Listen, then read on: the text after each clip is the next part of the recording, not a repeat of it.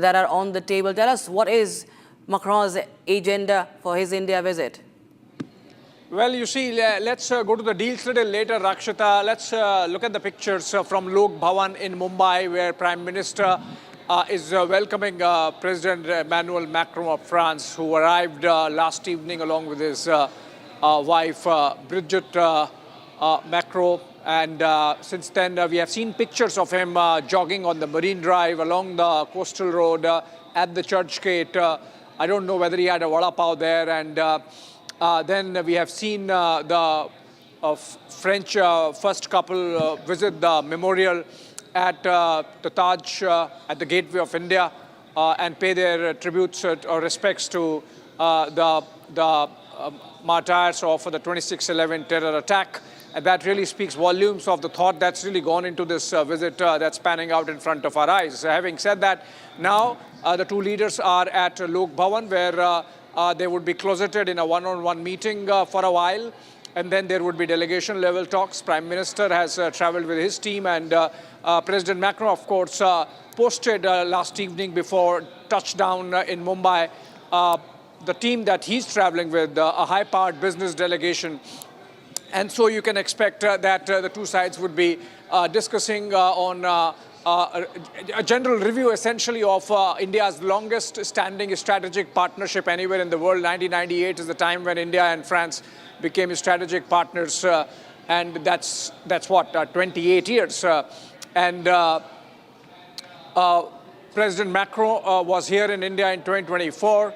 Last year, Prime Minister visited France and was in Paris and Marseille, and now President Macron is back in Mumbai and New Delhi. First time in Mumbai, and then, of course, he would be traveling to New Delhi tomorrow and participating in the AI Impact Summit. In fact, last year, India had co-chaired the AI Action Summit in Paris, and Prime Minister Modi was a special invitee, and so that courtesy being extended now. This is essentially the AI summit getting clubbed with the bilateral engagements that happen between the two sides at the topmost level.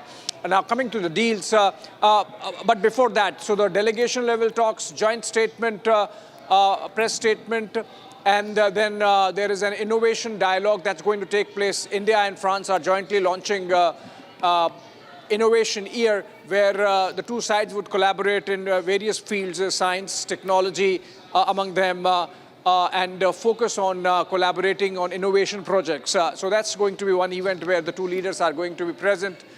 There is going to be a business forum meeting, and then one more engagement in the evening for President Macron before Prime Minister comes back to New Delhi tonight itself, and President Macron travels tomorrow, and then, of course, the AI summit. So that's the engagements. Deals, remember, there is an already existing pipeline of MOUs and agreements that would be signed. The focus, of course, entirely, Rakshita, on the Rafale deal, which has been building up, and not just New Delhi and Paris. The world capitals would be watching if that deal really materializes. It's unlikely that it will be signed. Maybe there is statement of intent. Maybe there would be some discussions held and some movement forward agreed upon. But that's going to be a big one, because remember, India already has 36 Rafales with its Air Force, another 26 coming for the Navy, and this next tranche of Rafales pegged at 114, of which 18 would come in flyaway condition from the Dassault facility in France, and then rest would be built in India. So that's going to give a major boost to India's aerospace ecosystem so far as manufacturing is concerned. In fact, Prime Minister Modi and President Macron are going to jointly inaugurate an Airbus Tata facility outside of Bengaluru, remotely from Mumbai, that's going to manufacture Airbus helicopter 125. It's a very successful and famous helicopter, single-engine helicopter of the Airbus, and that's going to be manufactured now in India. And the final assembly line is ready, and the two leaders would be inaugurating that. So I think tremendous amount of defense and aerospace cooperation lined up in these, and we are seeing a build-up to that in these pictures with the one-on-one meeting that's going to take place. Must have started already, in fact, between PM Modi and President Macron, and then the delegation level talks. I think Rafale is going to be a big one, but whether it's going to be signed today itself, that remains to be seen. Well, rightly pointed out there, all eyes will be on those deals that are on the agenda, from trade to, of course, as the defense deals, the potential, we're calling it potential deal, potential Rafale contract on the table that is expected this time around. At least the talks will be happening today, what we understand as far as the multi-billion-dollar Dassault Rafale fighter jet deal is concerned, and the others like the one Abhishek was mentioning. Ladies and gentlemen, we are closely tracking the visit of French President Emmanuel Macron. As you can see, the latest visuals that have come in from Mumbai, Lok Bhavan right now, where the Prime Minister is holding a meeting with there with Macron. And on the political front also, there is, Abhishek, this comes as very, very important, the visit coming in right after signing of the landmark FTA between India and the European Union. And after that, when this deal was concerned, this also, of course, this visit was confirmed. It shows that, India's strategic partnerships with the different countries and different powers is in the spotlight. Well, 100%. And, the geopolitical backdrop is not going to be amiss. The fact that Europe is generally disillusioned with the US leadership under President Trump, and they have been pivoting or at least diversifying into other geographies in terms of managing those relationships. In fact, President Macron himself was in Beijing last month. He's in New Delhi and Mumbai this month. So we are seeing that discomfiture in Europe really translating into these kind of diplomatic engagements also. Not that the Indian engagement is anything to do with the American influence. It's independent. And as I said, this is the oldest strategic standing partnership that India has had with any nation in the world. So in that context, in that sense, this is a standalone important visit in terms of its geopolitical significance for New Delhi. But if you look at the overall dynamics at play in the present scheme of things, yes, FTA, and at about $20 billion, France is, I believe, the second largest trading partner within the European Union after Germany, and that really lends that much more heft to this bilateral engagement. If the Rafale deal gets finalized at 3 lakh plus crore rupees, already we have a tremendous amount of defense cooperation going. Rafale Marines coming in, 26 of them. IAF already having 36 of Rafales from 2016. And also, remember, it takes tremendous amount of political will for the Prime Minister's government, for the Modi government to really push ahead and go ahead with Rafales in the kind of, in the backdrop of the kind of politicization we had seen of the earlier Rafale deal. So I think that really shows the kind of transparency that's coming, the kind of confidence that's there in the Modi government about the overall hygiene of the Rafale deal, that not only that we have gone in for a second tranche of the naval version of Rafales, but the third tranche, a big one at 114 fighter jets, and that's going to lend real strong muscle to a struggling IAF insofar as its coordinate strength is concerned. Rafale, particularly the kind of weaponry they carry, the standoff weapons that they can carry, played a crucial role during the second half of Operation Sindoor, post May 6-7, and so it's a proven weapons capacity with which the fighter jets come, and that adds that much more heft to the already strong and very durable and enduring India-France relationship. In fact, talking about defense cooperation between India and Russia, we've seen that there has been efforts from New Delhi also, Abhishek, to reduce its dependence to Russia as far as the defense cooperation is concerned. And we've seen that there has been a surge when it comes to defense deals with France, not just Rafale, but just see a case in point, the Safran deal, the French engine maker also now going to open an engine production, local engine production in India also in Rafale deal. deal. And similar such Make in India push, we've seen there has been support from the French engine maker in the recent past as well. Well, absolutely. So, you know, diplomacy is substantially about optics. And look at the optics. You have India building up that momentum to a Rafale deal as the French president is arriving, amidst a lot of pressure from the Americans and the Trump administration to go for F-35s, which obviously we are not. And then you have Brazil's President Lula da Silva coming in as a state guest during the AI summit. He's going to follow up his participation in the AI summit with a state visit. And that also really, because Lula does not get along at all with the President Trump. So the message there, apart from the fact that insofar as defense is concerned, Rakshita, and you are right, that while a tremendous amount of our war machine is of Russian vintage, the fact is they have not been able to really meet the contractual timelines, and S-400 is a classic example of that.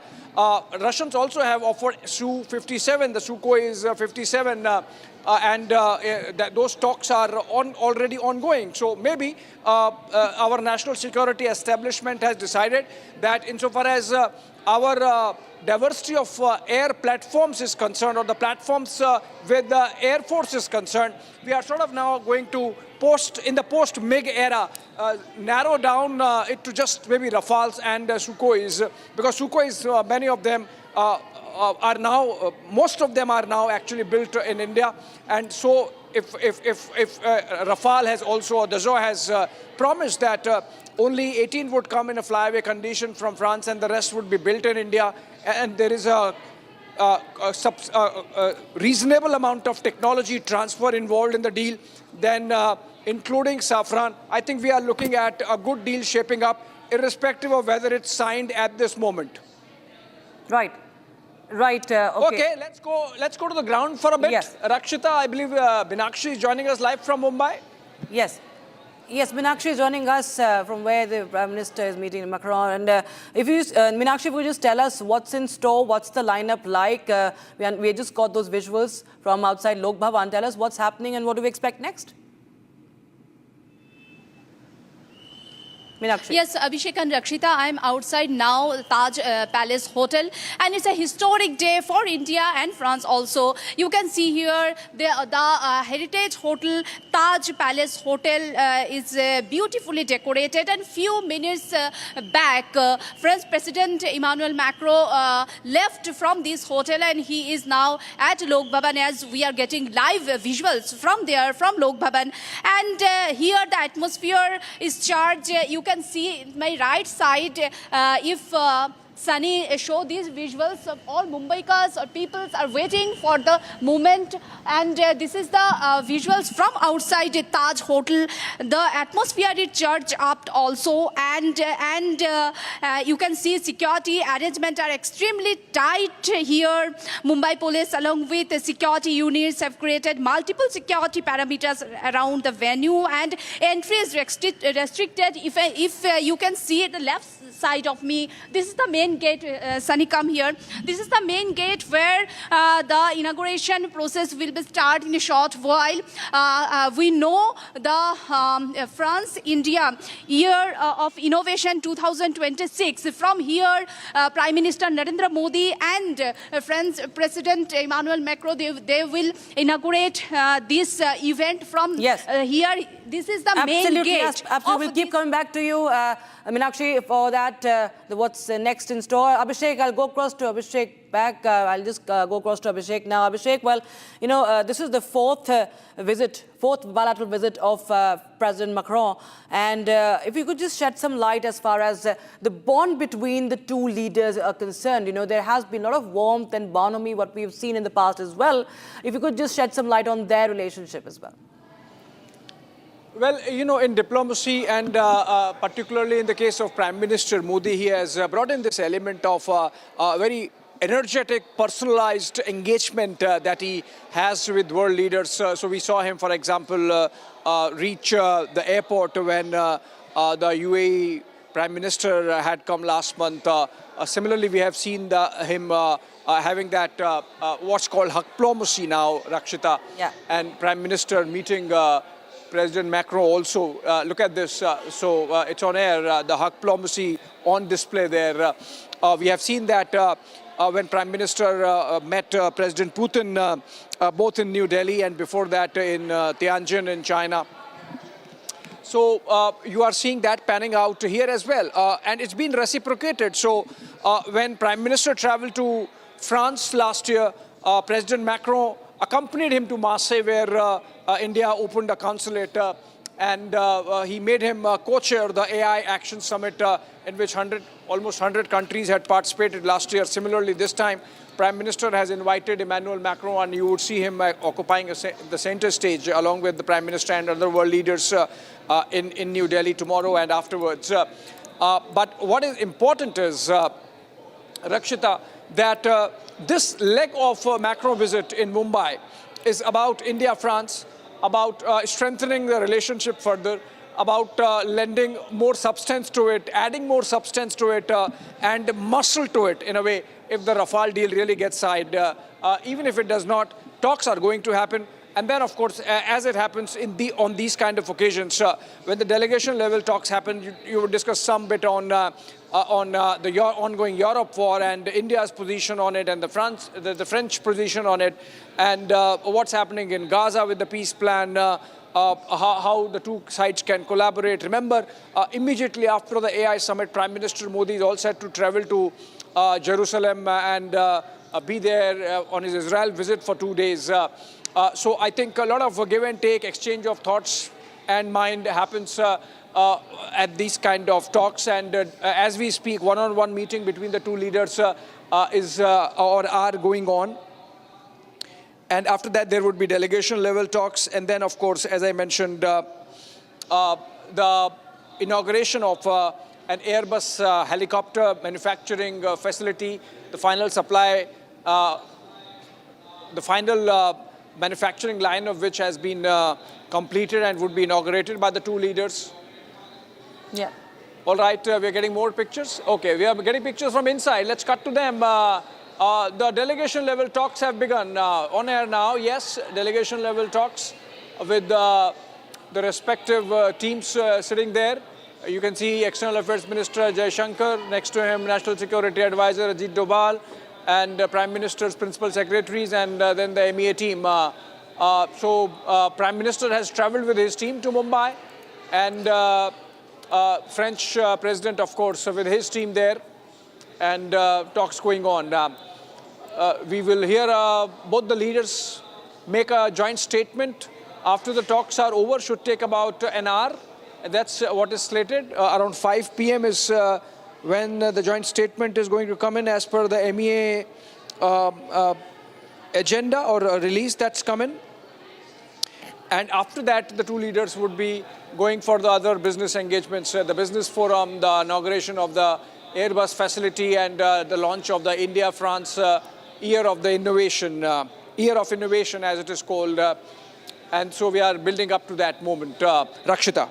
Absolutely. Live visuals coming in from the Lok Bhavan in Mumbai. Viewers, as Abhishek was pointing out, we expect that there will be a joint statement in a short while from now. Delegation level talks happening right now. We have Defence expert Major General G.D. Bakshi joining us on the broadcast. From General Bakshi, while the French President is in India, it's his fourth bilateral visit.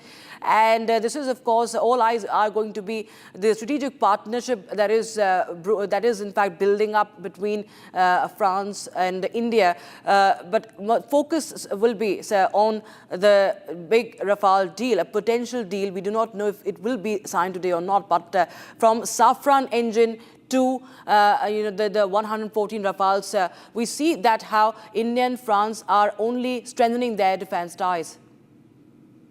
We are, as you very rightly said, expecting the mother of all deals to come through. Yeah. 114 Rafales to be purchased at the cost of $40 billion, 3.60 lakh crore rupees. It is the biggest single defense deal in India's history. It will be. in India history once it comes through, and it should, because the Acquisition Council, the Central Acquisition Council, has already okayed it. And so now, the acceptance of necessity has been given. So we are expecting that we will, get about 114 Rafales. Now there are 36 already with the Indian Air Force. There are another 26 coming to the Indian Navy. So a total of about 170 Rafales, which will be almost the second backbone of the Indian Air Force. 270 Sukhoi 30s and about 170 plus Rafales, almost close to 200 Rafales. That will be a real game changer. Now, yes. Rafale is a 4.5 generation fighter, and the world is already, there are about 400 odd fifth generation fighters in China. They are saying that this number will go up to 1,000 by the 2030s. So one school of thought is, why are we going in for 4.5 when the rest of the world is heading for fifth generation? The simple answer is that this is a niche requirement. You have to replace 6 to 7 squadrons of Jaguars and about 3 squadrons of Mirage 2000s. So for that you need a strike fighter, which the Rafale is. Rafale is combat tested. Rafale has been just recently combat tested in Operation Sindoor. We found it to be an excellent platform, and they are enabling manufacture in India. They haven't shared the source code, but they have agreed to integrate Indian weapons like the Astra and the BrahMos cruise missiles onto the Rafale.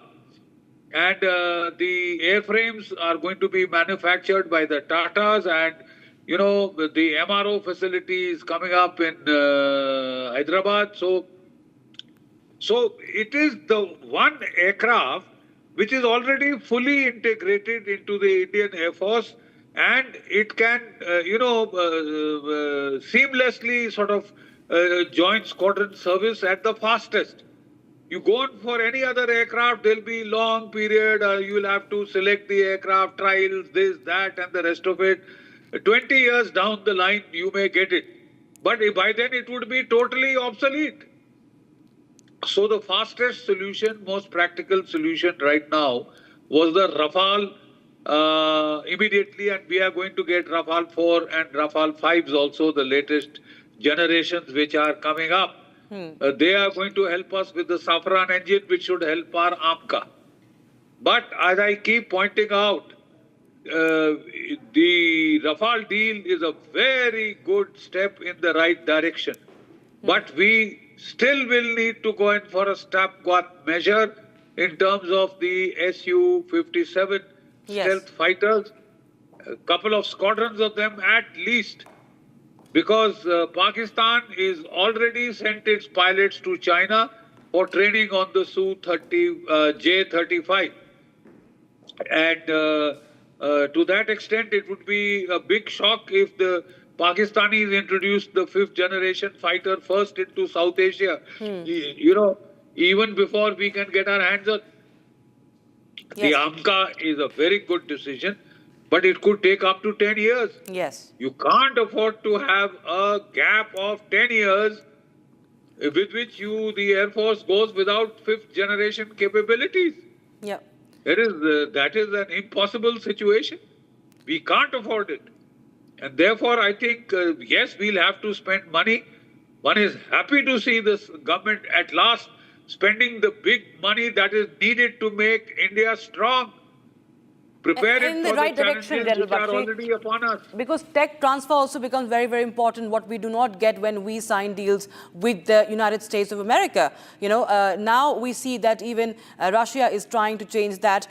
We also expect that there could be a joint venture of manufacturing the Hammer missile, that has a multi-target strike power. That could also be in the works in this visit of President Macron. So you feel that, these are the steps in the right direction, and also the fact that New Delhi is looking to diversify its defense cooperation, not relying only on US or Russia. yes, there was a time at which about 70% of our high-tech weaponry came from Russia. Yeah.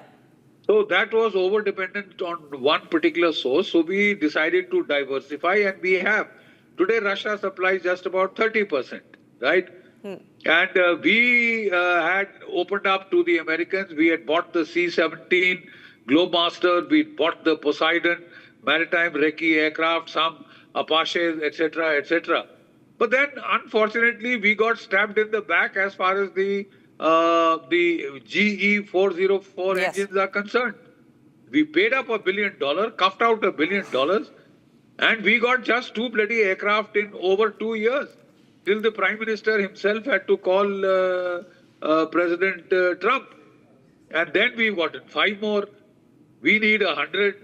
We've already signed the deal for another 200. I don't know. Actually, frankly, I hope we won't regret that deal, because trust between India and the United States has been destroyed. Yes, we've now had the trade deal. Hopefully that would be a major step towards the rebuilding of trust.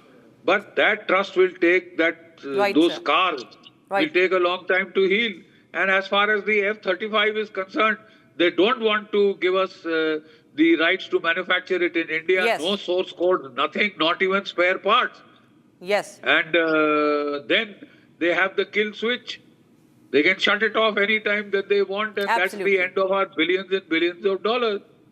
And then we'll have to change the entire electronic spectrum of ours to accommodate this thing, and then they will decide where it should be parked, where it should be, who we can use it against. Indeed. So that's why do we have to spend billions of dollars for that? Absolutely. So that was a no-go. Right, I'm afraid I have to interrupt you there. General Bakshi, thank you so much for joining us on Republic TV. In fact, I would request you to please stay on. We will be right back, viewers. We're on a very, very short break, but we continue to talk about the agenda of President Emmanuel Macron as he continues, as it's day one of his visit to India.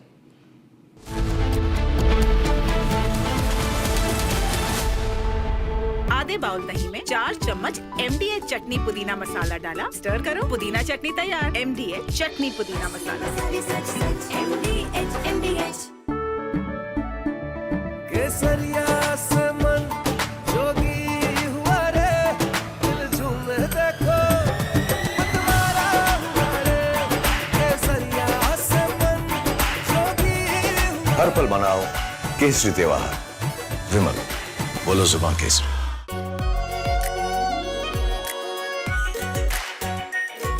Pure Shahi Paneer Masala. Delicious, healthy, every day. I am absolutely fed up, like you are, I'm sure, with the U-turns of the BCCI and the ICC and cricket politics. And I feel bad, like every citizen of India does, that these people, because they want to make some money over cricket, are ready to compromise the nation. Terrible. Pakistan has taken another magnificent U-turn in its decision to not play, not play, not play, not play, keep changing its mind, ladies and gentlemen. First they say they stand with Bangladesh, then they said we stand with them so much then we don't participate in the World Cup. Then they put Shehbaz Sharif in front and he said we've taken a... Amity has one of India's most advanced supercomputing facilities for AI research and teaching.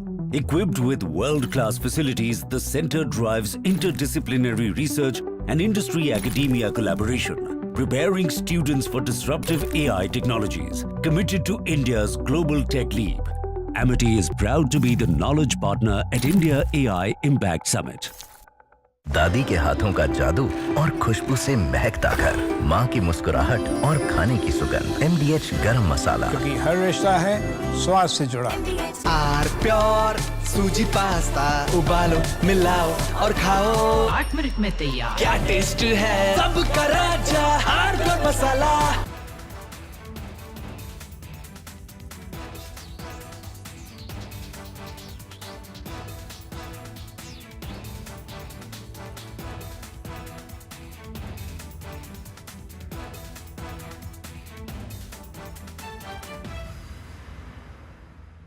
Himanto Biswa Sarma, good evening. Good evening. And everyone across the country has watched your press conference yesterday. Yes.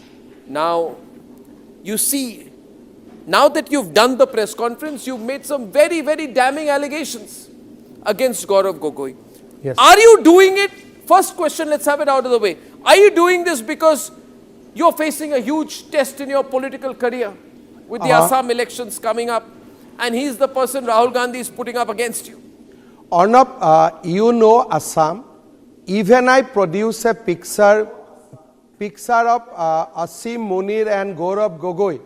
Congress is not going to lose a single vote, because whomever the vote, the section of people who vote for Gaurav Gogoi or Rahul Gandhi in Assam, in any case they will vote only Congress. From that press conference, neither I will gain one vote, neither I will lose one vote. But you have said some amazing things. Yes. You said that you think that Gaurav Gogoi visited Pakistan on an invitation from the ISI. You have said he has gone there for specific training, and some specific training was given to him in Pakistan. Arnab, these are national security allegations, yes, sir. Yes. Arnab.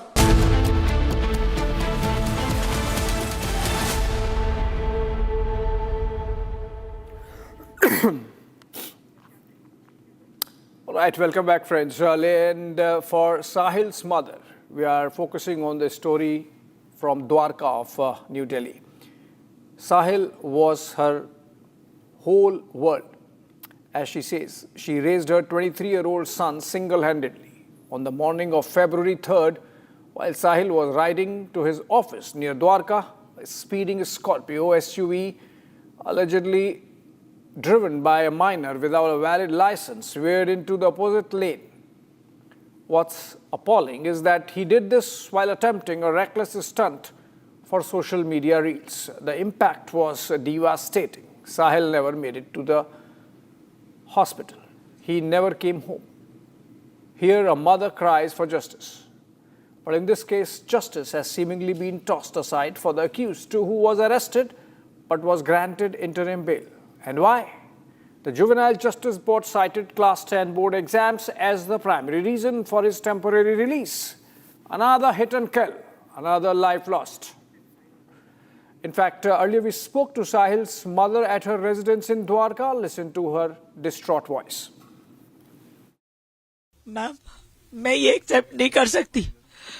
System ये कह के नहीं भाग सकता कि ये bailable offence है.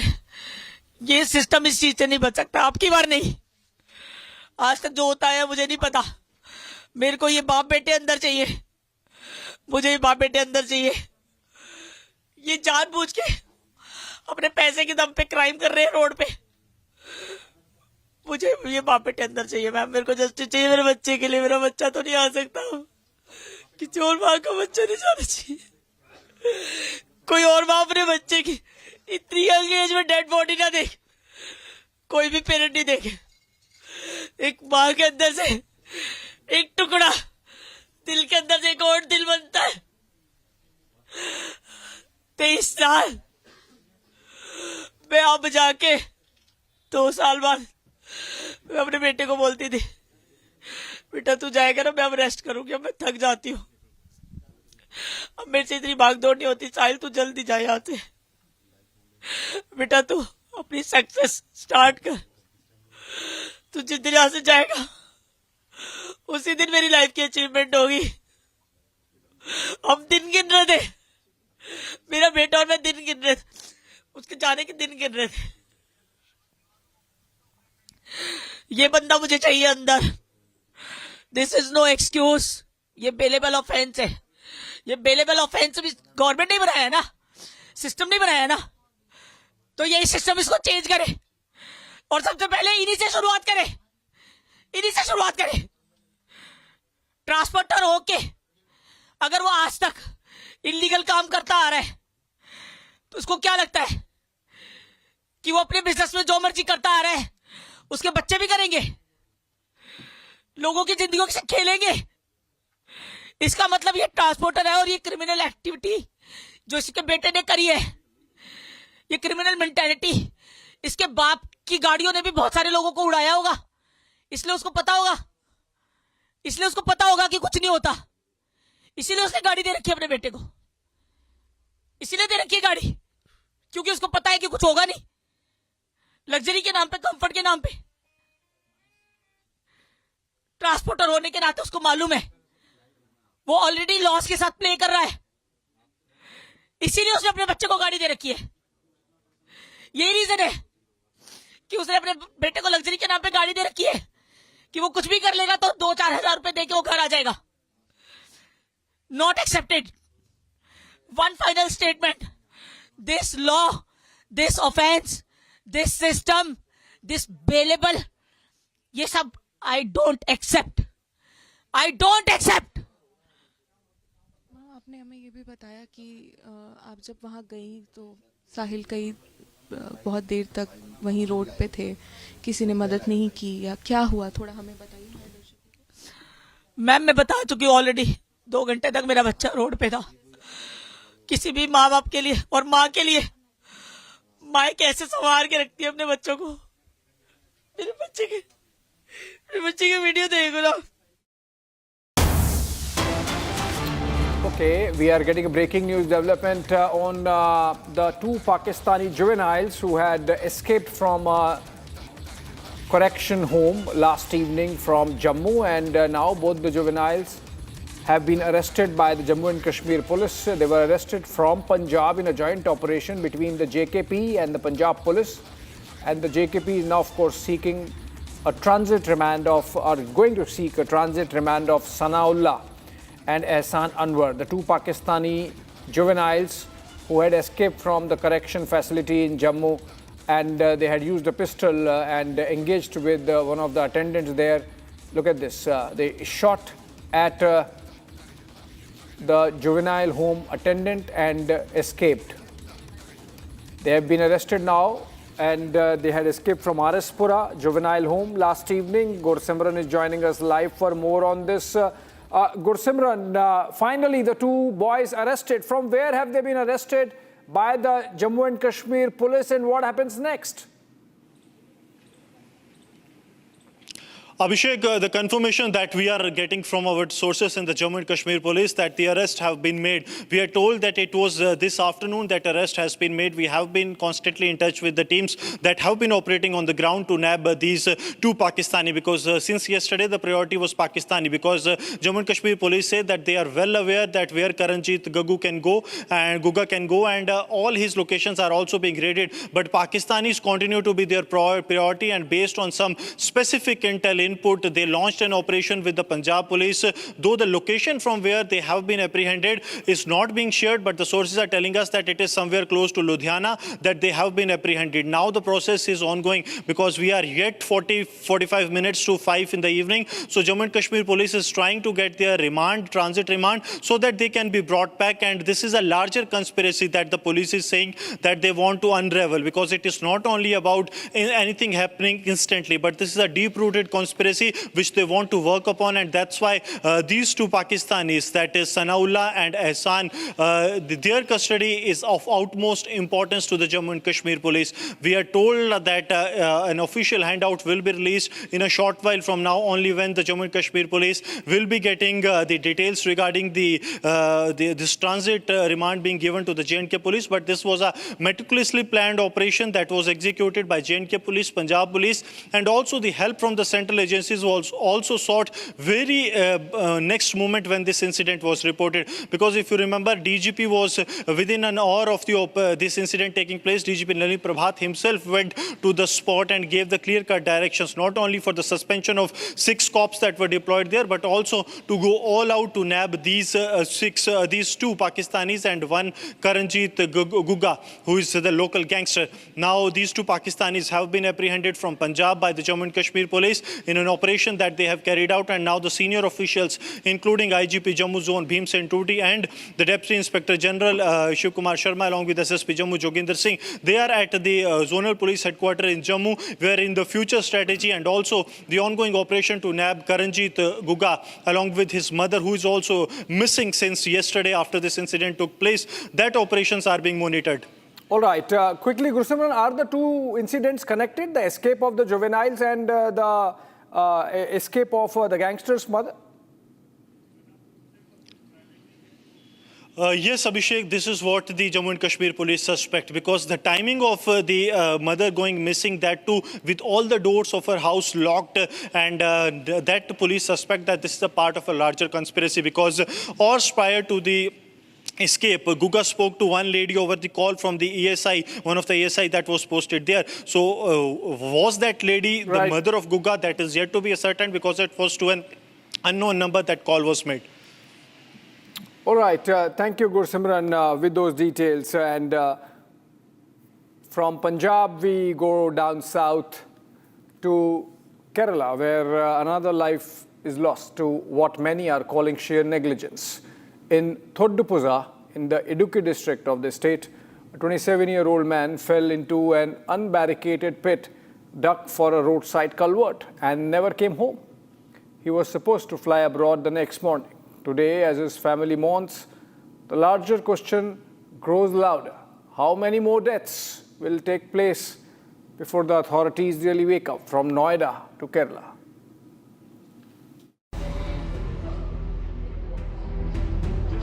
A deadly fall, a life cut short. 27-year-old Chase Benny was riding home near Muthalakodda in Thiruvananthapuram on Monday night when his bike plunged into an open pit dug for culvert construction. No barricades, no warning signs. Chase, who had been working in Malta, was scheduled to return the next morning. Instead, he was rushed to a private hospital where the doctors declared him dead. Anger is mounting because this is not an isolated tragedy.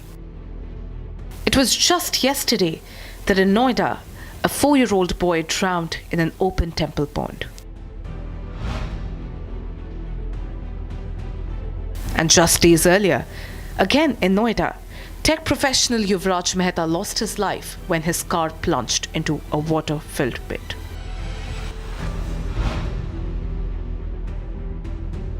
Then it was a 25-year-old Kamal Dhyani who died after falling into a 15-foot deep pit dug by the Delhi Jal Board on Joginder Singh Marg. And in Rohini's Sector 32, 32-year-old labourer Birju Kumar fell into an uncovered manhole, never to return home. Open pits, uncovered drains. From Kerala to the national capital, the pattern is chilling, and the questions are only mounting. Who is responsible, and how many more must pay the price?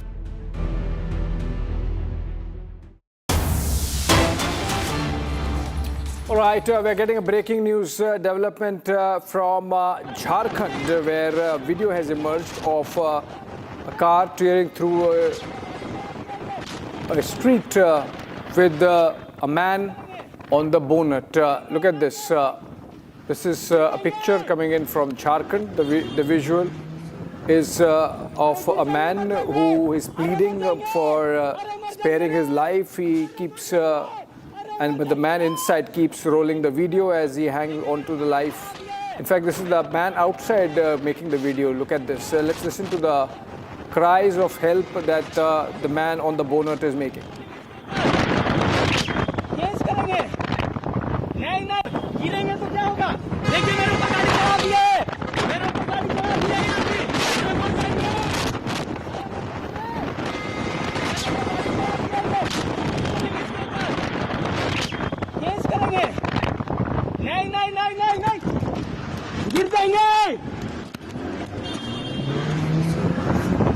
अरे गिर जाएंगे मर जाएंगे अरे मर जाएंगे अरे मर जाएंगे रे अरे मर जाएंगे अरे मर जाएंगे रे गिरेंगे तो क्या होगा देखिए मेरे ऊपर बात क्या है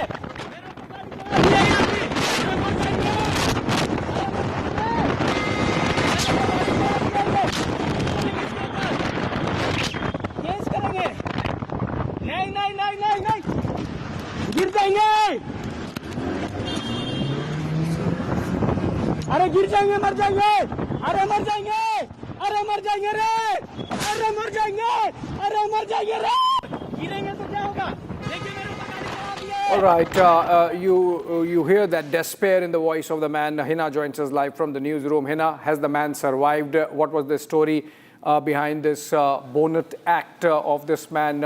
Was he hit and the man in the driver's seat in the car did not stop? What happened? Absolutely, Abhishek. We are seeing the very disturbing and distressing visuals, which clearly shows how a man who was driving the car hit another man who was there on the road. Now, what really happened is, first of all, the man in the car struck the man, and the man actually got on the bonnet of the car. And he started to even demand some sort of a compensation as he hit him.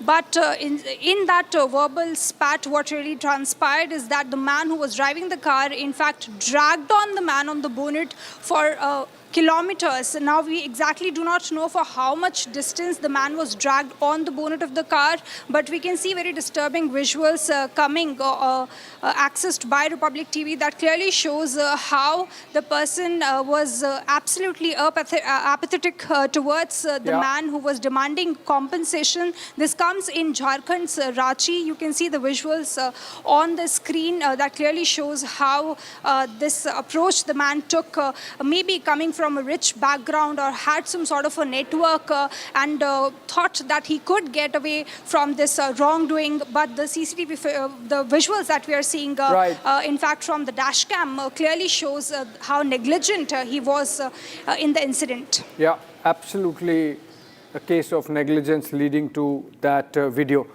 Thank you so much, Hina, for joining us. From one act of negligence in the case of an individual there in Ranchi to negligence of civic apathy scale. At least 22 people, including 5 children, have reportedly died in 15 days due to acute liver-related complications at Chainasa village in Haryana's Palwal, with preliminary findings suggesting viral hepatitis and possible water contamination. The incident, which comes weeks after 16 people died due to water contamination in Madhya Pradesh's Indore last month, has prompted an investigation by the health department. We are bringing to you a ground report from Palwal in Haryana. पहले लड़की का दर्द उठा था पेट में हल्का सा जी, उसको हम डॉक्टर के वहाँ ले गए, उन्होंने दवाई दी, बोला ठीक है कोई दिक्कत नहीं, घर पे ले आए। फिर रात में लड़की की ज़्यादा तबीयत ख़राब होगी, फिर उसको हम ले गए लल्लड़ मेडिकल कॉलेज में, वहाँ दिखाया, उन्होंने देख के बोला कोई दिक्कत नहीं, ठीक है नॉर्मल है, कोई, उन्होंने दवाई दे के भेज दिया घर। हम रास्ते में ही फिर हमने उसका करवाया अल्ट्रासाउंड, तो अल्ट्रासाउंड में उसको दिक्कत आई लीवर ख़राब होने की। फिर उसके बाद में फिर मेडिकल ले गए, उन्होंने फिर दाखिल किया, फिर ट्रीटमेंट चला, 2 दिन के बाद उसका इंतकाल हुआ। तो डॉक्टर्स ने क्या बोला था उस वक्त? डॉक्टर बोल रहे हैं जो चीज़ 40 साल में ख़त्म ना हो वो 24 घंटे में कैसे ख़त्म हो रही है, हमारे समझ से परे है ये बात।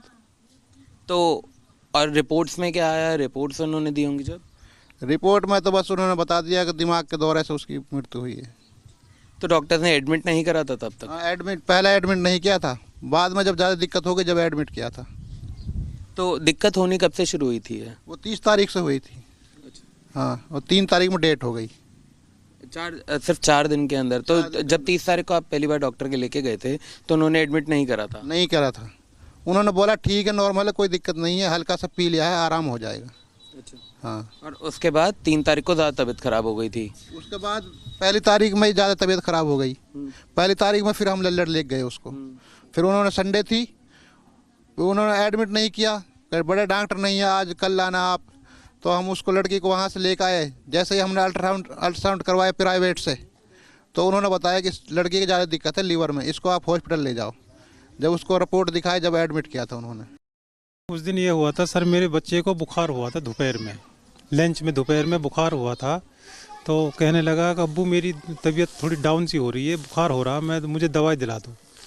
उसको दवा दिला दी मैंने, शाम को उस दवाओं से उसको बुखार नहीं उतरा, रात में 1 घंटा 2 घंटा उसको उतरा, लेकिन फिर चढ़ गया उसे बुखार।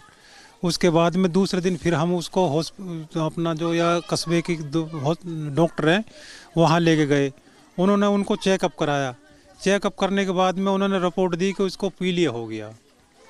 पीलिया होने के बाद में उन डॉक्टरों ने बोला कि भाई इसको लल्लड़ हॉस्पिटल है नूह में, लल्लड़ हॉस्पिटल में हम लेके गए उसे। यहाँ से अपने पैरों से चल करके एम्बुलेंस में बैठा, वहाँ जा करके एम्बुलेंस से खुद उतरा, वो बेड पे खुद तक आप खुद यानी कि अपने पैरों से चल के गया। और डॉक्टरों ने वहाँ पे जा करके ऐसे इंजेक्शन लगाए। अब बेहतर समझा कि क्या लगाया क्या नहीं समझा। उसके 1 घंटे के बाद में होश ही नहीं आया उसे, और 48 घंटे के बाद में तो कह दिया उन्होंने कि भाई हम इस बच्चे को नहीं बचा पाए। कितनी तारीख को तबीयत खराब हुई थी? तबीयत हमारे बच्चे को 7 तारीख को ख़राब हुई थी। 7 तारीख को ख़राब हुई थी, यानी कि 8, 9, 10, 11 तारीख को दोपहर में 12 बजे उसको डेट हो गया। तो रिपोर्ट्स कब तक आई थी? रिपोर्ट उनकी रिपोर्ट नहीं आई सर। रिपोर्ट जो उन्होंने सैंपल दिए थे उनको जांच कराने के लिए 47 घंटे के बाद भी मैं गया था उस दुकान पे, जिन्होंने डॉक्टरों ने कहा था कि उसको फला दुकान पे दिखाओ, इसको रिपोर्ट आ जाएंगी, बढ़िया रिपोर्ट आएंगी। लेकिन सर बढ़िया रिपोर्ट 47 घंटे बाद भी नहीं आई थी उसकी। उसके बाद में हमारे बच्चे की डेट हो गई, हम गए नहीं उसके पास। हमारे क्या काम की फिर वो। तो ये होना चाहिए कम से कम 12 घंटे या 24 घंटे के बाद में अगर रिपोर्ट आ जाए तो कम से कम ये तो पता लग जाए कि ये बीमारी है, उसकी रोकथाम हो जाए। लेकिन वहाँ कोई सुविधा नहीं है। रात भर 50 कुत्ता घूमते हैं वहाँ। बच्चों यहाँ तक भी रिपोर्ट है कि बच्चों को भी ले जाते हैं। छोटा बच्चा 1 दिन का 2 दिन का बच्चे किसी औरत के साथ में, तो उसको भी ले जाते हैं। इतनी यानी कि वहाँ पे गंदगी है, और प्रशासन के द्वारा यानी कि उसकी सफाई और किसी उसकी रेख देख होनी चाहिए जो बड़े हॉस्पिटल की होनी चाहिए। और वहाँ सीरियस जाते हैं, वहाँ गंदगी इतनी है कि वहाँ से और विटामिन फैलते हैं, लेकिन वहाँ ऐसी नहीं है जैसे होनी चाहिए हॉस्पिटल में। तो यहाँ पे पानी की समस्या है? पानी की बड़ी इसकी समस्या है सर। यहाँ के टैंकरों में, यहाँ कोई लाइन का पानी नहीं आता हमारे सुबह शाम। यहाँ टैंकरों में लोग बनवा रखे हैं मजबूरी में, और ट्रैक्टर के टैंकर से गरवाते हैं। उसमें पानी 1000-1200 रुपये का पानी डलता है सर। गरीब आदमी है, उस पानी को हम 1 महीना तक यूज करते हैं पानी पीने में। अब ये बताओ, बासी 1 महीना बासी पानी पीना स्वास्थ्य के लिए, स्वास्थ्य के लिए क्या यानी कि हानिकारक है या फ़ायदेमंद है?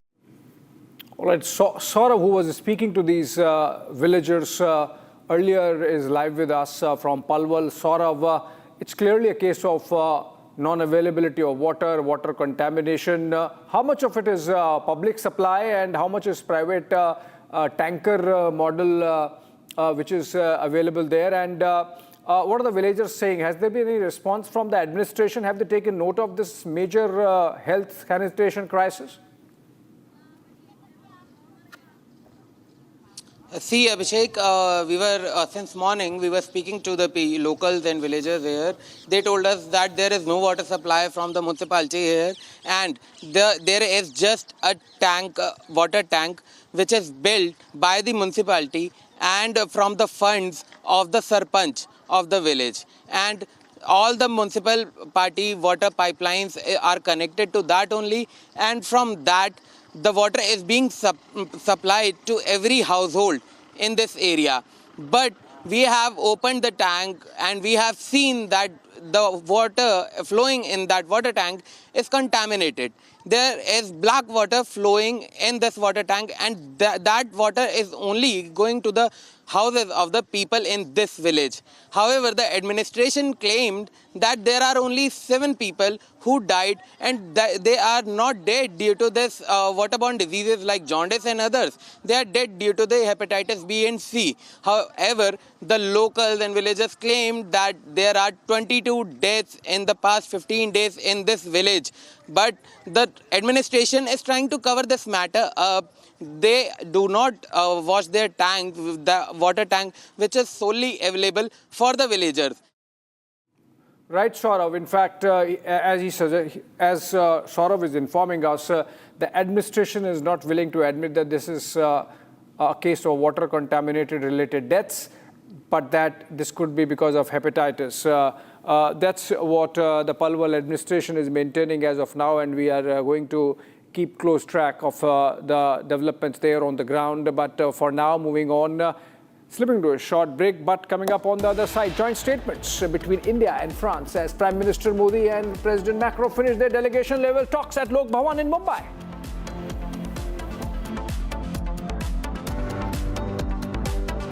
An entire lobby wanted to stall this project. 80,000 crore worth Car Nicobar project, which has finally been given the green signal by the NGT. Tonight on This Is Exclusive, we do a deep dive and tell you why this is of strategic importance.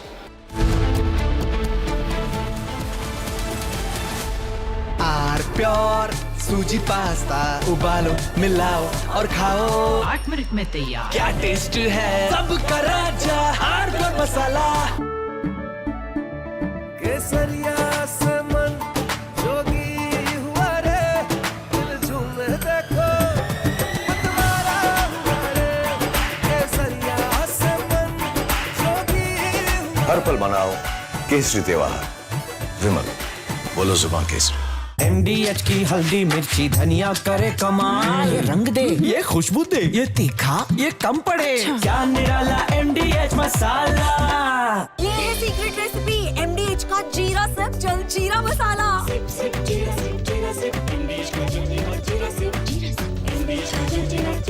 I am absolutely fed up, like you are, I'm sure, with the U-turns of the BCCI and the ICC and cricket politics. And I feel bad, like every citizen of India does, that these people, because they want to make some money over cricket, are ready to compromise the nation. Terrible.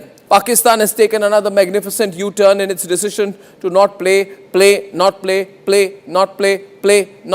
keep changing its mind, ladies and gentlemen. First they say they stand with Bangladesh, then they said we stand with them so much then we don't participate in the World Cup.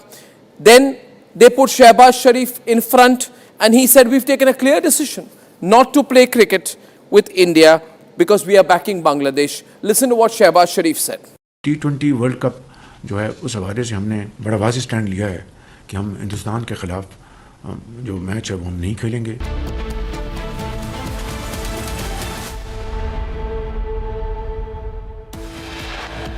French President Emmanuel Macron meets Prime Minister Modi in Mumbai's Lok Bhawan, hold bilateral talks, joint statement soon. After Indore water contamination cases reported in Haryana's Palwal, over 22 killed, health emergency declared.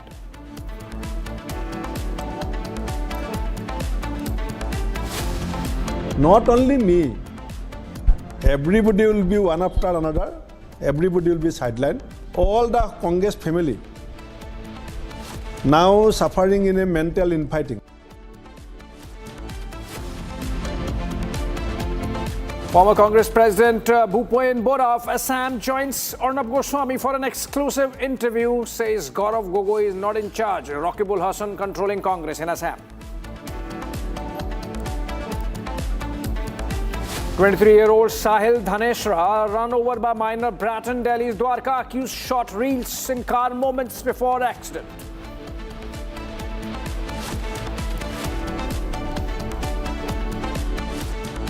Ma'am मैं ये accept नहीं कर सकती, system ये कह के नहीं भाग सकता कि ये बेलेबल ऑफेंस है, ये सिस्टम इस चीज से नहीं बच सकता। आपकी बार नहीं, आज तक जो होता है मुझे नहीं पता, मेरे को ये बाप बेटे अंदर चाहिए। Sahil's mother fights for justice for son, says rich man's reels, stunts and SUV killed her son. Unlicensed minor accused kills one but granted bail by Juvenile Justice Board, citing board exams.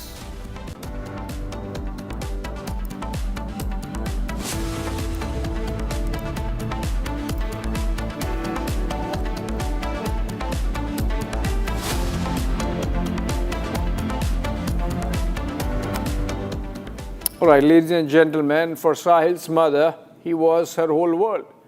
As she says, she raised her 23-year-old son single-handedly. On the morning of February 3rd, however, while Sahil was riding to his office near Dwarka, a speeding Scorpio SUV, allegedly driven by a minor without a valid license, veered into the opposite lane.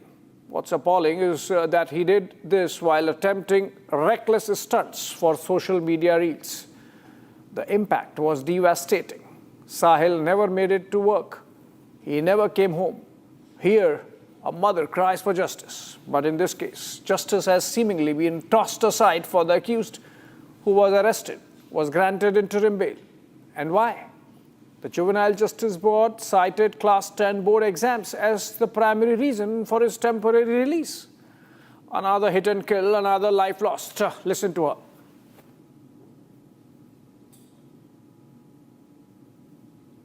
Ma'am, मैं ये accept नहीं कर सकती।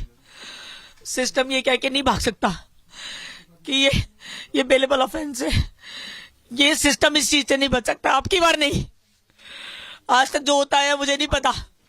मेरे को ये बाप बेटे अंदर चाहिए, मुझे ये बाप बेटे अंदर चाहिए। ये जानबूझ के अपने पैसे के दम पे क्राइम कर रहे हैं रोड पे। मुझे ये बाप बेटे अंदर चाहिए मैम, मेरे को जस्टिस चाहिए मेरे बच्चे के लिए। मेरा बच्चा तो नहीं आ सकता कि चोर माँ का बच्चा नहीं जाना चाहिए। कोई और माँ अपने बच्चे की इतनी यंग एज में डेड बॉडी ना देख, कोई भी पेरेंट नहीं देखे। एक माँ के अंदर से एक टुकड़ा, दिल के अंदर से एक और दिल बनता है। 23 साल मैं अब जाके 2 साल बाद मैं अपने बेटे को बोलती थी, बेटा तू जाएगा ना, मैं अब रेस्ट करूंगी, अब मैं थक जाती हूँ, अब मेरे से इतनी भागदौड़ नहीं होती। साहिल तू जल्दी जा यहाँ से, बेटा तू अपनी सक्सेस स्टार्ट कर, तू जिस दिन यहाँ से जाएगा उसी दिन मेरी लाइफ की अचीवमेंट होगी। हम दिन गिन रहे थे, मेरा बेटा और मैं दिन गिन रहे थे, उसके जाने के दिन गिन रहे थे। ये बंदा मुझे चाहिए अंदर। दिस इज नो एक्सक्यूज, ये बेलेबल ऑफेंस है। ये बेलेबल ऑफेंस भी गवर्नमेंट नहीं बनाया है ना, सिस्टम नहीं बनाया है ना, तो ये सिस्टम इसको चेंज करे और सबसे पहले इन्हीं से शुरुआत करे, इन्हीं से शुरुआत करे। ट्रांसपोर्टर होके अगर वो आज तक इलीगल काम करता आ रहा है तो उसको क्या लगता है कि वो अपने बिजनेस में जो मर्जी करता आ रहा है उसके बच्चे भी करेंगे, लोगों की जिंदगियों से खेलेंगे? इसका मतलब ये ट्रांसपोर्टर है और ये क्रिमिनल एक्टिविटी जो इसके बेटे ने करी है, ये क्रिमिनल मेंटालिटी इसके बाप की गाड़ियों ने भी बहुत सारे लोगों को उड़ाया होगा, इसलिए उसको पता होगा, इसलिए उसको पता होगा कि कुछ नहीं होता, इसीलिए उसने गाड़ी दे रखी है अपने बेटे को, इसीलिए दे रखी है गाड़ी क्योंकि उसको पता है कि कुछ होगा नहीं। लग्जरी के नाम पे, कंफर्ट के नाम पे, ट्रांसपोर्टर होने के नाते उसको मालूम है वो ऑलरेडी लॉस के साथ प्ले कर रहा है, इसीलिए उसने अपने बच्चे को गाड़ी दे रखी है। यही रीजन है कि उसने अपने बेटे को लग्जरी के नाम पे गाड़ी दे रखी है कि वो कुछ भी कर लेगा तो 2-4 हजार रुपए देके वो घर आ जाएगा। Not accepted. One final statement, this law, this offence, this system, this bailable, ये सब I don't accept, I don't accept. आपने हमें ये भी बताया कि आप जब वहाँ गई तो साहिल कई बहुत देर तक वहीं रोड पे थे, किसी ने मदद नहीं की या क्या हुआ, थोड़ा हमें बताइए। मैम मैं बता चुकी हूँ ऑलरेडी, 2 घंटे तक मेरा बच्चा रोड पे था। किसी भी माँ बाप के लिए और माँ के लिए, माँ कैसे संवार के रखती है अपने बच्चों को। मेरे बच्चे की वीडियो देखो ना, मेरा बच्चा इतना इनोसेंट, इतना इनोसेंट बच्चा मेरा, उसकी रील्स देख के किसी को प्यार हो जाएगा उससे। इतना स्वीट बच्चा, हमारे मोहल्ले के गार्ड के भी पैर छूता था, इतना संस्कारी बच्चा था मेरा। देखो मेरा इतना स्वीट बच्चा, इतना स्वीट बच्चा मेरा। मैं इसको पूरी जिंदगी वीडियो में देखूंगी। मैंने इसलिए बोला था इसको कोई राक्षस उड़ा के चला जाए मेरे बच्चे को। उसने तो जिंदगी जीनी शुरू भी नहीं करी थी अभी। मेरा बच्चा, मैं अपने बच्चे को ऐसे देखूंगी। और आपने ये भी बताया कि वो जब अक्यूज्ड है वो सिर्फ वो ही नहीं था, उसकी बहन भी थी उसके साथ कार में। हाँ, दोनों बहन भाई निकले थे स्पीड वाली फन रील्स बनाने के लिए स्नैपचैट पे।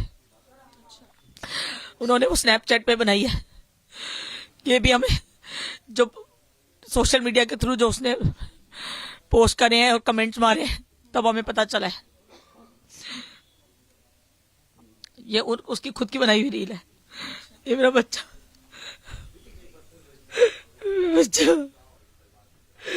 ये हमारी लास्ट ईयर हम अपने किसी नॉन की वेडिंग अटेंड करने गए थे, वहां पे मेरी लास्ट फोटो मेरे बेटे के साथ है।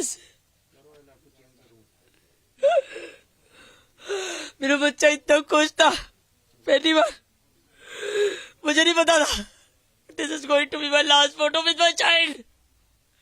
आई didn't know this, I didn't know this. आप एक फाइनल अपील क्या है आपकी? Look at the personality, the kind of grooming I have given to my child. और रोड पे कैसे लवारिसों की तरह पड़ा था। One final appeal. I want to appeal from the public, from the nation, from the system, from the judiciary, हर जगह से ये रईसजादों के लॉ चेंज करो, चेंज करो। अपने रईसजादों को अपने घर में रखो, अपने घर में रखो उनको, ऐसी जगहों पे भेजो जहां उनको हमारा गर्दी करने को मिले, बंजर जमीनों पे, वहां तफरी करवाओ, वहां तफरिया करवाओ उनसे, हमारे बच्चों को बख्श दो। ऐसे क्रिमिनल्स को सोसाइटी में कैसे रहने दे रहे लोग? ऐसे लोगों को कैसे रखा हुआ है यहाँ पे? अभी तक क्यों? उसने जिस दिन सोसाइटी की खड़ी गाड़ियों में मारा था, उस दिन सोसाइटी वालों को समझ में नहीं आया कि कोई बच्चा भी मर सकता है। वो कैसे रह रहे हैं यहाँ पे? उसके बाप को अंदर करो, अभी अभी अंदर करो। इतने दिनों से बाहर क्यों है वो खुला सांड बाहर कुछ भी कर रहा है बैठ के, सिस्टम से खिलवाड़ कर रहा है, सिस्टम को मरोड़ तोड़ कर रहा है, इसलिए बाहर छोड़ा हुआ उसको। अंदर करो उसको। Public want to see him behind bars. बाहर नहीं आना चाहिए। ये लॉ मैं एक्सेप्ट नहीं करती। 1 महीना 2 महीना 1 साल मैं एक्सेप्ट नहीं करती उसको। उसको भी पता चले, अपनी फैमिली से दूर होने का दर्द पता चलना चाहिए इनको भी दर्द होना चाहिए। मानस, 3 तारीख की बात है ये, और एग्जैक्टली कहाँ पे ये हुआ है? ये Lal Bahadur institute of management है, उसके जस्ट सामने वाले फ्रंट गेट वाली रोड पे हुआ है ये एक्सीडेंट। तो क्या कार ऑपोजिट डायरेक्शन से रॉन्ग साइड से आ रही थी कि दोनों साइड से आना अलाउड है? देखो, है तो 2 लेन, ठीक है, 2 लेन है वो, लेकिन गाड़ी वाले की गलती ये है कि वो अपनी सोसाइटी के गेट से निकला है and he was driving on the right side of the lane when he should have on the left side. Yeah. तो वो सामने से आ रहा है जहाँ से बस अपोजिट डायरेक्शन से आ रही है। बस को आता देखा है उसने, बहुत हाई स्पीड में था वो, जैसा कि हमने सीसीटीवी में देखा। अगर आप वो भी देखोगे तो 1 सेकंड में ऐसे गायब हुआ है वो सीसीटीवी के आगे से, जैसे हवाई जहाज उड़ा रहा हूँ। ठीक है, अब सामने बस आई है, बस के 2 मीटर पहले उसने कट मारा है, ठीक है, और उसके सामने बिल्कुल साहिल आ गया। तो आप ऐसा बता रहे हो कि बस के साइड में साहिल चल रहा था? हाँ जी, हाँ जी, और उसने हाँ जी, वो साहिल बस के पीछे चल रहा था। साहिल ने ओवरटेक करने के लिए राइट साइड देखा, ठीक है, राइट साइड में उसको गाड़ी दिखी नहीं, क्यों? क्योंकि वो तो दूसरी लेन में थी जो बस के सामने से आ रही है, ठीक है। अब गाड़ी वाले ने कट मारा है, उसने बाहर निकाली है, वो भी उस टाइम पे भी वो बहुत आराम से निकाल रहा था कि जस्ट इन केस कोई होगा तो मैं एटलीस्ट अंदर तो ले लूँ वापस, ठीक है। लेकिन अब वो गाड़ी वाले जिस स्पीड में था और जिस साइड से आ रहा था उसको दिखाई नहीं वो चीज़। उसके लिए अगर आप वीडियो में भी देखोगे ना, उसका सिर्फ एंड में ऐसे हाथ उठाए डर के, वो जो एक साइकोलॉजिकल वो होती है, हाँ हाँ जी, हाँ जी, तो बस उसका हाथ उठाए और गाड़ी उसको लेके साथ अपने। हाँ जी, हाँ जी, हाँ जी, हाँ जी। उसके लिए बहुत वो था ना, सरप्राइजिंग था कि भाई अचानक से गाड़ी कहाँ से आ गई, और वो भी इतनी स्पीड में कि उसको अपने आप को बचाने को भी वो नहीं मिला। और अगर वो गाड़ी वाला खुद भी ब्रेक मारता ना, तब भी मेरे हिसाब से साहिल का बचना मुश्किल था, क्योंकि वो स्पीड ही इतनी थी। तो मैम ने ये भी बताया हमें कि ऑलरेडी चालान थे बहुत सारे उस कार के ऊपर शायद। इस चीज़ के लिए तो मतलब मेरे को भी नहीं पता इतना, ठीक है, क्योंकि ये थोड़ी इंटरनल चीज़ है। जो मेजरली अभी जो इस पे काम कर रहे हैं वो लॉयर्स और इसकी मम्मी जो है मेन, ठीक है, मैं इतना पूछता नहीं, मैं अपनी तरफ से जो है वो मैं अपना कर रहा हूँ। कब इंटिमिडेट किया गया आपको इस बारे में? जब मैं ऑफिस 3 फेब को ही बता दिया था मेरे को एक्सीडेंट के बारे में, लेकिन थोड़ा मेरे को लेट पता चला शाम को, क्योंकि मैं ऑफिस में था और उस time I don't pickup calls usually दोस्तों के। तो मैं घर आया हूँ, मैं खाना खा रहा था, मैंने एलन को मतलब उसका मिस्ड कॉल आ रखा था, मैंने उसको कॉल बैक किया, मैंने बोला भाई क्या हो गया, why were you calling me so many times. तो उसने बोला कि भाई ऐसे साहिल के साथ ये हो गया। मैंने बोला भाई मजाक मत कर, ठीक है, पर उसने फिर मेरे को थोड़ा पुश किया कि हाँ भाई सीरियस है। मैंने उसको बोला भाई मैं तेरे को बता दूंगा अगर झूठ हुआ ये तो मैं गया हूँ वहाँ पे और मैंने एक्सीडेंट का सिनेरियो देखा है, तब मतलब सब कुछ साफ हो गया था, क्योंकि मैं बहुत लेट पहुंचा था, 12 बजे की बात है और मैं 6 बजे गया था वहाँ पे, पर दोस्त सारे वहीं पे थे मेरे। और जो मैंने वहाँ पे देखा कि जो रोड की कंक्रीट होती है ना, इट वाज लाइक मतलब पील्ड ऑफ ग्राउंड से, इतना बड़ा कॉलिजन था और इतनी स्पीड में गाड़ी थी कि हाँ, R15 के तो 2 टुकड़े हो ही गए उसी टाइम पे गाड़ी से लगते ही। और सबसे बड़ी बात तो ये है कि जो गाड़ी के अंदर बंदा है ना, उसको एक खरोच तक नहीं है, और उसने 2 जिंदगियां बर्बाद कर दी। हाँ, 2 लोग थे। अब जैसा कि उसने बताया FIR में जो लिखा हुआ है, वो उसकी बहन थी। अब रेस्ट वी डोंट नो कि थी कौन actually. All right, that's how sad the state of affairs there for the family. A mother actually who lost her 23-year-old son raised single-handedly to a freak mishap, and that because a juvenile was at the wheel and speeding, did not have license. Republic, in fact, has accessed the birth certificate of Delhi's killer minor driver. Birth certificate of killer juvenile driver shows he's 17 years old. A juvenile delinquent shielded behind the system. Now, remember, you get a license, driving license at 16, but you remain juvenile till 18.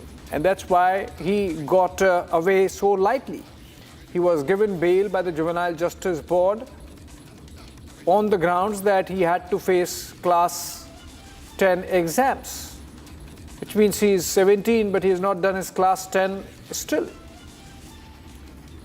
Shambhavi is joining us live for more on this. Shambhavi, you have spent all day there with the situation emerging that this juvenile got away lightly because as law stands, he's juvenile till he's 18, though he seems to be 17 years old as per the birth certificate.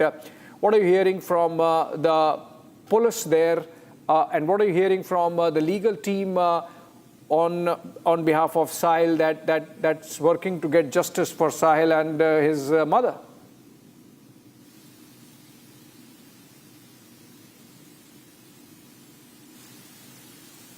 Which was involved in this entire collision, and currently the police is making sure that all the mechanical investigation is being carried out on all those 3 vehicles. One is the Scorpio, the SUV that hit the bike on which Sahil was riding. Second one is the bike, and the third one is the cab, the stationary cab, because after the initial impact, the SUV, after hitting the bike, then collided in a cab, and the cab driver was also injured. And now we know that further investigations on a broader level is currently underway, where these mechanical, and we also showed our viewers the condition of all those 3 cars, which is currently stationary in Dwarka's police station, and there were several markings made, which was a part of their ongoing investigations. That is where the police is at, currently talking about how the mother, of course, grief-struck mother, whose only child, 23-year-old Sahil, she appealed to the justice system. She appealed to the system that she will not accept this offence to be categorized as a bailable offence, because we can see that not in just this case, in several other cases as well. Right. People have gotten out of the jail, out of the JGB board by just a few months or few years, and the same happened in this. You very rightly pointed out that he got his certificate at 16, or his driving license he could have gotten at 16 years of age. But you are a juvenile unless you are 18 years of age. Back to you. Yeah, thank you, Shambhavi, with that update. And I believe with that, we slip in a short break.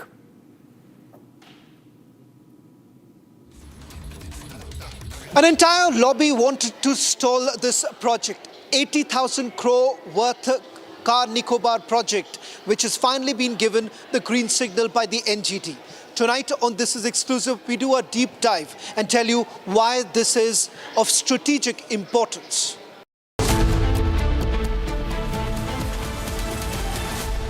MDH की हल्दी मिर्ची धनिया करे कमाल, ये रंग दे, ये खुशबू दे, ये तीखा, ये कम पड़े, क्या निराला MDH masala.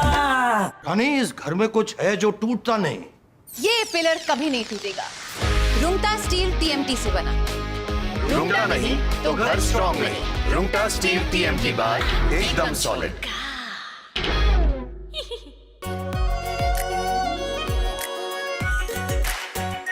R pure shahi paneer masala, delicious, healthy every day.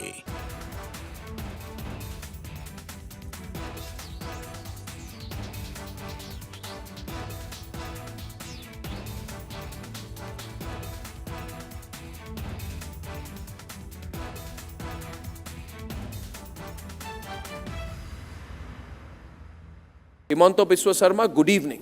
Good evening. And everyone across the country has watched your press conference yesterday. Yes.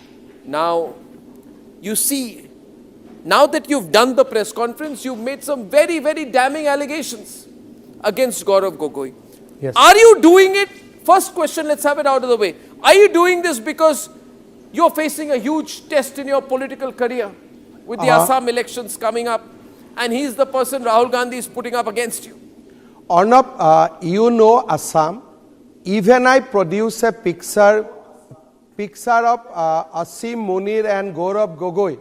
Congress is not going to lose a single vote because whomever the vote, the section of people who vote for Gaurav Gogoi or Rahul Gandhi in Assam, in any case they will vote. Teen driving an SUV and then he attempts to make a reel recording his stunts. The cost is death of a 23-year-old. The mother is crying for help. We bring you the full story on 6 Stories at 6. We also get you what's on agenda as far as President Macron's visit to India is concerned, from defense to AI to trade. All that matters in this visit. We get you all that and much more on 6 Stories at 6 with me, Rakshita. थोड़े में ज्यादा स्वाद ये तो है इसकी खास बात। वाओ मामा क्या स्वाद है? अरे मेरे राजा सबका राजा आर मसाला। केसरिया से मन जोगी हुआ रे, दिल झूमे देखो मतवारा हुआ रे। केसरिया से मन जोगी हुआ। हर पल मनाओ केसरी त्योहार। विमल, बोलो जुबान केसरी। MDH की देगी मिर्च, देगी मिर्च का तड़का, अंग अंग फड़का। MDH की देगी मिर्च। I am absolutely fed up, like you are, I'm sure, with the U-turns of the BCCI and the ICC and cricket politics. And I feel bad, like every citizen of India does, that these people, because they want to make some money over cricket, are ready to compromise the nation. Terrible. Pakistan has taken another magnificent U-turn in its decision to not play, not play, keep changing its mind, ladies and gentlemen. First they say they stand with Bangladesh, then they said we stand with them so much that we don't participate in the World Cup. Then they put Shehbaz Sharif in front and he said we've taken a clear decision not to play cricket with India because we are backing Bangladesh. Listen to what Shehbaz Sharif said. T20 world cup जो है उस हवाले से हमने बड़ा वाज़ेह stand लिया है कि हम हिंदुस्तान के ख़िलाफ़ जो मैच है वो हम नहीं खेलेंगे, क्योंकि पाकिस्तान ने कहा कि ये खेल का मैदान है, ये सियासत नहीं है। खेल के मैदान में सियासत बिल्कुल नहीं होनी चाहिए। हमने एक बड़ा सोच समझ के हमने स्टैंड लिया है और इस हवाले से हमें बांग्लादेश के साथ पूरी तरह खड़े होना चाहिए। That's what he said 8 days back. Now he's changed his line 8 days later. Now he's saying that the government of Pakistan is now directing the Pakistan national team to take the field on February 15 for the scheduled fixture against India in the T20 World Cup. Now viewers, my point is, let the Pakistanis do what the hell they want to do, who cares? But what is the BCCI doing? What is the ICC doing? What is Rajiv Shukla doing? What is this paid executive Sanjog Gupta doing? Why are we allowing Pakistan to do the U-turn? We should have never given them.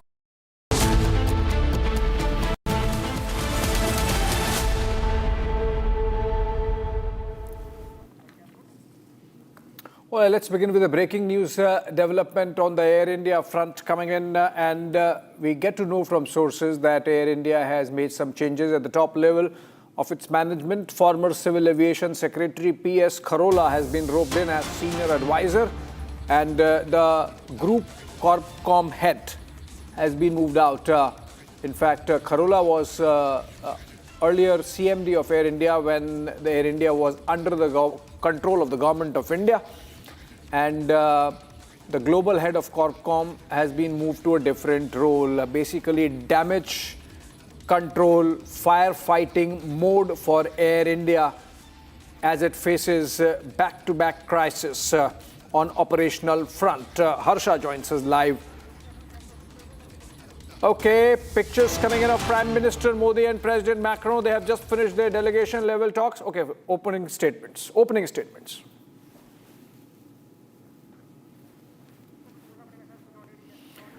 Okay, not getting the audio, but these are opening statements being made. Remember, delegation level talks are going on. These are delayed pictures. The delegation talks started almost 45 minutes back, and these pictures are deferred pictures. These are opening remarks made by the two sides, the two leaders. Prime Minister is speaking. We'll get you the audio just in a bit.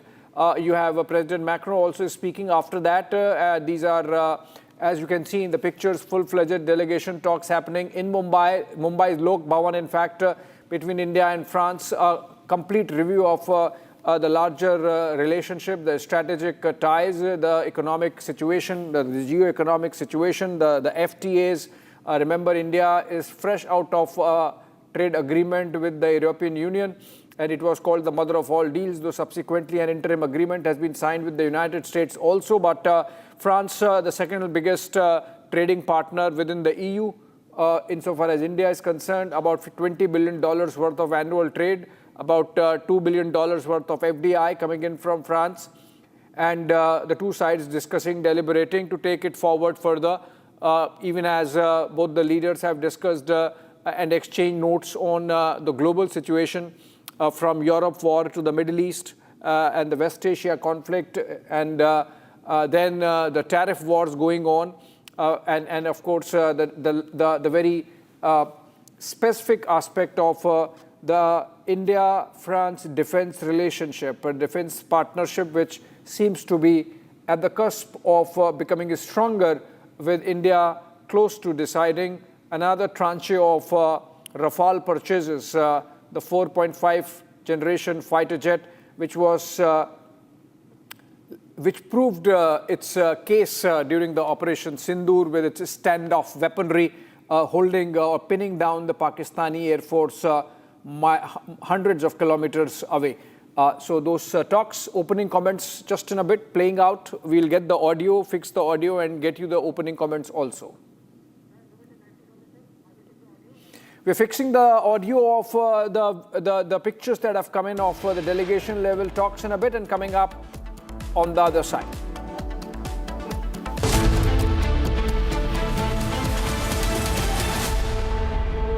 ये है secret recipe MDH का जीरा SIP जल जीरा मसाला। SIP SIP जीरा SIP MDH का जल जीरा सिप MDH का जल जीरा सिप। थोड़े में ज्यादा स्वाद, ये तो है इसकी खास बात। वाओ मामा, क्या स्वाद है? अरे मेरी राजा, राजा और pure masala.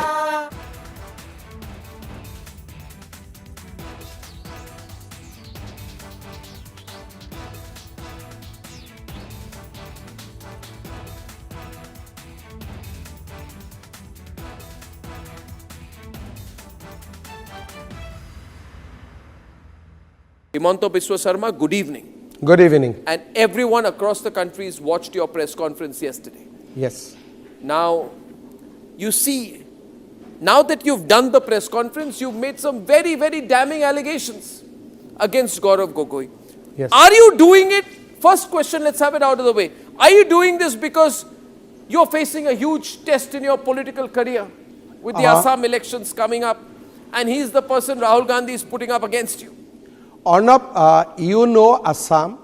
Even I produce a picture of Asim Munir and Gaurav Gogoi. Congress is not going to lose a single vote, because whomever the vote, the section of people who vote for Gaurav Gogoi or Rahul Gandhi in Assam, in any case they will vote only Congress. From that press conference, neither I will gain one.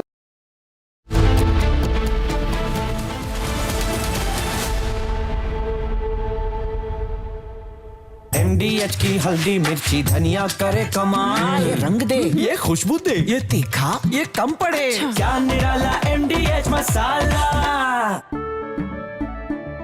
केसरिया से मन जोगी हुआ रे, दिल झूमे देखो मतवारा हुआ रे, केसरिया से मन जोगी हुआ। हर पल मनाओ केसरी त्योहार, विमल बोलो जुबान Kesari.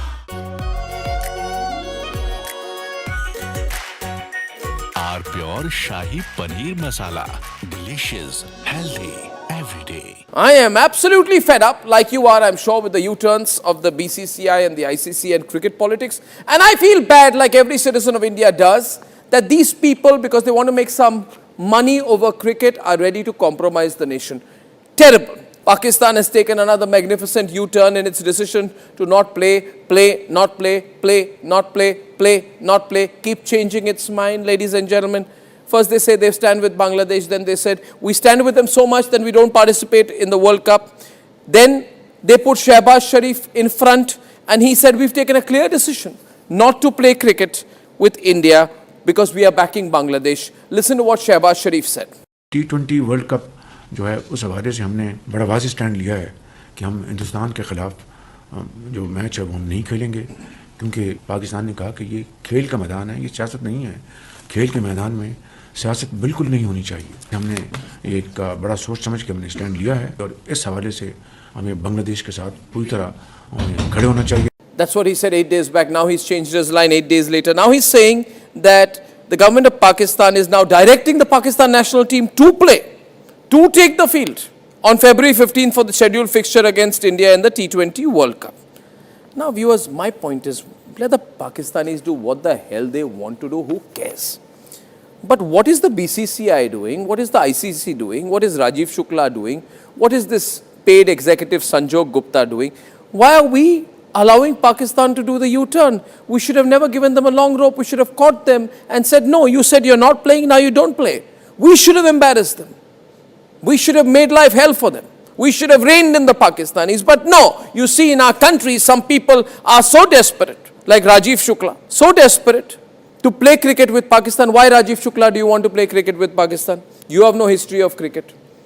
But Rajiv Shukla says, we agree with the ICC. We cannot comment on what the ICC is doing. And then he says, ICC, BCCI has nothing to do with what Shehbaz Sharif is saying. Well, let me tell you, the ICC has given in to Pakistan. And I feel bad, this fellow, Sanjog Gupta, who is the ICC CEO, earlier was a TV executive. From Asia's largest news headquarters, setting the agenda for Bharat.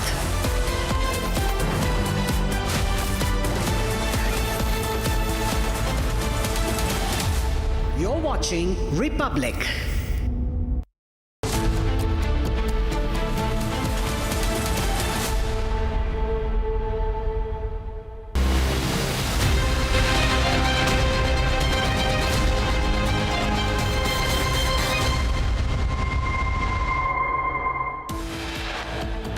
President Macron of France meets Prime Minister Modi in Mumbai's Lok Bhavan, hold bilateral talks, joint statement soon. After Indore, water contamination cases reported in Haryana's Palwal, over 22 killed, health emergency declared as per reports. Not only me, everybody will be one after another, everybody will be sidelined. All the Congress family now suffering in a mental infighting. Former Congress President Bhupen Bora joins Arnab Goswami for an exclusive interview on the situation in Assam. 23-year-old Sahil Dhaneshra run over by minor brat in Delhi's Dwarka, accused shot reels in car moments before accident. Ma'am, मैं ये accept नहीं कर सकती। System ये कह के नहीं भाग सकता कि ये बेलेबल ऑफेंस है। ये सिस्टम इस चीज से नहीं बच सकता, आपकी बार नहीं। आज तक जो होता है मुझे नहीं पता। मेरे को ये बाप बेटे अंदर चाहिए। Sahil's mother fights for justice for son, says rich man's reels, stunts and SUV killed her son. Unlicensed minor accused kills one but granted bail by juvenile justice board citing class 10 board exams.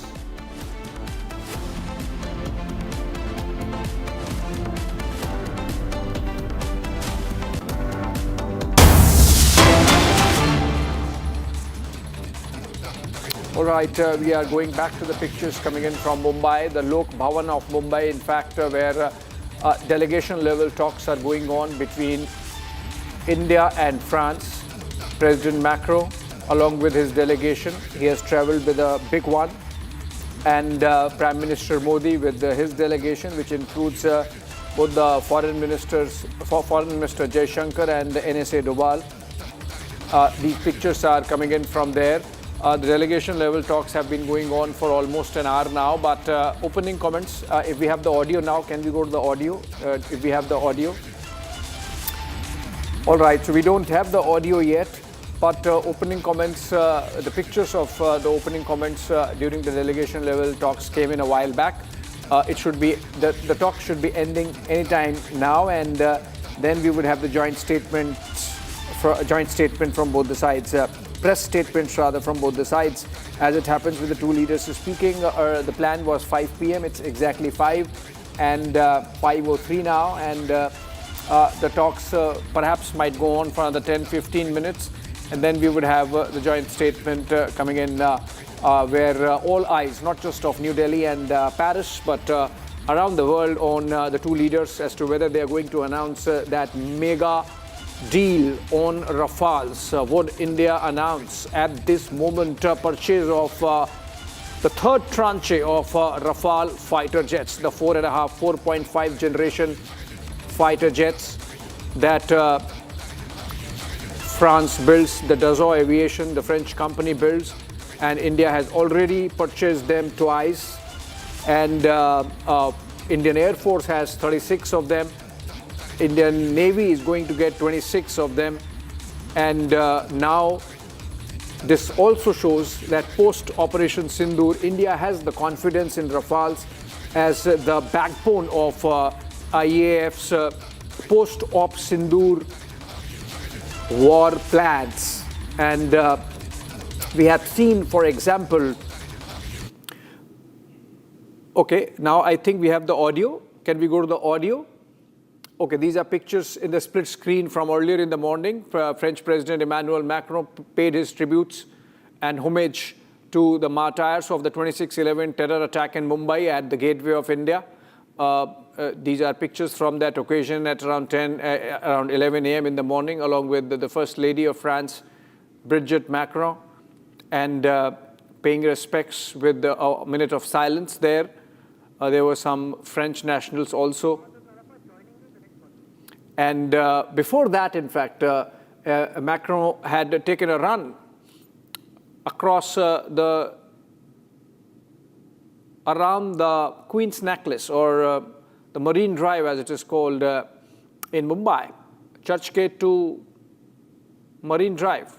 French president took a run also in the morning like he does. He did that in Beijing, he did that in Mumbai today, Beijing last month, of course. And whether Rafale is going to be announced or not is the question on everybody's mind. We are going to be joined soon by strategic affairs expert Madhav Nalapat. Professor Nalapat is going to give us insights into whether that announcement is to happen or not. Even if a final deal announcement is not happening, even if intent is shown, because remember, the Defense Acquisition Council has cleared the acceptance of necessity process, and which means that now the Ministry of Defense or its relevant committees can go into the details of the deal and start the negotiations with the French side. The understanding is that 114 Rafales would be bought this time. This is the biggest aircraft deal in recent memory, perhaps last 3 decades, that India is signing. And of the 114, okay, Rajnath Singh speaking in Bengaluru, not Mumbai. Let's cut to that. Rajnath Singh on. Tata Advanced Systems Limited and Airbus Helicopters as we enter a new phase in our long-standing partnership with France. Our collaboration with France is limitless, where even sky is not a limit to our mutually beneficial partnership. Friends, India and France have been trusted strategic partners. I would like to extend my profound thanks to Airbus France and particularly to the French Defense Minister. I now invite Her Excellency Minister Catherine Vautrin to deliver her remarks. Thank you very much. Dhanyavad.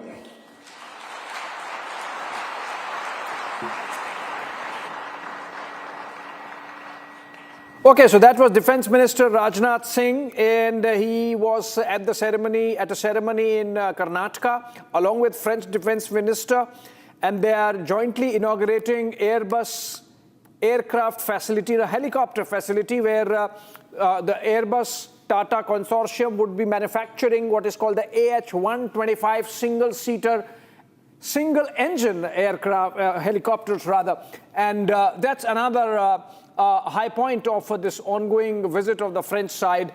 President Macron closeted with Prime Minister Modi in delegation-level talks in Mumbai, and the French Defense Minister there, along with Rajnath Singh, inaugurating Airbus helicopter facility in Karnataka. Okay, again, let's go back to Bengaluru, Karnataka. Kolar. With what has already been achieved with the C-295 program in India. Dear Minister, these achievements show the depth of the India-France strategic partnership. It demonstrates how France's technological capability and India's industrial strength can come together to boost India's Make India in India program in aerospace and defense. This project, India's very first private sector helicopter assembly line, it's a concrete expression of trust, shared priorities, and a forward-looking and ambitious relationship. Dear Bruno, congratulations for the Airbus vision. I welcome Airbus' decision to invest early in India's helicopter market and to partner with a company of Tata standing. The project will reinforce India's capabilities while also generating long-term opportunities for French industry. While this facility will assemble the civil variant of the H-125 helicopter, it's also equipped to assemble its military variants, which stands out for its performance, reliability, and operational versatility. As you know, dual use and manufacturing is key. India's armed forces, they serve the very best and latest technology for safeguard the nation. And I want you to know that France stands fully committed to meeting these requirements. Our countries are long-standing partners. Our economic and industrial cooperation are reinforced resilience on both sides and brought our societies closer.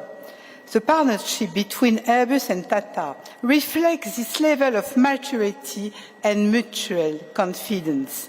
As a market leader, supported by the French government, Airbus Helicopters has much to bring to India. This final assembly line is not only a major industrial milestone, it's a new step in the shared journey between France and India in aerospace and defense. It illustrates what our partnership can achieve when it combines trust, ambition, and innovation. Together, we are building capabilities, strengthening sovereignty, and preparing the future. That's our common vision. France is really proud to stand alongside India, and we look forward to deepening even further this strategic friendship in years to come. Thank you. I'd like to request Ms. Catherine to please remain back on.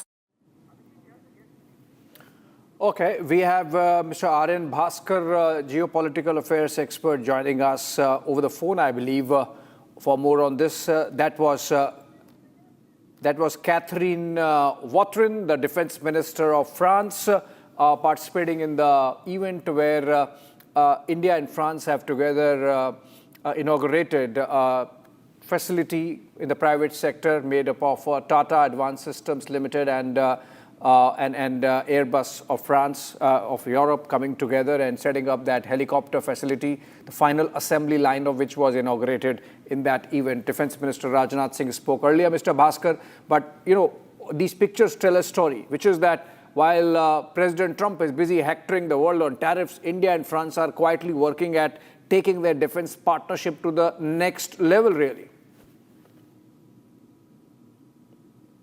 Are you asking for my comments? Yes, Mr. Bhaskar, the question is to you. My question is that while America is hectoring the world on tariffs, India and France are working quietly to strengthen their defense and aerospace partnership. Absolutely. In fact, it's going to be very interesting to see how exactly India is going to work with the US with its $500 billion demand. Because if you're going to tie up with Airbus, we will not need that many Boeings. And secondly, if you're going to go into the France defense technology, we need less of US defense technology. Finally, it must be said that US defense technology has not worked very well in both theaters of war, the European war, Ukraine, as well as the Israel war, where they've been trounced by Iranian and Chinese technologies.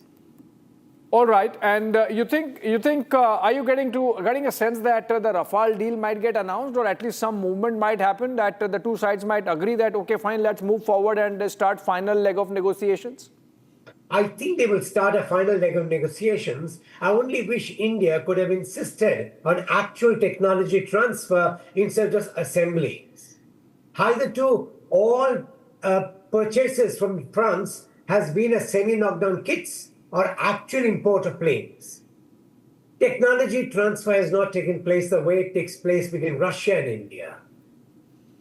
Yeah, so but still a halfway house, because the Americans don't give anything and it comes with a kill switch that they can decide when to stop your weapons from firing. The French at least are giving you something, some transfer of technology. Even with CKDs, it comes with about 30-40% of technology transfer. Yes, I agree with you. Some technology transfer does take place, but it is not real technology transfer. The basic source codes, the basic knowledge is not transferred to India. Right. Thank you so much, Mr. Bhaskar, for that perspective. Nice conversation, short and sweet conversation there on the possibilities that India and France are working on together in the defense and aerospace sector, with the two defense ministers just a while back inaugurating a helicopter manufacturing facility in Kolar of Karnataka.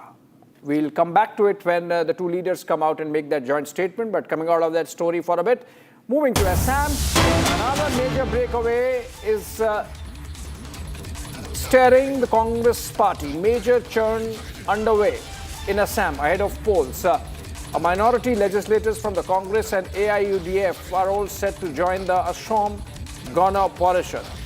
Congress legislators Siddiq Ahmed, AIUDF legislators Karimuddin Barbhoya and Nizamuddin Chaudhary all set to join the AGP. The AGP is an ally of the NDA. The three leaders have significant hold in the Barak Valley. Can we go to Anirudh for more on this? That's an interesting development because remember, just next month possibly elections would be announced in Assam along with other states, 4 other states, which includes Tamil Nadu and Kerala and West Bengal and Puducherry. And Assam is a key state where the BJP as an incumbent is hoping to come back under the leadership of Himanta Biswa Sarma, and we saw how Congress lost its president just yesterday with its leader resigning from the party. Anirudh is joining us over the phone. For more on this, it seems like both the Congress and the AIUDF are seeing a churn, and both in some ways the Muslim vote dependent parties, AIUDF out and out a Muslim vote dependent party, and the Congress depending quite some on the vote bank, and both seeing attrition of legislators from the community. That's something which should worry the Congress and the AIUDF. In fact, AIUDF chief Badruddin Ajmal had lost his own election in 2024 in Assam, and that gives you an idea of the kind of churn that's really happening in Assam politics. Anirudh joining us live in a bit from now, and to help us understand what this really means. Assam, looking at elections, 126 assembly seats, of which about 1/3 where the Muslim vote bank is significant or makes a difference. Anirudh joins us live. Anirudh, these names that come out, the Congress legislator Siddiq Ahmed, AIUDF legislators Karimuddin Barbhuyan and Nizamuddin Chaudhary, what impact are they going to have if they move to the AGP, which is an ally of the BJP NDA?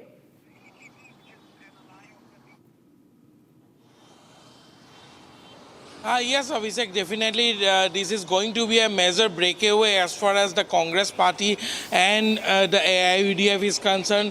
Already Congress's former president of the Congress party, Bhupen Bora, has resigned. And after Bhupen Bora today, another photo has emerged where Siddiq Ahmed, another tall minority leader of the Congress party, was seen having a meeting with AGPs Atul Bora and Kekhab Mohanta. And what we are getting to know that Siddiq Ahmed, who is currently under suspension in the Congress party, is all set to join the Ahom Gana Porikhod, the AGP, which is an ally, one of the, in fact, oldest ally of the NDA here in the Northeast. And apart from Siddiq Ahmed, another two prominent leaders of the AIUDF, led by Badruddin Ajmal, who has a mass appeal if we talk about their respective constituencies, be it in Karimganj district of Assam.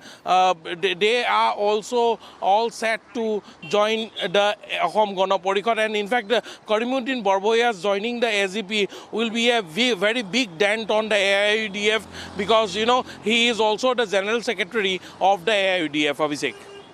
Right. Thank you so much, Anirudh, for joining us with those details on the churn in Congress and AIUDF insofar as their minority vote bank politics is concerned. All right. We come back to the story under focus all day, which is the hit and kill case from Dwarka of Delhi.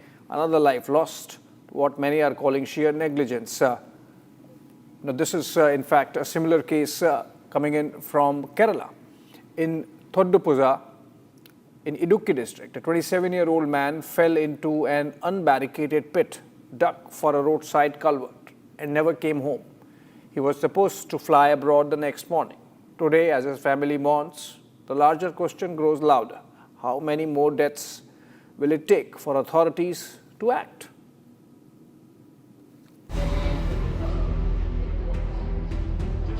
A deadly fall, a life cut short.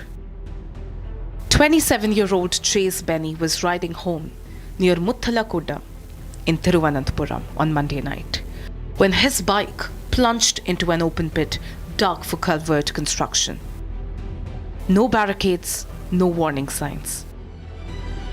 Chase, who had been working in Malta, was scheduled to return the next morning.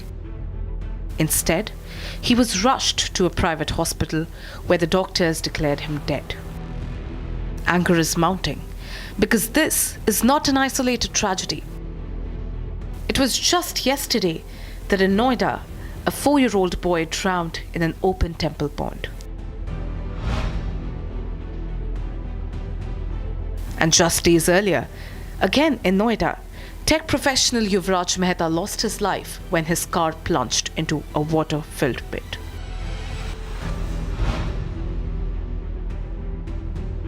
Then it was a 25-year-old Kamal Dhyani who died after falling into a 15-foot deep pit dug by the Delhi Jal Board on Joginder Singh Marg. And in Rohini's Sector 32, 32-year-old labourer Birju Kumar fell into an uncovered manhole, never to return home.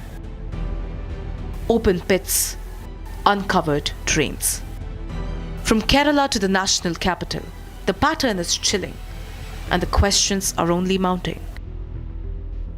Who is responsible, and how many more must pay the price? Teen driving an SUV and then he attempts to make a reel recording his stunts. The cost is death of a 23-year-old. The mother is crying for help. We bring you the full story on 6 Stories at 6. We also get you what's on agenda as far as defense to AI to trade. All that matters in this visit. We get you all that and much more on 6 Stories at 6 with me, Rakshita. Our pure suji pasta उबालो मिलाओ और खाओ 8 minute में तैयार क्या taste है सबका राजा आर प्योर मसाला केसरिया से मन A strategic partnership with more than 20 agreements and outcomes in diverse areas of cooperation, straddling defense, economy, digital transformation, skilling and health. The year 2026 also marks the India-France Year of Innovation. We will begin the event with the witnessing the virtual inauguration of the H-125 helicopter final assembly line at Vemagal in Karnataka, which has been set up by Tata Advanced Systems in partnership with Airbus. Defense Minister Shri Rajnath Singh and Her Excellency Ms. Catherine Vautron, the Minister for Armed Forces of France, are present at the venue. We begin with a screening of a short video in this regard.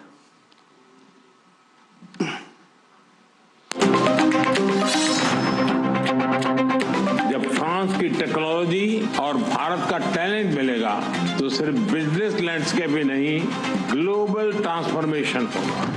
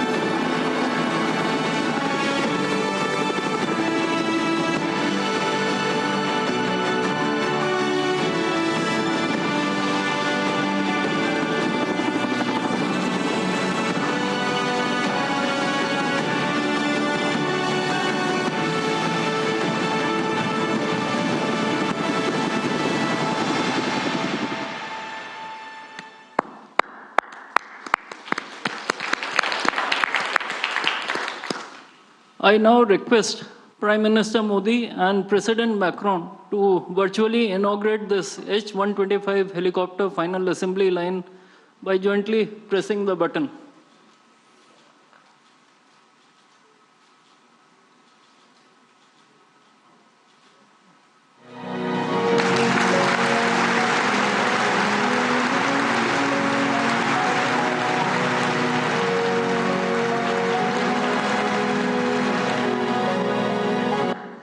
We will now have live visuals from the site in Karnataka.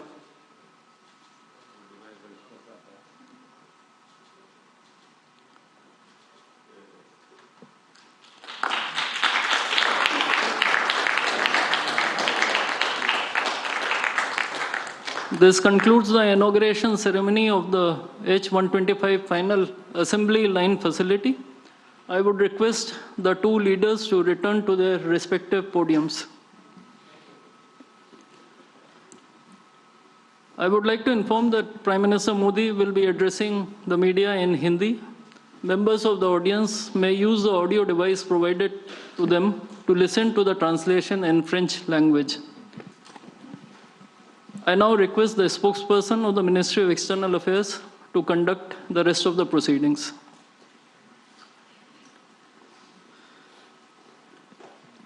Namaskar, good evening. Your Excellency, Mr. Emmanuel Macron, President of the French Republic, Honorable Prime Minister of India, Shri Narendra Modi, Honorable Ministers, members of both delegations, distinguished guests, and friends from the media. We will now have the press statements. May I request Honorable Prime Minister of India, Shri Narendra Modi, to give his remarks to the media. Your Excellency, my dear friend, President Macron, दोनों देशों के delegates, media के साथियों, नमस्कार। bonjour। मेरे प्रिय मित्र president macro का मुंबई में स्वागत करते हुए मुझे बहुत खुशी हो रही है। पिछले वर्ष उन्होंने मुझे फ्रांस में आयोजित AI एक्शन समिट के लिए बुलाया था। उस समय हमने मार्सेई की यात्रा की, जो फ्रांस का सबसे बड़ा पोर्ट और फ्रांस और पूरे यूरोप का एक प्रमुख गेटवे भी है। मार्सेई वही शहर है जहां से पहले विश्व युद्ध में हमारे भारतीय सैनिक ने यूरोप में अपने कदम रखे। उनकी बहादुरी की गाथा यूरोप के कई भागों में आज भी याद की जाती है। और यह वही शहर है जहां स्वतंत्रता सेनानी वीर सावरकर ने अंग्रेजों की पकड़ से निकलने के लिए समुद्र में छलांग लगाई थी। उनका यह कदम भारत की आजादी के लिए उनके अटूट संकल्प का प्रतीक था। मुझे पिछले वर्ष मार्सेई में उनको याद करने का और उन्हें नमन करने का अवसर मिला था। इस बार जब प्रेसिडेंट मैक्रो भारत में AI इम्पैक्ट समिट के लिए आए हैं, तो हमारा सौभाग्य है कि हम उनका स्वागत भारत के गेटवे यानी मुंबई में कर रहे हैं। फ्रेंड्स, भारत और फ्रांस के संबंध बहुत ही विशेष है। फ्रांस भारत के सबसे पुराने स्ट्रेटेजिक पार्टनर्स में से एक है और प्रेसिडेंट मैक्रो के साथ मिलकर हमने इस स्ट्रेटेजिक पार्टनरशिप को अभूतपूर्व गहराई और ऊर्जा दी है। इस विश्वास और साझा विजन के आधार पर आज हम अपने संबंधों को स्पेशल ग्लोबल स्ट्रेटेजिक पार्टनरशिप के रूप में स्थापित कर रहे हैं। यह पार्टनरशिप केवल स्ट्रेटेजिक नहीं है। आज के उथल पुथल से भरे युग में यह ग्लोबल स्टेबिलिटी और ग्लोबल प्रोग्रेस की पार्टनरशिप है। फ्रेंड्स, आज भारत में हेलीकॉप्टर असेंबली लाइन का उद्घाटन इस गहरे विश्वास का एक और उज्जवल उदाहरण है। हमें गर्व है कि भारत और फ्रांस मिलकर माउंट एवरेस्ट की ऊंचाइयों तक उड़ान भरने वाला विश्व का एकमात्र हेलीकॉप्टर भारत में बनाएंगे और ये पूरे विश्व को एक्सपोर्ट भी करेंगे।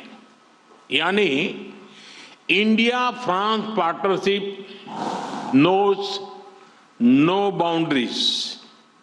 It can reach from deep oceans to the tallest mountain. Friends, वर्ष 2026 भारत और यूरोप के संबंधों में एक टर्निंग पॉइंट है। कुछ ही दिन पहले हमने यूरोपियन यूनियन के साथ भारत के इतिहास का सबसे बड़ा और महत्वाकांक्षी फ्री ट्रेड एग्रीमेंट किया। यह फ्री ट्रेड एग्रीमेंट भारत और फ्रांस संबंधों में भी अभूतपूर्व गति लाएगा। आपसी निवेश को बढ़ावा देने के लिए आज हम एग्रीमेंट कर रहे हैं जिससे हमारे लोगों और हमारी कंपनीज को डबल टैक्स न देना पड़े। इन सभी पहलों से आपसी ट्रेड, इन्वेस्टमेंट और मोबिलिटी को नई ऊर्जा मिलेगी और यही शेयर्ड प्रॉस्पेरिटी का रोड मैप है।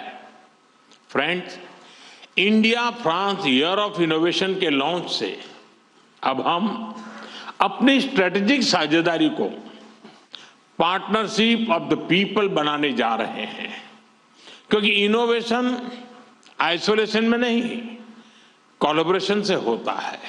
इसलिए India France year of innovation में हमारा लक्ष्य लोगों के बीच संपर्क को मजबूत करने का है। डिफेंस हो या क्लीन एनर्जी, स्पेस हो या इमर्जिंग टेक्नोलॉजीज, हर क्षेत्र में हम अपनी इंडस्ट्री और इनोवेटर्स को कनेक्ट करेंगे।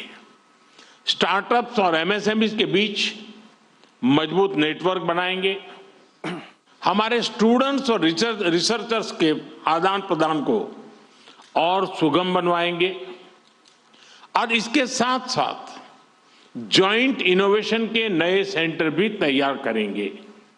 फ्रेंड्स, आज हम क्रिटिकल मिनरल्स, बायोटेक्नोलॉजी और एडवांस मटेरियल्स में अपना सहयोग और प्रबल कर रहे हैं। हम Indo French centre for AI in health, Indo French centre for digital science and technology और national centre of alliance for skilling in aeronautics launch करने जा रहे हैं। और यह मात्र इंस्टीट्यूशंस नहीं है, ये फ्यूचर बिल्डिंग प्लेटफॉर्म्स है। फ्रेंड्स, आज दुनिया अनसर्टेनिटी के दौर से गुजर रही है। ऐसे माहौल में इंडिया फ्रांस पार्टनरशिप एक फोर्स फॉर ग्लोबल स्टेबिलिटी है। हम फ्रांस की एक्सपर्टाइज और इंडिया के स्केल को जोड़ रहे हैं। हम ट्रस्टेड टेक्नोलॉजीज विकसित कर रहे हैं। हम international solar alliance, India middle east Europe economic corridor यानी आईमैक और ज्वाइंट डेवलपमेंट प्रोजेक्ट के माध्यम से ह्यूमन डेवलपमेंट सुनिश्चित करेंगे और मल्टीलेटरलिज्म, डायलॉग और डिप्लोमेसी से स्थिरता और समृद्धि के प्रयासों को बल देते रहेंगे। फ्रेंड, भारत और फ्रांस दोनों लोकतांत्रिक मूल्यों, रूल ऑफ लॉ और मल्टीपोलर वर्ल्ड में विश्वास रखते हैं। हम एक मत है कि ग्लोबल इंस्टीट्यूशन के रिफॉर्म से ही ग्लोबल चैलेंजेस का समाधान निकलेगा। यूक्रेन, पश्चिमी एशिया या फिर इंडो पैसिफिक, हम हर क्षेत्र में शांति के सभी प्रयासों का समर्थन करते रहेंगे। आतंकवाद के हर रूप और स्वरूप को जड़ से मिटाना हमारी साझी प्रतिबद्धता है। फ्रेंड्स, भारत और फ्रांस दोनों ही प्राचीन और समृद्ध सभ्यताएं हैं। हम अपने कल्चरल और पीपल टू पीपल टाइज को बहुत महत्व देते हैं। हमें बहुत खुशी है कि युगे युगीन भारत म्यूजियम में हमारा सहयोग रहा है और अब लोथल के नेशनल मैरीटाइम हेरिटेज कॉम्प्लेक्स में भी हम फ्रांस के साथ सहयोग करने जा रहे हैं। भारतीय संस्कृति को फ्रांस के लोगों के और समीप पहुंचाने हम जल्द ही फ्रांस में स्वामी विवेकानंद कल्चरल सेंटर खोलने जा रहे हैं। Your excellency, Bharat France partnership के प्रति आपकी गहरी प्रतिबद्धता रही है। मुझे विशेष खुशी है कि आज हम मिलकर अपने संबंधों के एक नए अध्याय का शुभारंभ कर रहे हैं। आइए हम मिलकर वैश्विक स्थिरता और समृद्धि के लिए काम करें। बहुत बहुत धन्यवाद। मेसी बको।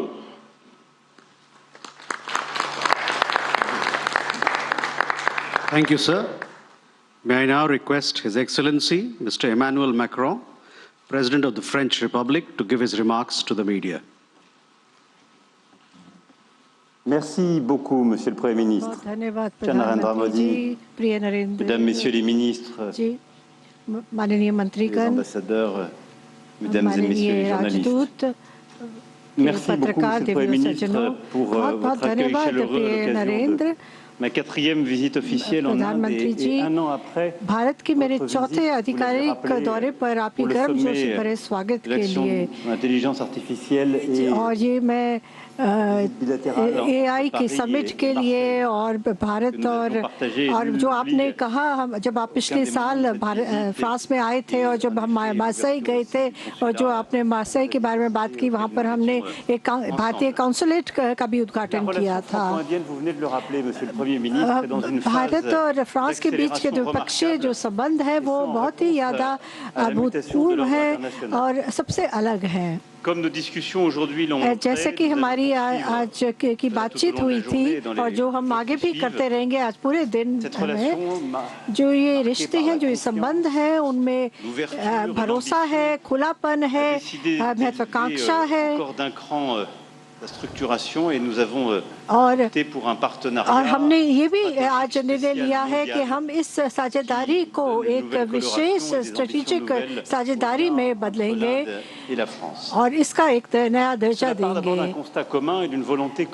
ये इसमें कोई शक नहीं है क्योंकि हमें पूरी तरह से इस रिश्ते में हम भरोसा रखते हैं और पिछले 8 सालों से हम यही कर रहे हैं और हर एक साल हम अलग अलग चीज़ों पर काम करके हमने एक नए रास्ते कई नए रास्ते चुने हैं, जैसे कि तीसरा रास्ता जो हिंद प्रशांत क्षेत्र का हो या फिर तकनीक का हो या फिर और जिसमें हम ऐसा रास्ता है जिसमें कोई भी हेजेमनी ना हो और हम पूरी तरह से कानून में रूल ऑफ लॉ में विश्वास करते हैं और कुछ पिछले सालों में हमने ये दिखाया है, दर्शाया है, चाहे वो आईमेक हो जो जिसको हमने मिलकर हमने जिसका हमने शुरुआत करी थी और जिसके लिए हमने एक सेक्रेटेरिएट भी खोला है और फिर हम अगर हम आर्टिफिशियल इंटेलिजेंस की बात करें, चाहे हम इंटरनेशनल सोलर अलायंस की बात करें, इन पिछले 8 सालों में हमने कई पहल एक साथ उठाए हैं। और अगर मैं द्विपक्षीय रिश्तों पर फिर से आऊं तो हमारे जो महत्वाकांक्षी रिश्ते हैं उसके लिए हमने नए उद्देश्य तय किए हैं। हमने अपने SMEs और स्टार्टअप्स के लिए भी नए उद्देश्य रखे हैं। फ्रांस जो है वो चाहता है कि वह भारत का एक विश्वसनीय साझेदार हो ताकि हमारे जो उद्योग हैं वो एक अद्वितीय सहयोग प्रदान कर सके।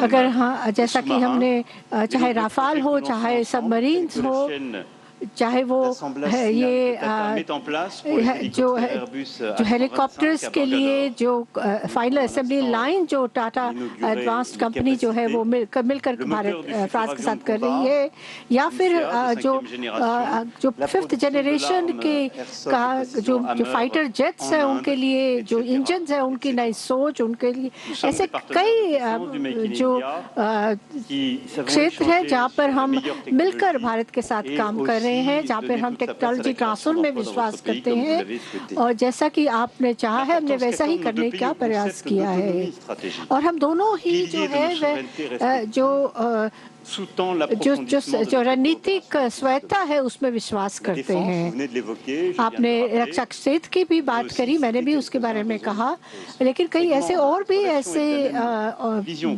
और क्षेत्र हैं जिसमें हमारी जो सोच है वो साझा सोच है, चाहे वो अंतरिक्ष का क्षेत्र क्यों ना हो। कई और इस क्षेत्र में कई सालों से हमारा जो रिश्ते हैं वो बेहतरीन हुए हैं, वो आगे बहुत मजबूत हुए हैं और इसे लिए जुलाई में जो फ्रांस में एक शिखर सम्मेलन का हम आयोजन करने जा रहे हैं अंतरिक्ष क्षेत्र में, उसमें हमने भारत को भी निमंत्रण दिया है। और चाहे वो न्यूक्लियर सिविल न्यूक्लियर का क्षेत्र हो, उसमें भी चाहे जाता पर हो चाहे SME हो, हमने इन सभी परियोजनाओं में भारत का समर्थन करने का निर्णय लिया है। और हम एक कॉमन रोड मैप के लिए भी हम काम कर रहे हैं, ताकि अगर जो वैश्विक जो चुनौतियां उनका सामना करने के लिए, ताकि हम एक रास्ता निकालें विश्व के लिए जो हेजेमनी से काफी अलग हो। अगर एरोनॉटिक का क्षेत्र ये भी एक अहम क्षेत्र है, और जो हम हाई स्पीड रेल नेटवर्क की बात करते हैं वो भी एक क्षेत्र है जिसमें हम एक भरोसेमंद साझेदार के रूप में उभर रहे हैं। अभी जो हाल में ही हमने प्रधानमंत्री जी के साथ जो बातचीत करी है वो काफी महत्वाकांक्षी है, और वो नए उद्देश्यों को लेकर साथ आई है। और क्योंकि हम जो चाहते हैं वो हमारे रिश्तों में महत्वाकांक्षा और भी आगे बढ़े। हम चाहते हैं कि बेहतरीन टेक्नोलॉजी ट्रांसफर हो, और भी ज़्यादा टेक्नोलॉजी ट्रांसफर हो। और इस भारत के प्रधानमंत्री के साथ हम आज जो है वो आज जो हम इनोवेशन ईयर का जो उद्घाटन करने जा रहे हैं, हम चाहते हैं कि हमारे जो निवेशक हों, चाहे वो हमारे स्टार्टअप्स हों, चाहे हमारी कंपनियां हों, वो R&D सेंटर्स हों या और सेंटर्स हो, मिलकर काम करें। ये पूरी तरह से हमारी जो सोच के अनुरूप है, जो और जिन पर हमारे जो मंत्रीगण हैं उन्होंने अपनी बैठकों में जिन पर बातचीत करी है। अगर आपने जो एक स्वास्थ्य के क्षेत्र में AI की जो बात करी है, हम कल मैं एम्स अस्पताल में इसका उद्घाटन करूंगा, और ताकि हम जो ये नवाचार है या इनोवेशन है, ये हमारी जो संबंध है उसके केंद्र में हो, हम हमारी अर्थव्यवस्थाओं की वृद्धि के केंद्र में हो। नवाचार इनोवेशन जो किसी भी तकनीक के केंद्र में हो, और जो हमारे 2047 के जो हमारे हॉराइजन रोड मैप है उसके भी पूरी तरह से अनुरूप है। वो पूरी तरह से हमारे जो उद्देश्य हैं उनको परिभाषित करता है, और जो हमारे लिए महत्वपूर्ण है। चाहे आपने शोध की बात करी, टेक्नोलॉजी की बात करी, हमारे विद्यार्थियों के आदान प्रदान की बात करी है। कल दिल्ली में मैं कई उच्च स्तरीय जो हमारे विश्वविद्यालयों और वैज्ञानिकों के बीच में जो एक बैठक होने जा रही है रश के अंतर्गत, उसमें मैं भाग लूंगा। मेरे ख्याल से पिछले कुछ साल में शायद हमारी जो व्यापार है या हमारे जो संबंध है वो बहुत तेज़ी से आगे नहीं बढ़ पाए, लेकिन मुझे लगता है कि धीरे धीरे ये हमारे जो संबंध है बहुत तेज़ी से आगे बढ़ रहे हैं।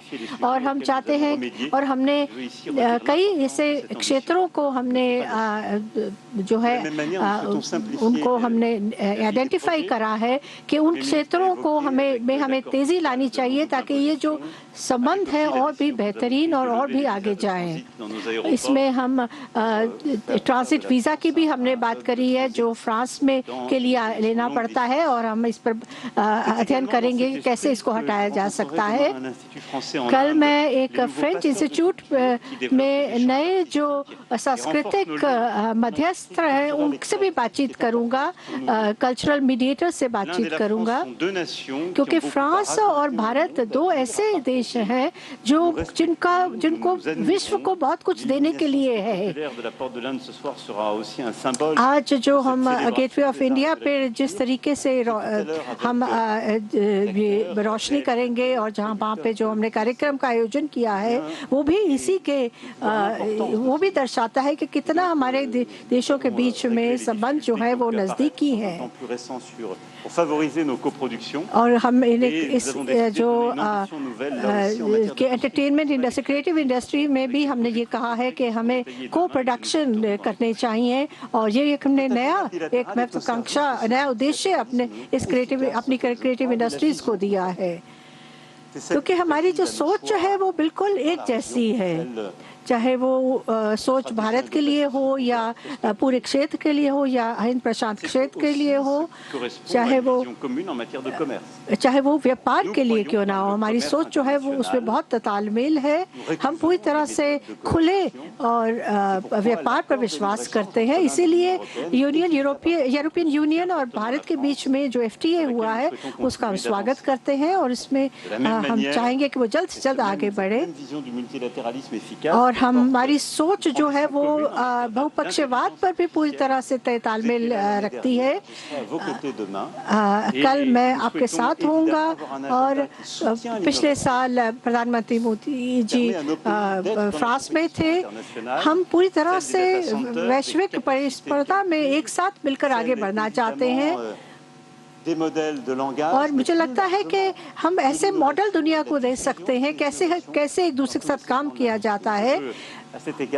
और इस संबंध में मैं कहना चाहता हूँ कि हम दोनों चाहते हैं कि हम ऐसे आर्टिफिशियल इंटेलिजेंस का निर्माण हो जो एक दूसरे का सम्मान करे, जो लोगों का सम्मान करे, जो भूपक्षवाद का सम्मान करे और जो अलग अलग भाषाएं हैं उनका सम्मान करे, क्योंकि हमारा विश्व जो है वो विविध है, उसमें बड़ी अलग अलग तरह के लोग, अलग अलग चीजें होती हैं, लोगों की संस्कृति अलग है और हम चाहेंगे कि जो एल्गोरिदम्स हों वो पारदर्शी हों, वो ट्रांसपेरेंट हों, खुले हों।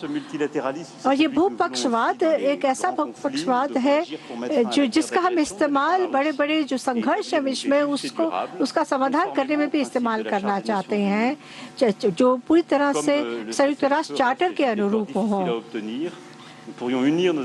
हम चाहते हैं कि हम अपने जो प्रयास है वो एक साथ लाकर कि जो यूक्रेन में जो लोगों के ऊपर या सिविल इंफ्रास्ट्रक्चर है उन पर जो हमले हो रहे हैं उनके लिए मिलकर हम काम करें ताकि उनको रोका जा सके। और हम चाहते हैं कि हम आतंकवाद के खिलाफ भी अपनी लड़ाई को बनाए रखें और हम सभी जो आतंकवादी समूह हैं उनको हम नकारते हैं। और इस साल, इस 2026 की अगर हम बात करें तो ये जो वर्ष है ये हमारे संबंधों में और तेजी लाने वाला संबंध है। आप ब्रिक्स की अध्यक्षता कर रहे हैं, हम फ्रांस जो है वो G7 की अध्यक्षता कर रहा है और इसीलिए मैंने इसी संदर्भ में प्रधानमंत्री मोदी को G7 शिखर सम्मेलन में आमंत्रित किया है और इसी भावना को ध्यान में रखते हुए हम इस G7 के समिट से पहले हम कुछ बैठकें करना चाहते हैं जो अंतर्राष्ट्रीय मुद्दों पर होगा, और जो हमारे G7 के जो उद्देश्य है, एजेंडा है, वो असमानताओं को कम करने का होगा ताकि हम मिलकर एक द्विपक्षीय बैठकें कर भी इस शिखर सम्मेलन से पहले, तो ताकि हम अपने जो एक ऐसी बैठक भी उसके अंतर्गत करेंगे जिसमें भारत के जो युवा हैं और फ्रांस के युवा हैं, वैज्ञानिक हैं, भारत के वैज्ञानिक हैं और G7 देशों के जो युवा और वैज्ञानिक हैं वो मिलकर नवाचार में जो उन्होंने काम किया है उसको परिणाम हमारे सामने रखें। ये मैं कहूँगा वो बिल्कुल पूरी तरह से जो प्रधानमंत्री मोदी ने कहा है उसका पूरक है कि हम कैसे अपने संबंधों को बेहतरीन करना चाहते हैं, उसको में वृद्धि लाना चाहते हैं। हमारी जो साझेदारी है वो स्थिर है और वो पूरी तरह से सबके सामने है, जो लोगों के लिए है और जिसके परिणाम जो हैं वो बहुत बेहतरीन रह चुके हैं, लेकिन इसको हम और भी बढ़िया करना चाहते हैं। खासतौर पर चाहे व्यापार हो या कई ऐसे और क्षेत्र हों जिसमें मुझे लगता है कि हम मिलकर विश्व को बहुत कुछ दे सकते हैं। हम बड़े कनेक्टिविटी इंफ्रास्ट्रक्चर हो या टेक्नोलॉजी हो, उसमें हम बहुत ठोस परिणाम इसमें ला सकते हैं और इन बातों पर, इन चीज़ों पर हमने प्रधानमंत्री मोदी जी के साथ बातचीत भी करी है। और क्योंकि हम दोनों इस समय दो बड़े संगठनों की अध्यक्षता कर रहे हैं इस साल, तो हम इसमें भी हम तालमेल ला सकते हैं, हम अपनी सोच में कन्वर्जेंस ला सकते हैं। धन्यवाद। Thank you, sir. With that, ladies and gentlemen, we come to the close of this session. Thank you for your presence.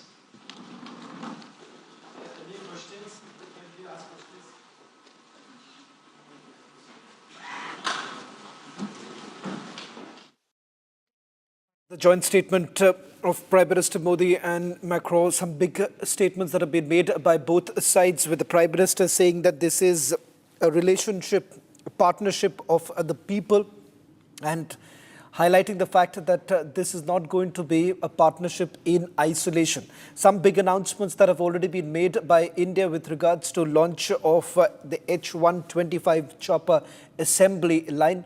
French President Emmanuel Macron also essentially highlighting that the relationship between both the countries have only strengthened over a period of time.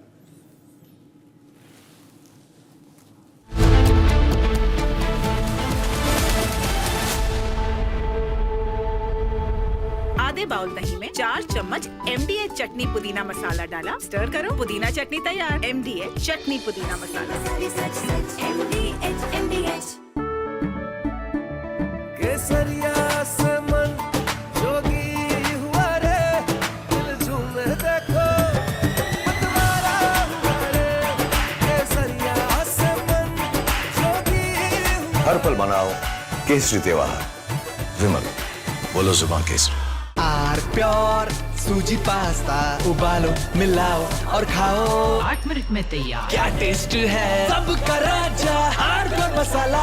I am absolutely fed up, like you are, I'm sure, with the U-turns of the BCCI and the ICC and cricket politics. And I feel bad, like every citizen of India does, that these people, because they want to make some money over cricket, are ready to compromise the nation. Terrible. Pakistan has taken another magnificent U-turn in its decision to not play, not play, keep changing its mind, ladies and gentlemen. First they say they stand with Bangladesh, then they said we stand with them so much that we don't participate in the World Cup. Then they put Shehbaz Sharif in front and he said we've taken a clear decision not to play cricket with India because we are backing Bangladesh. Listen to what Shehbaz Sharif said. T20 world cup जो है उस हवाले से हमने बड़ा वाज़ेह stand लिया है कि हम हिंदुस्तान के ख़िलाफ़ जो मैच है वो हम नहीं खेलेंगे, क्योंकि पाकिस्तान ने कहा कि ये खेल का मैदान है, ये सियासत नहीं है।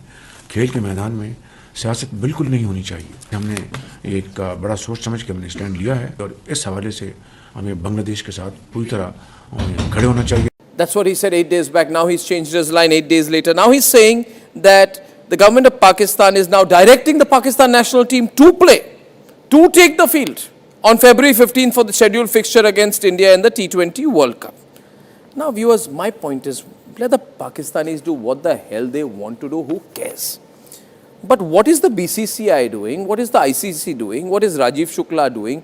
What is this paid executive Sanjog Gupta doing? Why are we allowing Pakistan to do the U-turn? We should have never given them a long rope. We should have caught them and said, no, you said you're not playing, now you don't play. We should have embarrassed them. We should have made life hell for them.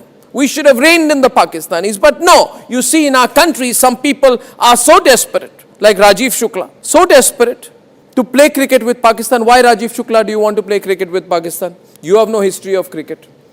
But Rajiv Shukla says, we agree with the ICC. We cannot comment on what the ICC is doing. And then he says, ICC, BCCI has nothing to do with what Shehbaz Sharif is saying. Well, let me tell you, the ICC has given in to Pakistan. And I feel bad, this fellow, Sanjog Gupta, who is the ICC CEO, earlier was a TV executive. Central government or state governments, everyone needs to understand that development is not a statistic. They must not think that just because they pay a lot of money in subsidies, poor people will accept anything that is done to them. The government of Madhya Pradesh announced budgetary allocations a few days ago, and its largest allocation is healthcare. These are all women who have been sterilized in a 2-minute operation, lying on the ground. You know why? Because they are poor women. These are women from a tribal, economically vulnerable region, which doesn't matter enough for the administration to pay attention. Tribal culture, tribal tradition, tribal history is not something to be showcased in 1 lakh crores for the Ministry of Health. I'm asking you to join me, show me your support. We'll be taller and stronger if you raise your voice.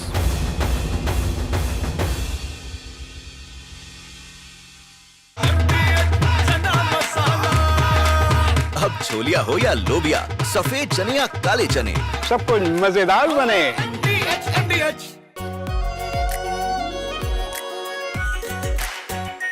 Are pure shahi paneer masala, delicious, healthy every day.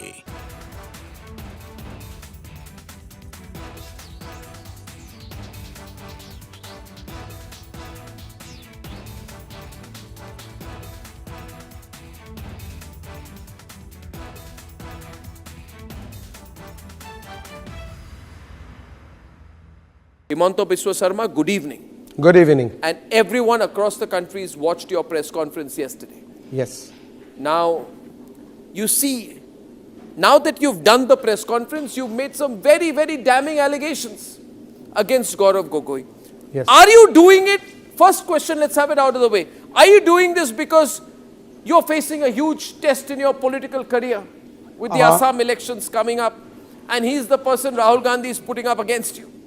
Arnab, you know Assam. Even I produce a picture of Asim Munir and Gaurav Gogoi.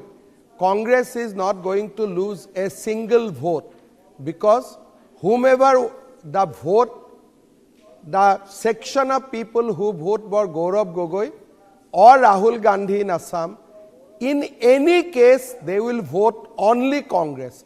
From that press conference, neither I will gain one vote, neither I will lose one vote. But you have said some amazing things. Yes. You said that you think that Gaurav Gogoi visited Pakistan on an invitation from the ISI. You have said he has gone there for specific training, and some specific training was given to him in Pakistan. Arnab, these are national security allegations, yes, sir. Yes. Arnab, today Gaurav Gogoi did a press conference. I do not know whether you know it or no, do not know it. He has amplified my allegation. My allegation was that he got a visa for Lahore. Then next day when he arrived Lahore, Ministry of Interior Pakistan issued a letter that he can come to Karachi and Islamabad, but there was no visa for Rawalpindi. Today, in the press conference, he says that he went to Taxila, that is in Rawalpindi district. थोड़े में ज़्यादा स्वाद ये है तो है इसकी खास बात। वाओ मामा, क्या स्वाद है? अरे मेरी राजा। रानी, इस घर में कुछ है जो टूटता नहीं। ये पिलर कभी नहीं टूटेगा। रुंगटा स्टील TMT से बना। रुंगटा नहीं तो घर स्ट्रॉन्ग नहीं। रुंगटा स्टील TMT बार एकदम। From Asia's largest news headquarters, setting the agenda for Bharat.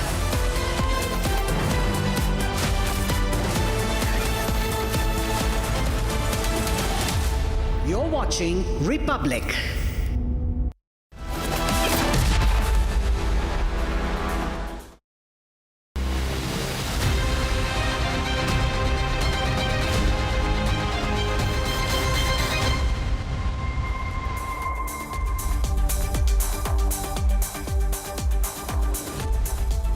Good evening, viewers. You're watching 6 Stories at 6, and I am Rakshita Mishra with you.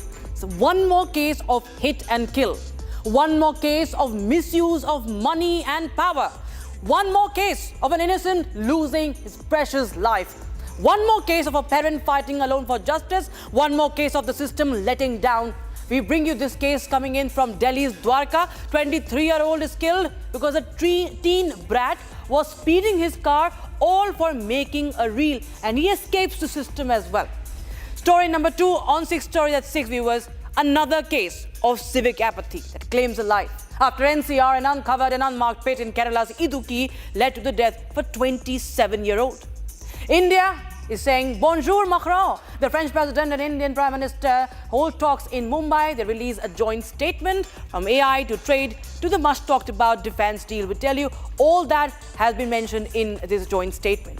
Meanwhile, Imran Khan, the former Prime Minister of Pakistan, the only captain to have led Pakistan to a World Cup win, is tortured so bad in jail that he has lost 80% of his vision. 14 cricket veterans, former captains, have now written a letter to the Pakistani government. Nearly 203 kilograms of narcotics have been recovered in a joint operation by the Indian Coast Guard and the Gujarat ATS. 2 Iranian nationals have also been arrested. We'll tell you the details. And we also get you Tariq Rahman swearing-in ceremony, what he said, and not to miss the statement by Yunus, the outgoing head of the government. He provokes on the Seven Sisters again. Let's start with the case of the 23-year-old Sahil being killed. It's in the national capital that a 23-year-old is killed in a horrific crash in Dwarka. But it's not some accident, viewers. It's craze for reels, the rules that are bent, and the license given to minors, the system letting these criminals escape punishment, and then setting an example that in this country you can get away. And the cost of a human life is so cheap. In this case, viewers, the accused is a 17-year-old who was driving the SUV without a license. The killer brat was shooting a reel. For a reel, he sped his car so fast that he killed innocent Sahil. And what's worse is that he gets bail from the Juvenile Justice Board. Why? Because he has to appear for his Class 10 board examination. The victim's mother, a single parent, is now pleading for justice. She said this was not just an accident, it is the result of reckless privilege. It is the system. Watch this report. Yet another life crushed under reckless wheels. 23-year-old Sahil Dhanishra was killed in a devastating road crash in Dwarka on the 3rd of February. The SUV, allegedly driven by a 17-year-old minor without a license, rammed into Sahil's motorcycle. The impact was brutal. The autopsy report is chilling. Sahil died from severe blood loss and hemorrhagic shock. A catastrophic head injury damaged his brain. There were major injuries to his upper limbs, spleen and liver. All sustained before death, all consistent with a violent road accident. Republic TV spoke to the brother of the accused, and this is what he had to say. इसके पास licence नहीं था? नहीं sir. तो आपने इसको गाड़ी कैसे दी आपने उनको? हम लोग सर आउट ऑफ सिटी थे और मॉर्निंग की बात थी, ऐसा हुआ, लेकिन हमारा प्रॉपर वीडियो मैं आपको शेयर करता हूँ, आप उसको देखिए कि एक तो वन वे में गाड़ी थी, हमारी गाड़ी स्ट्रेट जा रही, कोई सामने से आया गाड़ी में आगे घुस गया सर। नहीं एक मिनट, एक मिनट, आप उससे पहले you're talking about somebody else being in the wrong. आप पहले ये चीज बताइए कि how did your brother get the car? Your brother doesn't have a license. He's shooting reels here. मैं वही तो बोल रहा हूँ कि कहाँ रील शूट किया, हमें तो आज तक दिखा नहीं कोई रील्स वगैरह उसका। Police say the accused minor had no driving license. The vehicle itself had a troubling record. 9 overspeeding challans between November 2024 and March 2025.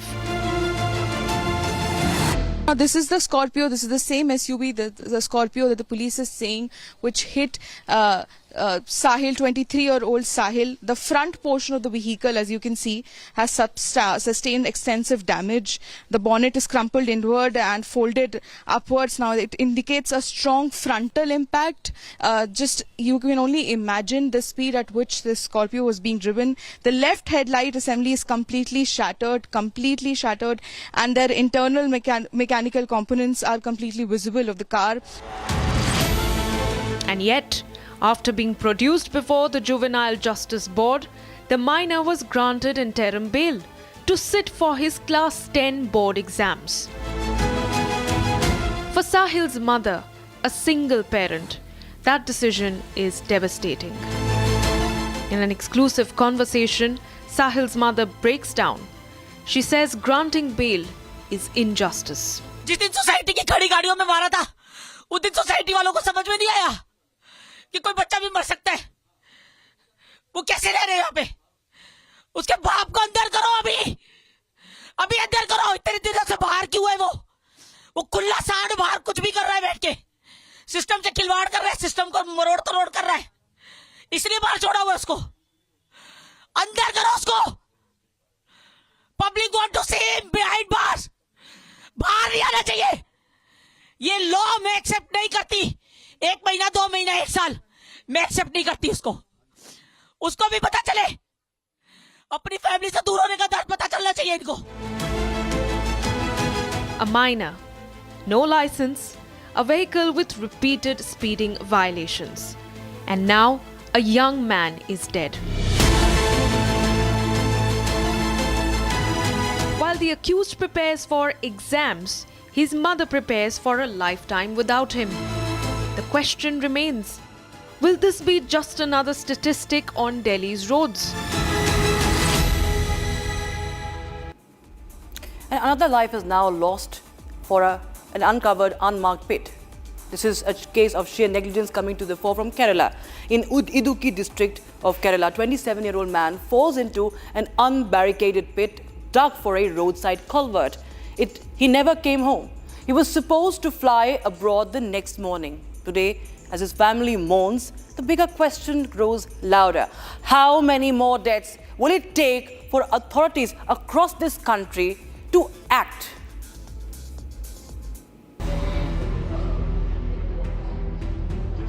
A deadly fall, a life cut short. 27-year-old Chase Benny was riding home near Mutthalakudda in Thiruvananthapuram on Monday night when his bike plunged into an open pit dug for culvert construction. No barricades, no warning signs. Chase, who had been working in Malta, was scheduled to return the next morning. Instead, he was rushed to a private hospital where the doctors declared him dead. Anger is mounting because this is not an isolated tragedy. It was just yesterday that in Noida, a 4-year-old boy drowned in an open temple pond. And just days earlier, again in Noida, tech professional Yuvraj Mehta lost his life when his car plunged into a water-filled pit.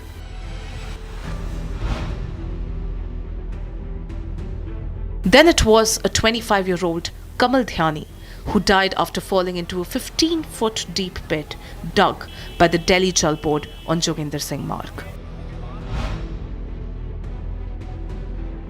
And in Rohini's Sector 32, 32-year-old labourer Birju Kumar fell into an uncovered manhole, never to return home.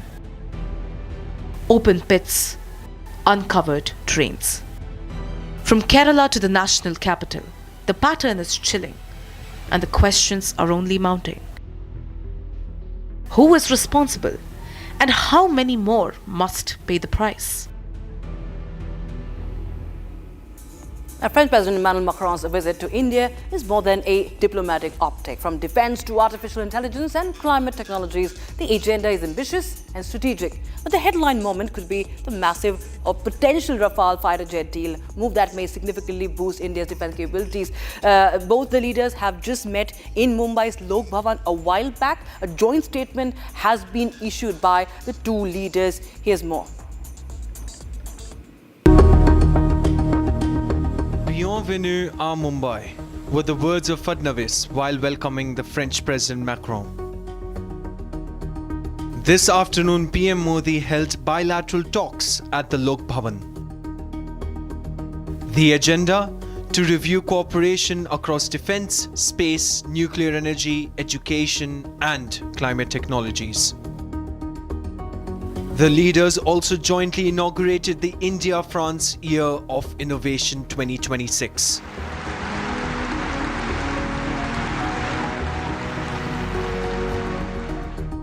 Bharat और France के संबंध बहुत ही विशेष है। France Bharat के सबसे पुराने strategic partners में से एक है और प्रेसिडेंट मैक्रो के साथ मिलकर हमने इस स्ट्रेटेजिक पार्टनरशिप को अभूतपूर्व गहराई और ऊर्जा दी है। The leaders also exchanged views on regional and global issues with the backdrop of cooperation in air and maritime domains. जो हेलीकॉप्टर्स के लिए जो फाइनल असेंबली लाइन जो टाटा एडवांस्ड कंपनी जो है वो मिलकर फ्रांस के साथ कर रही है, या फिर जो फिफ्थ जनरेशन के जो फाइटर जेट्स हैं उनके लिए जो इंजन्स हैं उनकी नई सोच, उनके लिए ऐसे कई जो क्षेत्र है जहाँ पर हम मिलकर भारत के साथ काम कर रहे हैं, जहाँ पर हम टेक्नोलॉजी ट्रांसफर में विश्वास करते हैं। और जैसा कि आपने चाहा है, हमने वैसा ही करने का प्रयास किया है। और हम दोनों ही जो है वह जो रणनीतिक स्वायत्ता है उसमें विश्वास करते हैं। Macron also paid tribute to the people who lost their lives to the infamous 26/11 attack. The visit comes amid plans to deepen cooperation in artificial intelligence and emerging technologies. But all eyes are on the mother of all fighter jet deals, the Rafale deal.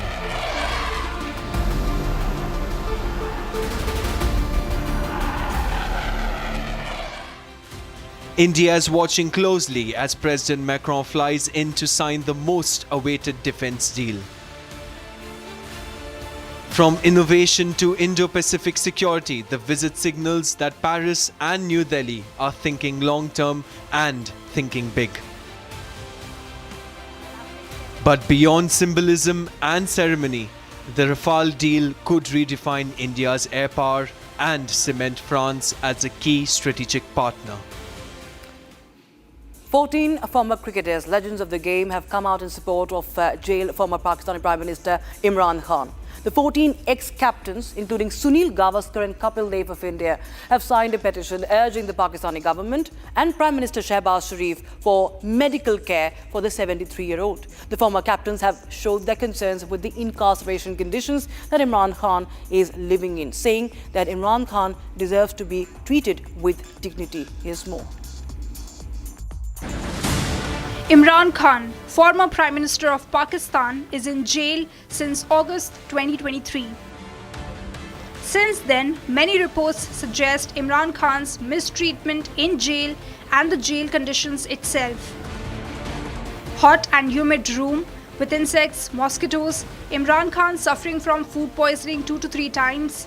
In the latest, a blood clot in his right eye, causing severe damage, him losing 85% of vision in the right eye. Protests have taken place in Pakistan, but now the voices are growing louder. A total of 14 former international cricketing stars coming in support of Imran Khan, appealing the Pakistan government and Shehbaz Sharif to provide immediate and adequate medical attention to the former Prime Minister. It urges authorities for humane and dignified conditions during Imran Khan's detention in line with international standards. Requesting the Pakistani government to allow regular visits by close family members. Not just health, but the petition also urges fair and transparent access to legal processes.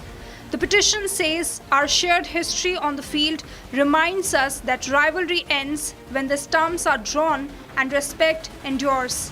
The letter says Imran Khan remains one of the finest all-rounders and captains the sport has ever seen, earning respect from players, fans and administrators alike.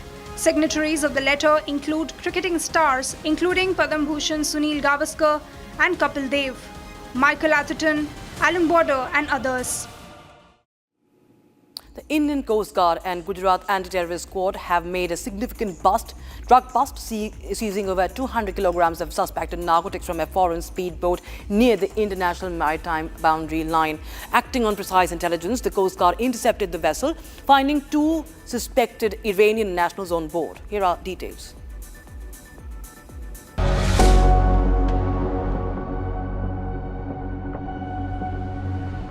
In an overnight seizure in the high seas, the Indian Coast Guard and Gujarat Anti-Terrorist Squad thwarted a major drug smuggling attempt. This by seizing over 200 kilograms of a crystalline substance suspected to be narcotics. Coast guard ने तुरंत इसके ऊपर कार्रवाई करना चालू की। एक ship जिसके अंदर की एटीएस की भी टीम थी और इन लोगों ने उस पर्टिकुलर जो इन्फॉर्मेशन वाली लोकेशन है वहाँ की तरफ रुख किया। लंबी सर्च वगैरह के बाद में वहाँ पे एक छोटी स्पीड बोट नजर आई, जिसको अंधेरा होने के बावजूद जब कोस्ट गार्ड ने चेस किया तो ये बोट थोड़ी आगे भाग रही थी। फिर भी कोस्ट गार्ड के शिप ने इसको पकड़ा। पकड़ने के बाद में जब इसकी चेकिंग की गई तो इसके अंदर पहले तो 2 लोग थे। अब्दुल मजीद सन ऑफ इस्माइल, रहने वाला चाबार कोनार ईरान का है। दूसरा अब्दुल सत्तार सन ऑफ कादर बख्श, जो भी चाबार कोनार ईरान का रहने वाला है। ये दोनों की जब चेकिंग की गई तो इस छोटी सी स्पीड बोट के अंदर लगभग 203 पैकेट्स मिले हैं। इन 203 पैकेट्स के अंदर वाइट कलर का शंकास्पद केमिकल है। ये जो बोट है कोस्ट गार्ड की बोट है और जो पकड़ी गई बोट है, इनको सबको अभी पोरबंदर पे लाया गया है। इसका आगे FSL से चेकिंग करवाने की कामगिरी चालू है। Acting on precise intelligence from Gujarat ATS, an Indian Coast Guard ship from the northwest region, already on multi-mission patrol, was diverted to intercept a suspicious foreign speedboat near the notional international maritime boundary line. In a major anti-smuggling operation jointly by Gujarat Anti-Terrorism Squad and Indian Coast Guard, an Iranian boat was intercepted within the limits of Indian waters near the international maritime border, to be very precise, 140 nautical miles away from the Porbandar port. Let me tell you, around 203 kgs of suspected narcotics-related chemical was seized from this boat, and 2 residents from Iran, namely Abdul Mazid and Abdul Sattar, were also on board. They are now detained by the Gujarat ATS and brought to the coast station of Porbandar, wherein further Forensic Science Laboratory, that is FSL, have initiated further investigation of the seized substance. On the tip of senior ATS official around 15 to 16 February, that got to know that Iranian drug dealer, smuggler Haji Fida had sent in consignment from... On boarding, officers found 2 crew members of foreign nationality. A thorough search uncovered 203 packets, each containing 1 kilogram of a crystalline substance hidden cleverly inside the boat, totaling 203 kilograms of suspected drugs. The apprehended boat and suspects were escorted to Porbandar port for detailed investigation and chemical analysis.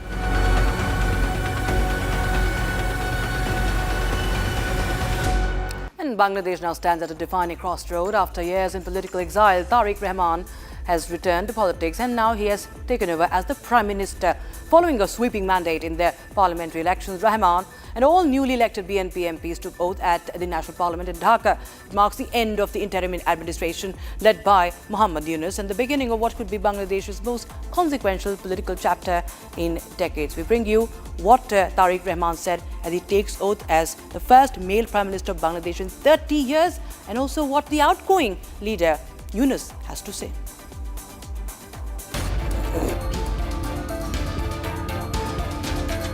A historic afternoon at the South Plaza of the Jatiya Sansad. Tariq Rahman took oath as Bangladesh's Prime Minister. The BNP's landslide victory on 12th of February has reshaped the nation's political landscape. It is the formal end of nearly 2 decades of political exile for the BNP. Rahman becomes Bangladesh's first male Prime Minister in over 30 years. He inherits a nation still healing from the 2024 student-led uprising. India has responded with a visible diplomatic presence. Lok Sabha Speaker Om Birla attended the ceremony, accompanied by Foreign Secretary Vikram Misri and Lok Sabha Secretary General Utpal Kumar Singh. Meanwhile, Yunus once again raked up India's 7 sisters in his last address to the nation ahead of a new government formation. খোলা সমুদ্র কেবল ভৌগোলিক সীমারেখা নয়, এটি বাংলাদেশের জন্য বিশ্ব অর্থনীতির সঙ্গে যুক্ত হওয়ার উন্মুক্ত দরজা। নেপাল, ভুটান ও 7 সিস্টার্সকে নিয়ে এই অঞ্চলে অর্থনৈতিক সমৃদ্ধির বিশাল সম্ভাবনা রয়েছে।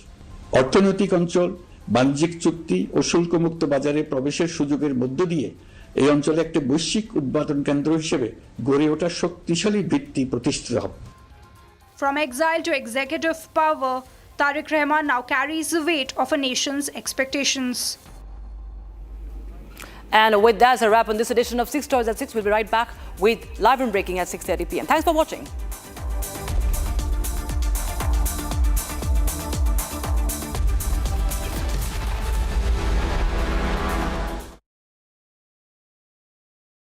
थोड़े में ज्यादा स्वाद, यही तो है इसकी खास बात। वाओ मम्मा, क्या स्वाद है। अरे मेरी राजा, मसाला।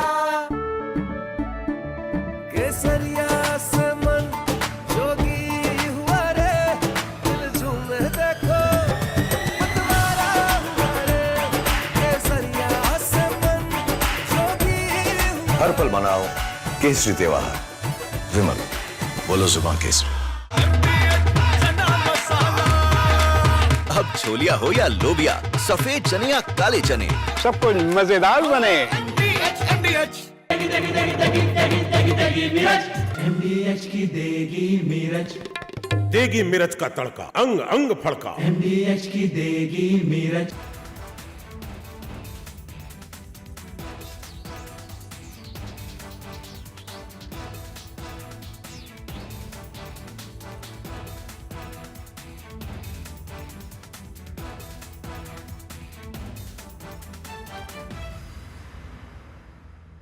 Himanta Biswa Sarma, good evening. Good evening. And everyone across the country has watched your press conference yesterday. Yes. Now, you see, now that you've done the press conference, you've made some very, very damning allegations against Gaurav Gogoi. Yes. Are you doing it? First question, let's have it out of the way. Are you doing this because you're facing a huge test in your political career with the Assam elections coming up, and he's the person Rahul Gandhi is putting up against you? Arnab, you know Assam. Even I produce a picture of Asim Munir and Gaurav Gogoi. Congress is not going to lose any. Amity has one of India's most advanced supercomputing facilities for AI research and teaching. Equipped with world-class facilities, the center drives interdisciplinary research and industry-academia collaboration, preparing students for disruptive AI technologies. Committed to India's global tech leap, Amity is proud to be the knowledge partner at India AI Impact Summit. आधे bowl दही में 4 चम्मच MDH chutney pudina मसाला डाला, stir करो, पुदीना चटनी तैयार। MDH chutney pudina masala. MDH। Our pure shahi paneer masala, delicious, healthy, everyday. थोड़े में ज्यादा स्वाद, यही तो है इसकी खास बात। वाओ मामा, क्या स्वाद है? अरे मेरे राजा। I am absolutely fed up, like you are, I'm sure, with the U-turns of the BCCI and the ICC and cricket politics. And I feel bad, like every citizen of India does, that these people, because they want to make some money over cricket, are ready to compromise the nation. Terrible. Pakistan has taken another magnificent U-turn in its decision to not play, not play, not play, not play, keep changing its mind, ladies and gentlemen. First they say they stand with Bangladesh, then they said we stand with them so much that we don't participate in the World Cup. Then they put Shehbaz Sharif in front and he said we've taken a clear decision not to play cricket with India because we are backing Bangladesh. Listen to what Shehbaz Sharif said. T20 World Cup जो है उस हवाले से हमने बड़ा वाज़ेह stand लिया है कि हम हिंदुस्तान के ख़िलाफ़ जो मैच है वो हम नहीं खेलेंगे क्योंकि पाकिस्तान ने कहा कि ये खेल का मैदान है, ये सियासत नहीं है। खेल के मैदान में सियासत बिल्कुल नहीं होनी चाहिए। हमने एक बड़ा सोच समझ के हमने स्टैंड लिया है और इस हवाले से हमें बांग्लादेश के साथ पूरी तरह खड़े होना चाहिए। That's what he said 8 days back. Now he's changed his line 8 days later. Now he's saying that the government of Pakistan is now directing the Pakistan national team to play, to take the field on February 15th for the scheduled fixture against India in the T20 World Cup. Now viewers, my point is, let the Pakistanis do what the hell they want to do, who cares? But what is the BCCI doing? What is the ICC doing? What is Rajiv Shukla doing? What is this paid executive Sanjog Gupta doing? Why are we allowing Pakistan to do the U-turn? We should have never given them a long rope. We should have caught them and said, no, you said you're not playing, now you don't play. We should have embarrassed them. We should have made life hell for them. We should have reined in the Pakistanis. But no, you see in our country, some people are so desperate, like Rajiv Shukla, so desperate to play cricket with Pakistan. Why, Rajiv Shukla, do you want to play cricket with Pakistan? You have no history of cricket. But Rajiv Shukla says, we agree with the ICC. We cannot comment on what the ICC is doing.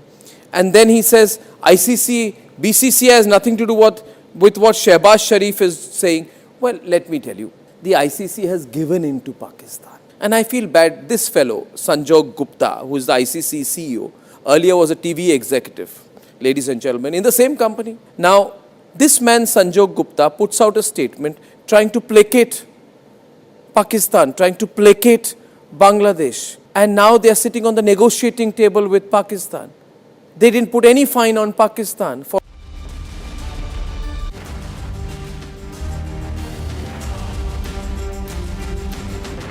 An entire lobby wanted to stall this project, 80,000 crore worth Car Nicobar project, which has finally been given the green signal by the NGT. Tonight on This Is Exclusive, we do a deep dive and tell you why this is of strategic importance. Amity has one of India's most advanced supercomputing facilities for AI research and teaching. Equipped with world-class facilities, the center drives interdisciplinary research and industry-academia collaboration, preparing students for disruptive AI technologies. Committed to India's global tech leap, Amity is proud to be the knowledge partner at India AI Impact Summit. Pure suji pasta उबालो मिलाओ और खाओ 8 minute में तैयार क्या taste है सबका राजा hardcore masala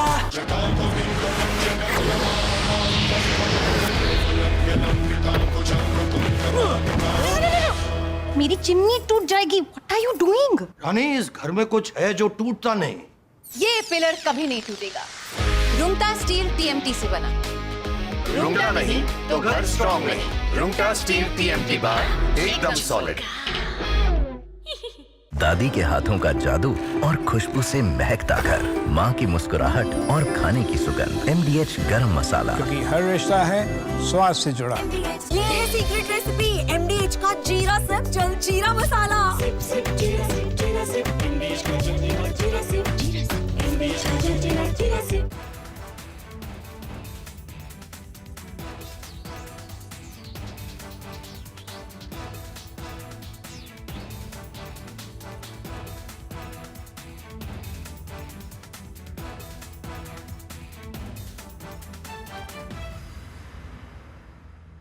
Himanta Biswa Sarma, good evening. Good evening. And everyone across the country has watched your press conference yesterday.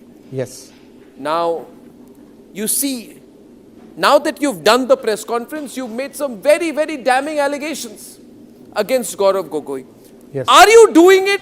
First question, let's have it out of the way. Are you doing this because you're facing a huge test in your political career with the Assam elections coming up, and he's the person Rahul Gandhi is putting up against you? Arnab, you know Assam. Even I produce a picture of Asim Munir and Gaurav Gogoi. Congress is not going to lose a single vote because whomever the vote, the section of people who vote for Gaurav Gogoi or Rahul Gandhi in Assam, in any case they will vote only Congress.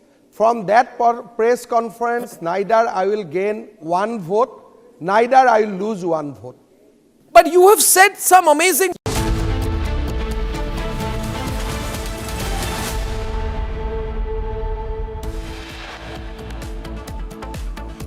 India-France issue joint statement after delegation-level talks launch H-125 chopper assembly line in Karnataka. After indoor water contamination cases reported in Haryana's Palwal, over 22 apparently killed.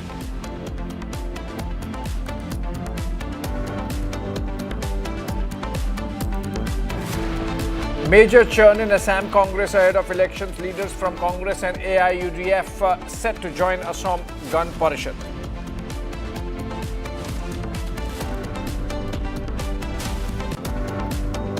Republic accesses birth certificate of a Dwarka killer driver, shows he's 17 years old.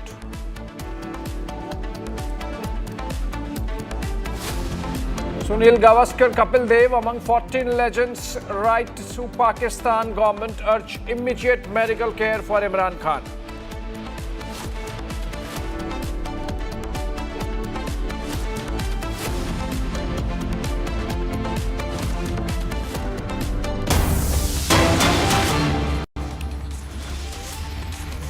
All right, we are beginning this 6:30 p.m. live and breaking with a breaking news development coming in. Prime Minister Modi's another interview, text interview to agency ANI, in which he has said India's AI models will be deployed globally. He has also said that India should become a sovereign AI power and be looking at coming in top 3 AI superpowers globally.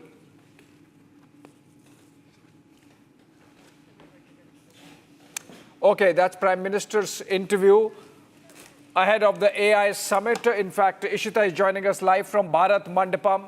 Okay, let's go to Ishita live from Bharat Mandapam. And Ishita, Prime Minister there in an interview has said that we have vision to see India among the top 3 global superpowers.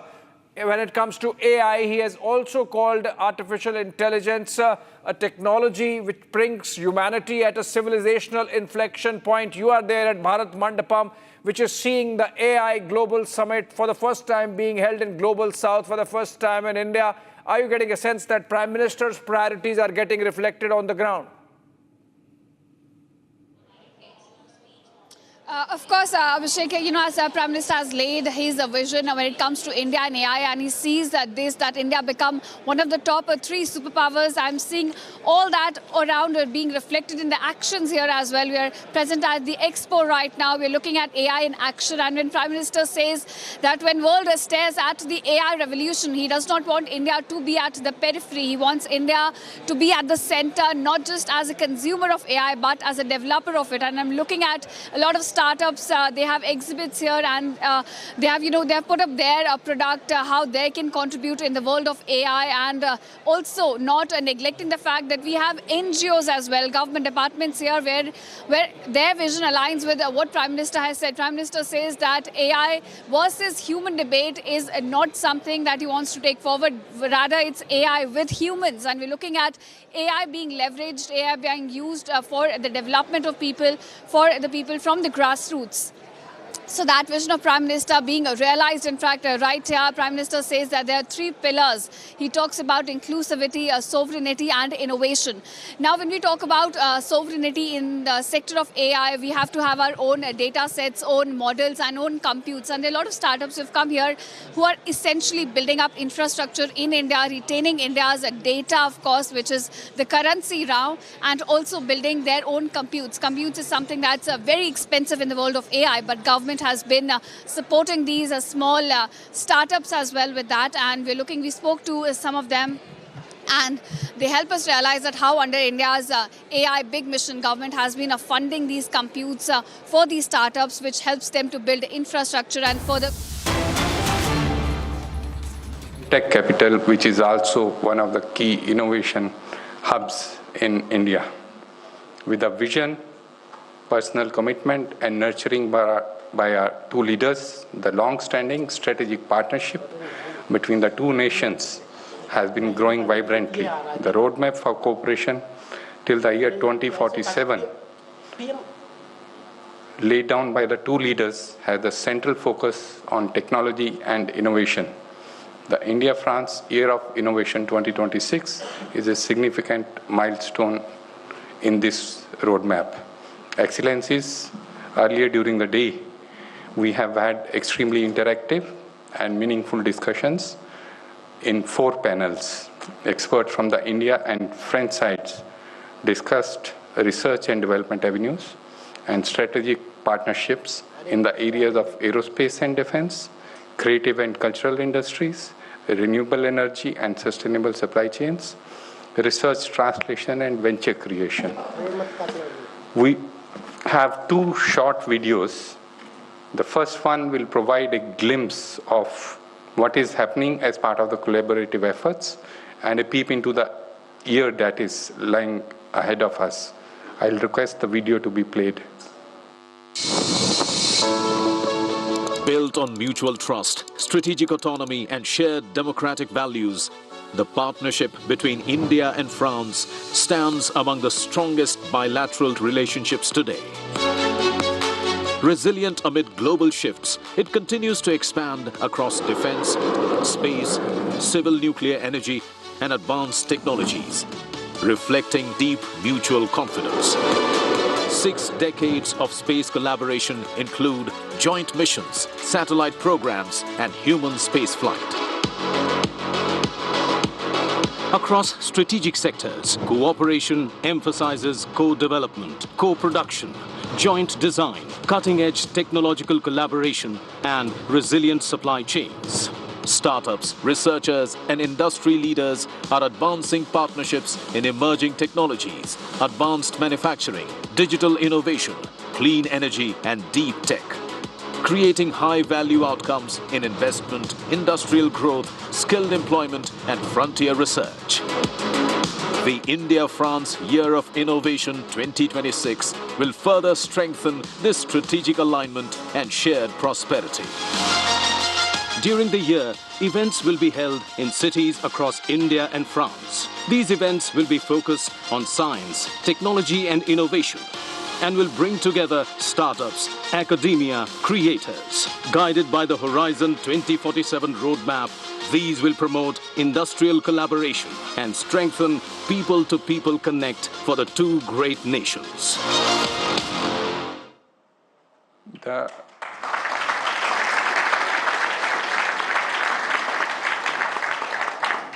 The second video is on the new India-France Innovation Network, which is also being launched as we play the video. I'll request the video to be played. Innovation takes center stage. When two nations unite, technology has no boundaries. India and France partner to create a world of innovation. Presenting the Indo-French Innovation Network, a digital platform, government-backed and industry-led. Built by innovators for innovators across both nations. The go-to destination to discover and publish innovation opportunities, challenges and calls for solutions. Find verified experts, startups, corporates and research institutions across sectors. Access market insights, success stories and a knowledge hub to spark new ideas.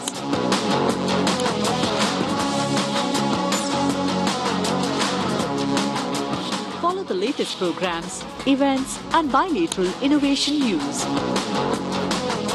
Powered by AI with Smart Search, a virtual assistant and personalized.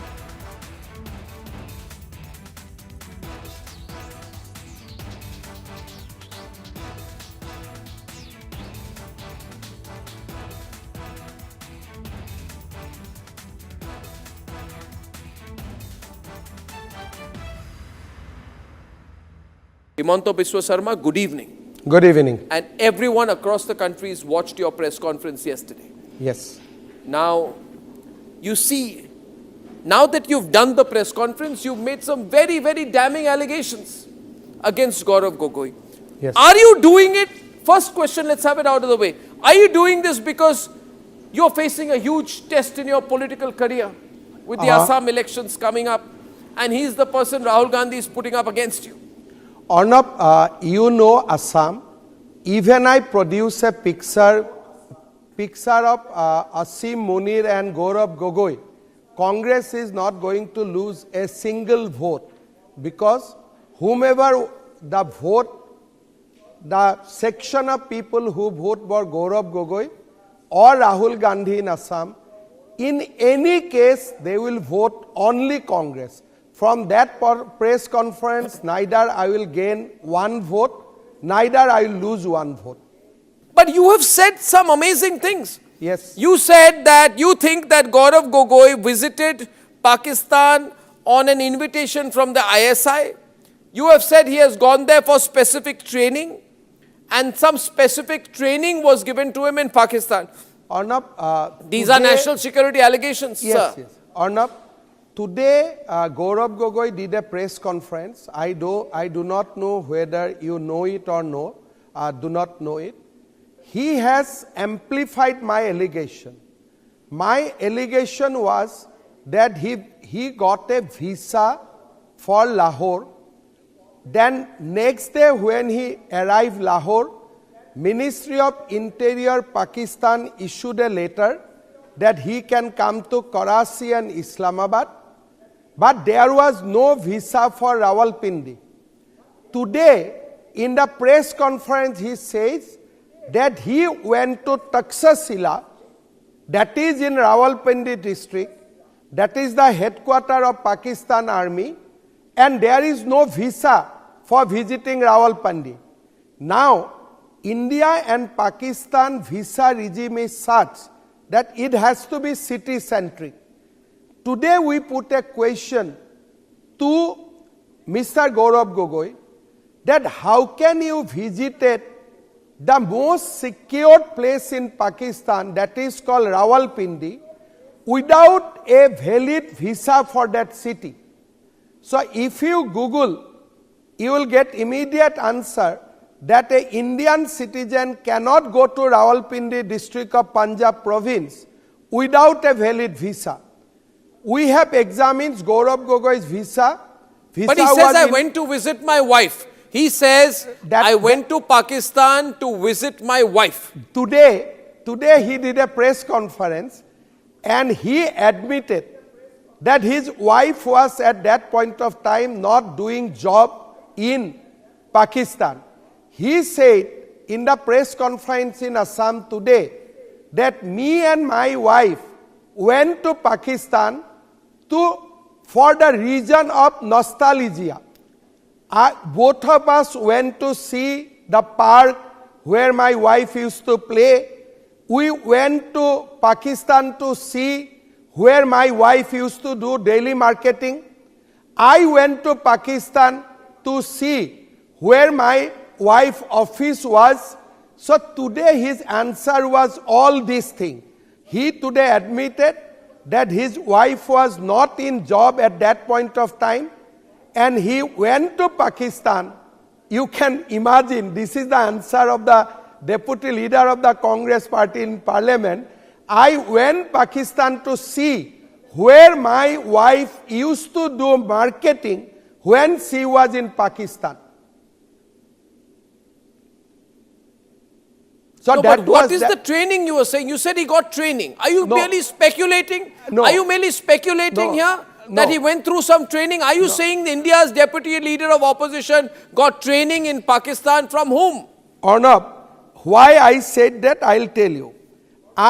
Yesterday I challenged Gaurav Gogoi that at least now inform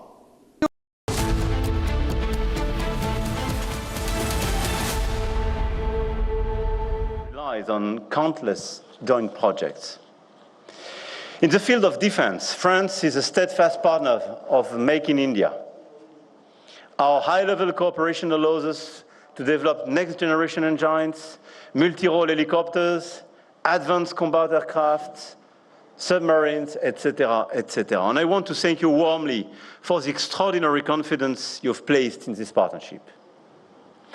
And this is not just a defense contract, on a series of defense contracts. We speak about what a sovereign alliance is. Two great nations choosing each other on land, at sea, and in the sky, not by default, but by conviction. And our cooperation is also crucial in the space sector. The development of the Trishna satellite shows what we can achieve when scientific excellence and industrial expertise are brought together. Thanks to this innovation, we will be able to better monitor and understand climate change. And we do want to do much more in these sectors, defense, space, because especially space is a great sector in order to better understand our planet, to better monitor, obviously, communications, our defense activities and our sovereignty, but a better understanding of climate change.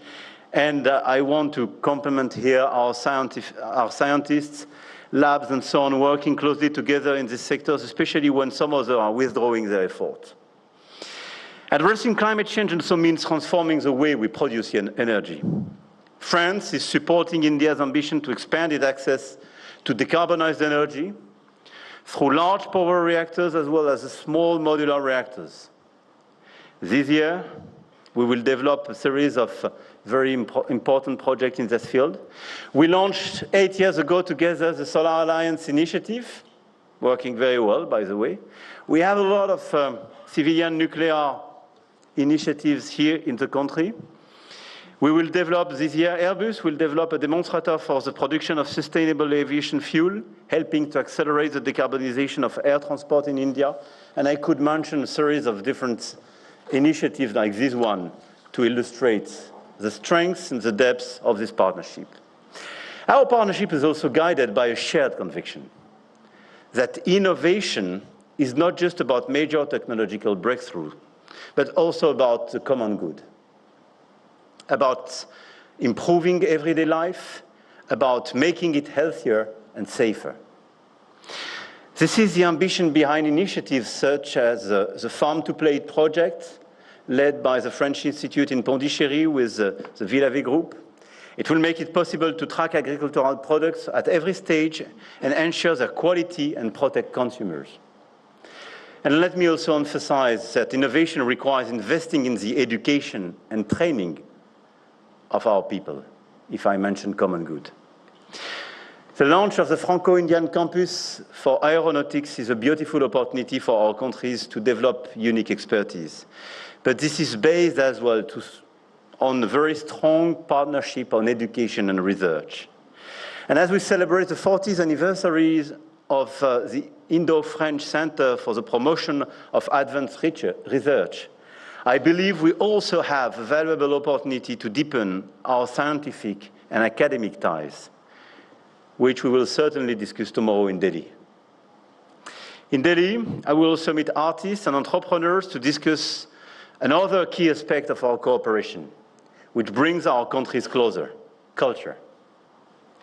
French and Indian professionals are already working together to imagine new experiences for the future National Museum in Delhi and the Lothal Maritime Complex in Gujarat. And through Villa Swagatam, and soon our partnership with the Serendipity Foundation to the Arts, we will create new opportunities for artists to connect and create. I spend time with musicians, actors, producers today. I will spend time tomorrow with key players of our cultural links. And I can tell you that we have a series of unique opportunities to create value together, but to convey as well our stories to the rest of the world and advocate for a certain vision of this world based on cooperation and mutual respect. Across all the sectors I mentioned, from defense to space, from health to culture, artificial intelligence plays a central role, enabling us to push the boundaries of innovation.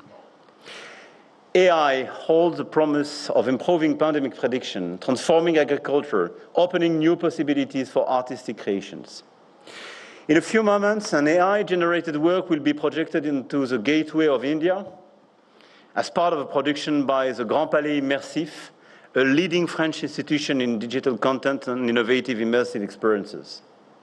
And this is just one of the many examples of AI's potential. A potential that France and India are determined to explore, but not without safeguards, not without carefully considering its consequences, to respect artists, to respect our children and teenagers, and to protect our democracies. This is the path we are striving to create together, an AI that is powerful, profitable, but also safe, inclusive, secure, and democratic. With this ambition, dear Narendra, we co-chaired the AI Action Summit in Paris last year and established a framework for our bilateral cooperation in these technologies, the Indo-French Roadmap for AI. And I'm confident that the AI Impact Summit, in which I will be taking part in 2 days' time, will allow us to continue moving forward together toward a better use of artificial intelligence. Let me conclude by here sharing 3 ambitions for 2026. First, to better connect our ecosystems in order to make life easier for researchers, entrepreneurs, students, investors. MDH की हल्दी मिर्ची धनिया करे कमाल, ये रंग दे, ये खुशबू दे, ये तीखा, ये कम पड़े, क्या निराला MDH मसाला। केसरिया से मन जोगी हुआ रे, दिल झूमे देखो, मतवारा हुआ रे, केसरिया से मन जोगी हुआ। हर पल मनाओ केसरी त्योहार। विमल, बोलो जुबान केसरी। आर प्योर सूजी पास्ता उबालो मिलाओ और खाओ 8 मिनट में तैयार क्या टेस्ट है सबका राजा hardcore masala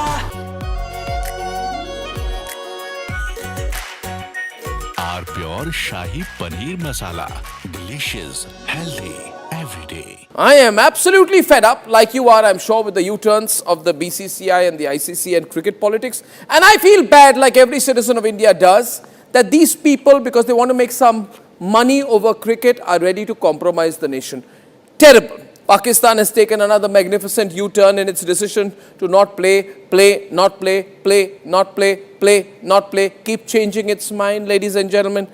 First they say they stand with Bangladesh, then they said we stand with them so much that we don't participate in the World Cup. Then they put Shehbaz Sharif in front and he said we've taken a clear decision not to play cricket with India because we are backing Bangladesh. Listen to what Shehbaz Sharif said. T20 world cup जो है उस हवाले से हमने बड़ा वाज़ेह stand लिया है कि हम हिंदुस्तान के ख़िलाफ़ जो मैच है वो हम नहीं खेलेंगे क्योंकि पाकिस्तान ने कहा कि ये खेल का मैदान है, ये सियासत नहीं है। खेल के मैदान में सियासत बिल्कुल नहीं होनी चाहिए। हमने एक बड़ा सोच समझ के हमने स्टैंड लिया है और इस हवाले से हमें बांग्लादेश के साथ पूरी तरह खड़े होना चाहिए। That's what he said 8 days back. Now he's changed his line 8 days later. Now he's saying that the government of Pakistan is now directing the Pakistan national team to play, to take the field on February 15 for the scheduled fixture against India in the T20 World Cup. Now viewers, my point is, let the Pakistanis do what the hell they want to do, who cares? But what is the BCCI doing? What is the ICC doing? What is Rajiv Shukla doing? What is this paid executive Sanjog Gupta doing? Why are we allowing Pakistan to do the U-turn? We should have never given them a long rope. We should have caught them and said, no, you said you're not playing, now you don't play. We should have embarrassed them. We should have made life hell for them. We should have reined in the Pakistanis. But no, you see in our country, some people are so desperate, like Rajiv Shukla, so desperate to play cricket with Pakistan. Why, Rajiv Shukla, do you want to play cricket with Pakistan? You have no history of cricket. But Rajiv Shukla says, we agree with the ICC. We cannot comment on what the ICC is doing. And then he says, BCCI has nothing to do with what Shehbaz Sharif is saying. Well, let me tell you, the ICC has given in to Pakistan. And I feel bad, this fellow, Sanjog Gupta, who is the ICC CEO, earlier was a TV executive, ladies and gentlemen, in the same company. Now, this man, Sanjog Gupta, puts out a statement trying to placate Pakistan, trying to placate Bangladesh. And now they are sitting on the negotiating table with Pakistan. They didn't put any fine on Pakistan for all its tantrums. They gave in. This man, Sanjog Gupta, a simple paid executive, he has given in to the demand of hosting further matches in Bangladesh. So he's compromised India, directly or indirectly, and I'm saying, who the hell is he to do that? Who allowed him to do that? Even the demand that Bangladesh must receive its full ICC revenue share has been agreed to, even when Bangladesh did not play the game. So Bangladesh used Pakistan as a linchpin to pressurize India, and a paid executive called Sanjog Gupta agreed on India's behalf. And why am I saying India? Because ICC is controlled by BCCI, there's no difference.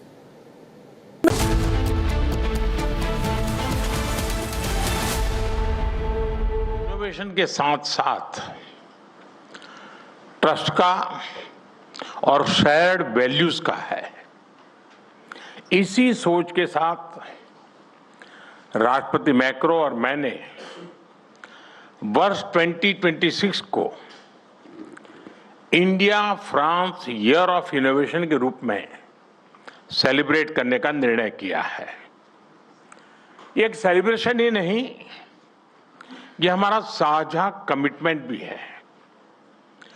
Commitment to innovate, commitment to lead. Friends, Bharat और France ने अनेक strategic technology sectors में मिलकर काम किया है। इससे हमारा जो आपसी भरोसा मजबूत हुआ है, उसने हमारे रिश्तों को स्पेशल ग्लोबल स्ट्रेटेजिक पार्टनरशिप के अहम पड़ाव तक पहुंचाया है। आने वाले समय में हर सेक्टर में हमारी कलेक्टिव क्रिएटिविटी पूरे विश्व का बेहतर भविष्य सुनिश्चित करेगी। फ्रेंड, भारत अपनी हजारों वर्षों की यात्रा में मैथ्स, मेडिसिन, मेटलर्जी और आर्किटेक्चर जैसे अनेक क्षेत्रों में मानव कल्याण के लिए इनोवेट करता रहा है और अब 21वीं सदी में भी भारत के युवा इनोवेट फॉर ग्लोबल गुड की उस यात्रा पर तेजी से आगे बढ़ रहे हैं। आप देखिए, भारत के वाइब्रेंट स्टार्टअप इकोसिस्टम से लेकर के हमारी वर्ल्ड क्लास रिसर्च लैब्स तक एक नया कैन डू ऑप्टिमिज्म उभर रहा है। स्टार्टअप इंडिया प्रोग्राम से एक दशक में ही भारत दुनिया का तीसरा सबसे बड़ा स्टार्टअप इकोसिस्टम बन चुका है।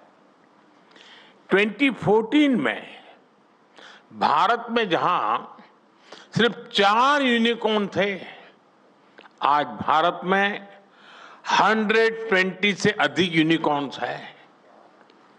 इनकी टोटल वैल्यू $350 बिलियन से अधिक या लगभग 300 बिलियन यूरो है। आज दुनिया की करीब करीब हर बड़ी टेक्नोलॉजी कंपनी भारत के स्टार्टअप, भारत के इनोवेशन से किसी न किसी रूप में जुड़ी हुई है।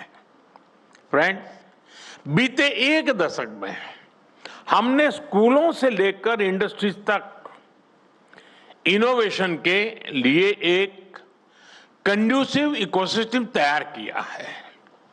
स्कूलों में अटल टिंकरिंग लैब से लेकर मेंटरशिप, स्कॉलरशिप और स्टार्टअप कैपिटल तक आज एक सशक्त नेटवर्क मौजूद है। आज भारत दुनिया के सबसे बड़े हैकाथॉन इकोसिस्टम्स में से एक है। यहां प्राइवेट सेक्टर की रिसर्च इनोवेशन स्कीम के जरिए सीधा सपोर्ट मिल रहा है। स्टार्टअप इंडिया 2.0 से डीप टेक इनोवेशन के लिए कैपिटल मोबिलाइजेशन किया जा रहा है। फ्रेंड, हमारा अटल इनोवेशन मिशन आने वाली 24 फरवरी को एक दशक पूरा करेगा और इतने ही समय में ये दुनिया के सबसे बड़े ग्रासरूट्स इनोवेशन मिशन में से एक बन चुका है। हमारी 10,000 से ज्यादा टिंकरिंग लैब्स आज 1 करोड़ से ज्यादा स्टूडेंट इनोवेटर्स के साथ काम कर रही है। इस मिशन से 100 से ज्यादा इंक्यूबेटर्स और कई डीप टेक स्टार्टअप्स भी उसके साथ जुड़े हुए हैं। मैं आज यहां मौजूद सभी इंडस्ट्री कैप्टन से भी विशेष आग्रह करूंगा कि आप अटल इनोवेशन मिशन के साथ जरूर जुड़े। फ्रेंड्स, विकसित भारत की यात्रा को इनोवेशन का इंजन चाहिए।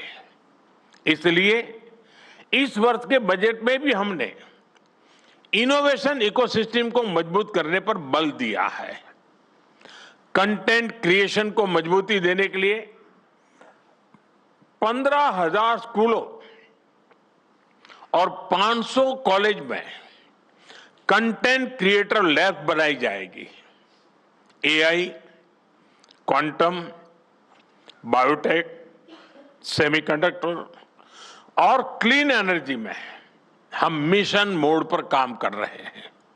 इसके साथ साथ हम textiles, chemicals, sports goods, precision tools, electronics, infrastructure, हर सेक्टर में इनोवेशन को प्रमोट करेंगे। फ्रेंड्स, हमें बहुत गर्व है कि भारत विमेन लेड रिसर्च और इनोवेशन का उज्जवल उदाहरण बन रहा है। आज लगभग 50% स्टार्टअप्स में कम से कम एक विमेन डायरेक्टर है। एक बहुत बड़ी संख्या में छात्राएं स्टेम ग्रेजुएट्स बन रही हैं। कृषि, स्वास्थ्य या फिर space missions, women are leading everywhere. Friends, Bharat के इस स्पीड और स्केल के साथ जब फ्रांस की ताकत जुड़ जाती है तो दुनिया के लिए नए रास्ते बनते हैं। आज भी यहां दोनों देशों के बेस्ट माइंड्स एक साथ आए हैं। आज दोनों देश एक दूसरे के टैलेंट का खुले दिल से स्वागत कर रहे हैं। फ्रांस ने 2030 तक 30,000 भारतीय स्टूडेंट्स का स्वागत करने का लक्ष्य रखा है। ये यंग एनर्जी और यंग माइंड्स के तालमेल का एक बेहतरीन प्रयास है। फ्रेंड, साल 2026 भारत फ्रांस संबंधों के लिए एक अति विशेष वर्ष है। इसमें पीपल टू पीपल एक्सचेंज और गहरे होंगे। इंडस्ट्री टू इंडस्ट्री पार्टनरशिप का विस्तार होगा।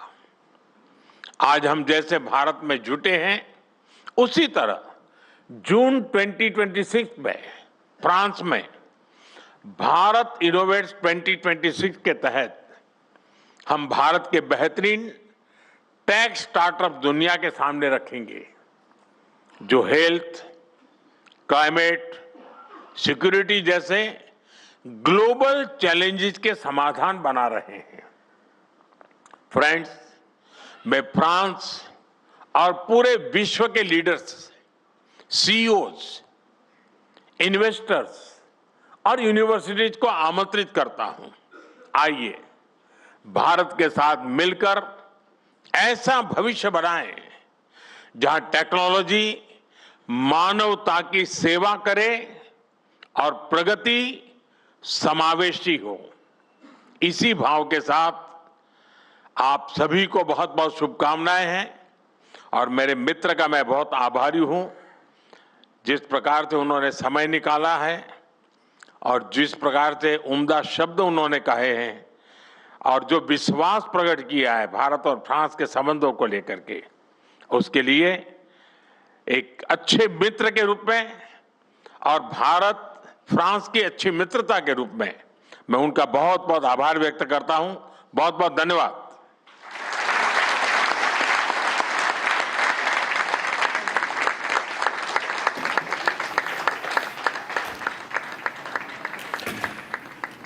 Prime Minister Modi and French President Emmanuel Macron essentially calling the relationship between India and France as a relationship of partnership, a partnership which has only strengthened over a period of time. Prime Minister Modi once again highlighting how things have essentially changed for both the countries on various counts, be it artificial intelligence or, for that matter, deepening defense ties.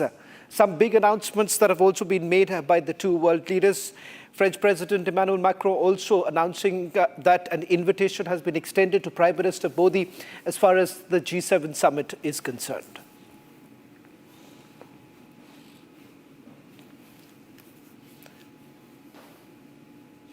Ladies and gentlemen, tonight on This is Exclusive, we come to you with a very special story.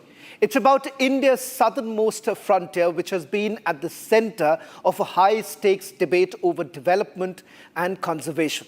The National Green Tribunal, in fact, has upheld the environmental clearance for the ambitious Great Nicobar Holistic Development Project. Now, in its ruling, the tribunal said that there was absolutely no good ground to interfere, effectively clearing a major legal hurdle for the project to move forward. Envisioned as a strategic game changer, this project will effectively open up new opportunities for India's maritime future. Republic, the only channel with an exclusive ground report, brings you a peek inside this project. What does this mean for India's maritime security? And more importantly, what kind of opportunities really come up with this Great Nicobar project?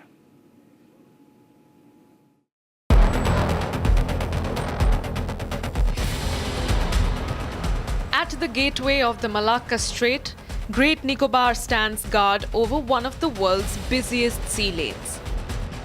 An infrastructure project worth nearly 80,000 crore rupees is poised to redefine India's maritime future. Today we are here at the southernmost frontier of India. This is Campbell Bay in Great Nicobar Island. Down south 70 kilometers from here is Indira Point, the southernmost tip of India. Government of India has big plans for this island. Andaman Nicobar द्वीप समूह में जो हमारे यशस्वी प्रधानमंत्री Narendra Modi ji GNI project जो लेकर आ रहे हैं, लगभग इनिशियल स्टेज में 72,000 करोड़ का ये प्रोजेक्ट है और कंप्लीट होते होते ये 1 लाख करोड़ तक पहुंचेगा. Conceived by Niti Aayog in 2021, the project includes a port, dual-use airport, township, and a 450 MVA solar and gas power plant. The region is just 90 nautical miles from Indonesia's Sumatra, giving India a direct line to one of the busiest maritime trade routes, that is the Malacca Strait. मैं Campbell बे का निवासी होने के नाते मैं पुनः एक बार जरूर यही कहूंगा कि कैम्बल बे में सेटलर हो नॉन सेटलर हो, इसको कोई भी विरोध नहीं कर रहा है और जल्दी से जल्दी इसको बनाने के लिए सब बोल रहे हैं और उनका ये भी एक इंतजार है कि कब यहाँ पे ये काम शुरू होगा और कब हमें कोई रोजगार का अपॉर्चुनिटी मिले, कुछ कमाने के लिए कुछ रास्ता बने. तो इसके लिए वो ईगरली वेट कर रहे हैं, बहुत ही इच्छुक हैं कि ये कब शुरू होने वाला है. तो इसलिए मैं पूरे Andaman GNI great Nicobar island के पूरे तमाम लोगों की ओर से मैं यही कहना चाहूंगा सरकार को भी कि जितना जल्दी हो सकता है इस प्रोजेक्ट को शुरू किया जाए. मैं खुशनसीबी सोचता हूं और गवर्नमेंट को भी इस चीज के लिए धन्यवाद देना चाहता हूं कि इस छोटे से द्वीप जो इस आइलैंड को कोई नहीं जानता था, जो भारत का अंतिम छोर है, हमारा ग्रेट निकोबार आइलैंड बहुत ही हमारा सुंदर सा एक छोटा सा द्वीप है. इस द्वीप में हम 7,000 के पॉपुलेशन, बस हमारा 7,000 का एक छोटा सा पॉपुलेशन वाला द्वीप है. लेकिन आपको बताते हुए मुझे ये गर्व लग रहा है कि गर्व महसूस हो रहा है. हमारा कैम्बल बे जोग्राफिकली सिंगापुर से बड़ा है. हमारा लैंड सिंगापुर से बहुत ही काफ़ी बड़ा क्षेत्र में हमारा ग्रेट निकोबार आइलैंड है. This island is as sleepy as it can be at this time. Behind me is the Campbell Bay port area. There are a few jetties here. These jetties are meant to service the local population. Apart from passenger and cargo ships, these jetties are also used by the defense forces for their needs. Apart from these jetties, despite the strategic location of Great Nicobar Island, this island doesn't have a major port. However, critics have long argued that the project risks damaging 15% of the island's forest cover and affecting 2 tribal groups. But the National Green Tribunal has now upheld the environmental clearance, stating there is no ground to interfere. It noted that adequate environmental safeguards were embedded in the clearance conditions. The Great Nicobar project sits at the crossroads of strategy, development, and ecology. As the debate continues, India moves ahead, strengthening its southern frontier, expanding maritime capacity, and shaping its role in the Indo-Pacific.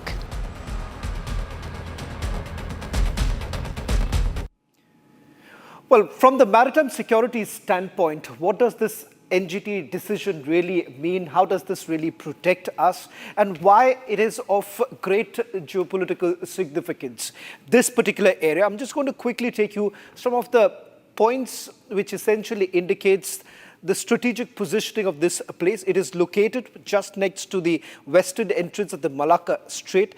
It is key for global trade because that's the entry point. So it basically gives us an outpost. It's the water port to bolster Andaman and Nicobar Tri-Services Command. So that's the maritime security angle that comes into the picture. Economic gateway positions Great Nicobar as the major transshipment hub, which wasn't what it was in the past, and how it basically dramatically changes livelihood as far as those in this area are concerned. Reduced dependence, it allows to capture and service its own and regional cargo domestically. So it essentially allows more movement of trade and job creation, expected to create jobs that attracts FDIs too. So that is the other reason why they're saying that this is about economic prosperity in the area. Earlier today, I also spoke to Vice Admiral A.K. Chawla, a Navy veteran who served in the area, who's helped us understand why this decision is a game changer and would essentially mean that it protects India, especially keeping in mind we have a belligerent neighbor. Tonight on This Is Exclusive, we have a very special guest, Vice Admiral A.K. Chawla. Admiral Chawla, thank you very much for joining us on this broadcast. In fact, a lot has been spoken about the Great Nicobar project and the fact that there have been divisive opinions on this entire issue. But someone who's been there, someone who's been at the forefront of it, the strategic importance of a project like this, no one better than you, Admiral Chawla, to really explain why the country really needs a project like this. Thank you firstly for having me on. You know, the Andaman and Nicobar Islands and the Lakshadweep Islands are strategic outposts that we are very fortunate to possess. And for many years, for various reasons, we have not been really able to capitalize on their strategic location. But in the recent past, I think several moves have been made, which is, and this is one of them, the establishment of a container transshipment port on the Great Nicobar Island. So the strategic significance of this is particularly the fact that it is located very close, firstly, to the Strait of Malacca, right at the entrance. It's on top of the 6-degree channel, which is the main channel through which the merchant traffic flows from the Suez Canal to the Malacca Strait. It is also very close to Southeast Asia and possibly the closest point that we have to the South China Sea as well. So from a strategic point of view, this container terminal port that is being established, as also the dual-use airport that is being established, will bolster our presence, military presence in this very sensitive location. Besides being, of course, the primary purpose is commercial, besides being a transshipment port, which will hopefully serve, because of its location, the entire Bay of Bengal area. And over the years could evolve into an important shipping hub from there. So I think that is the major strategic significance. It gives us a huge outpost at the southernmost tip of India, very close to the Malacca Strait, and right astride the major shipping lane from going from the Suez Canal to the Malacca Strait. Admiral Chawla, let me put it this way, because when the arguments were essentially made about why we do not require this kind of a project, it was essentially because you have the Shampan tribe and various other tribes, their presence there, and the fact that you're basically uprooting them from that very area. Let me then ask you, Admiral Chawla, absence of such a strategic outpost, what would that mean for India, assuming we did not have this outpost?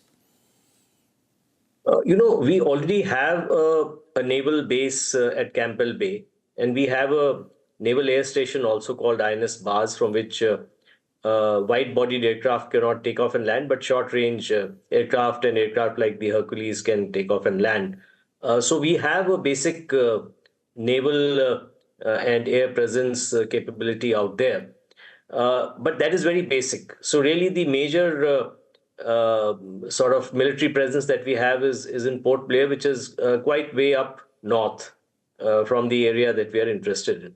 So I think the absence of this would mean that, our lines of communication, the deployments of ships and aircraft get that much longer. And this brings them that much closer to the area of maritime interest that we are looking at. So the absence is that, and yes, environmental concerns have been there, very rightly so. But I think the expert panel of the government, which is the National Green Tribunal, has looked at it. And I'm sure the ruling that they have taken will ensure that the biodiversity of the area and the ecological sensitiveness of the area is protected to the best capability Of course, there will be, when you construct something, there will be a sort of displacement of some people as well as the biodiversity. But I think the area that we are looking at compared to the size of the island is not that much. And if it is handled correctly, as has been directed by the Green Tribunal, I'm sure these sensitivities will be looked after, because after all, the biodiversity and the beauty of the area is also one of the factors of the attractiveness of the islands which you are looking at for tourism. So if we have to maintain that as well, I think the directives of the National Green Tribunal will need to be implemented rigorously. So I think it is a balance. Any development that you do anywhere in the country has to be a balance between the ecological needs as also the developmental needs. Well, that's all that we could pack in this special edition of This is the Exclusive. Coming up, special programming from the AI Summit venue in the national capital.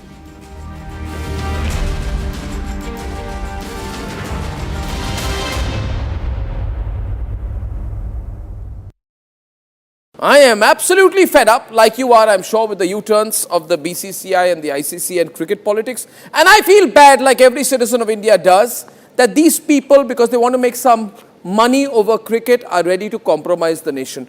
Terrible. Pakistan has taken another magnificent U-turn in its decision to not play, not play, not play, keep changing its mind, ladies and gentlemen. First they say they stand with Bangladesh, then they said we stand with them so much that we don't participate in the World Cup. Then they put Shehbaz Sharif in front and he said we've taken a clear decision not to play cricket with India because we are backing Bangladesh. Listen to what Shehbaz Sharif said. T20 world cup जो है उस हवाले से हमने बड़ा वाज़ी stand लिया है कि हम हिंदुस्तान के ख़िलाफ़ जो मैच है वो हम नहीं खेलेंगे, क्योंकि पाकिस्तान ने कहा कि ये खेल का मैदान है, ये सियासत नहीं है। खेल के मैदान में सियासत बिल्कुल नहीं होनी चाहिए। हमने एक बड़ा सोच समझ के हमने स्टैंड लिया है और इस हवाले से हमें बांग्लादेश के साथ पूरी तरह खड़े होना चाहिए। That's what he said 8 days back. Now he's changed his line 8 days later. Now he's saying that the government of Pakistan is now directing the Pakistan national team to take the field on February 15th for the scheduled fixture against India in the T20 World Cup. Now viewers, my point is, let the Pakistanis do what the hell they want to do, who cares?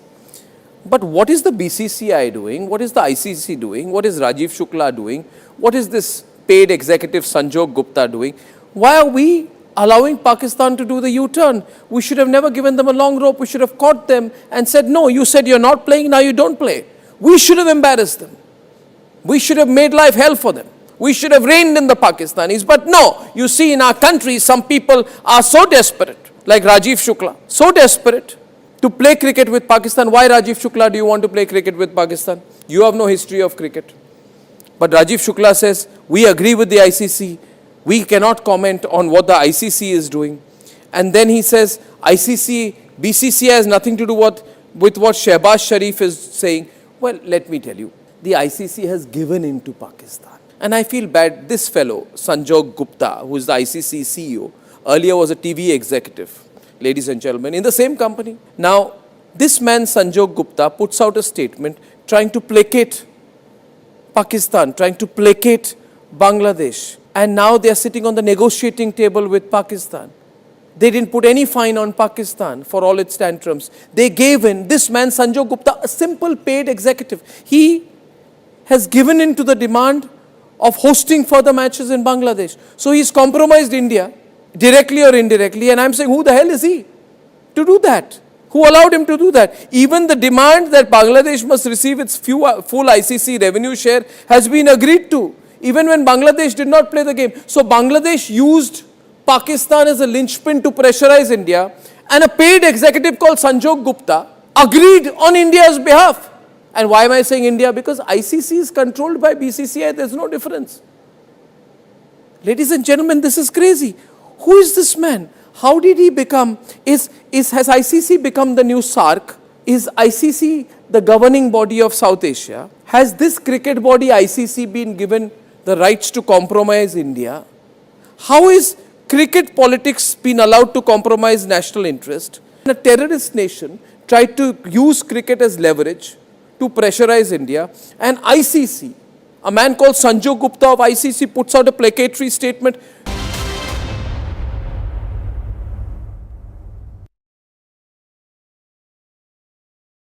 Amity has one of India's most advanced supercomputing facilities for AI research and teaching.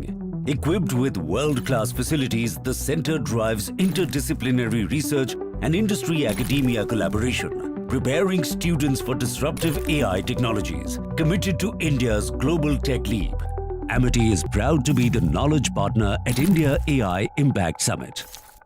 Are pure suji pasta उबालो मिलाओ और खाओ 8 minute में तैयार। क्या taste है सबका राजा आर प्योर मसाला। अरे टेंशन किस बात की? सेंचुरी प्रोवुड का प्रीमियम प्लस है ना, लो एमिशन है, हाई डेंसिटी है, वाटर रेजिस्टेंट भी, टर्माइट एंड बोरो रेजिस्टेंट भी है। यानी ये है जहाँ नो टेंशन वहाँ। Premium plus by Century Prowood. ये है सीक्रेट रेसिपी MDH का जीरा सिप जल जीरा मसाला।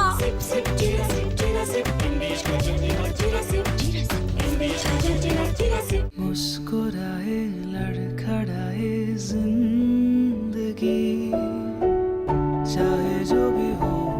सर, पेशेंट के लिए कौन सा रूम प्रेफर करेंगे आप? जिंदगी भर के प्यार का कोई रेट कार्ड नहीं होता। Tata AIG health insurance, with you like family, with you always. MDH की हल्दी मिर्ची धनिया करे कमाल, ये रंग दे, ये खुशबू दे, ये तीखा, ये कम पड़े, क्या निराला MDH masala.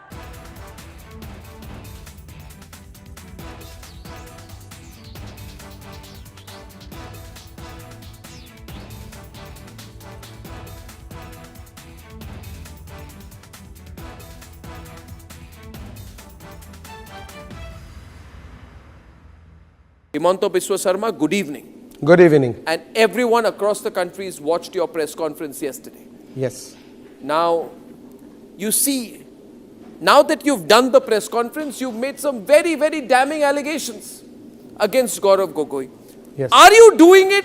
First question, let's have it out of the way. Are you doing this because you're facing a huge test in your political career with the Assam elections coming up, and he's the person Rahul Gandhi is putting up against you? Arnab, you know Assam. Even I produce a picture of Asim Munir and Gaurav Gogoi.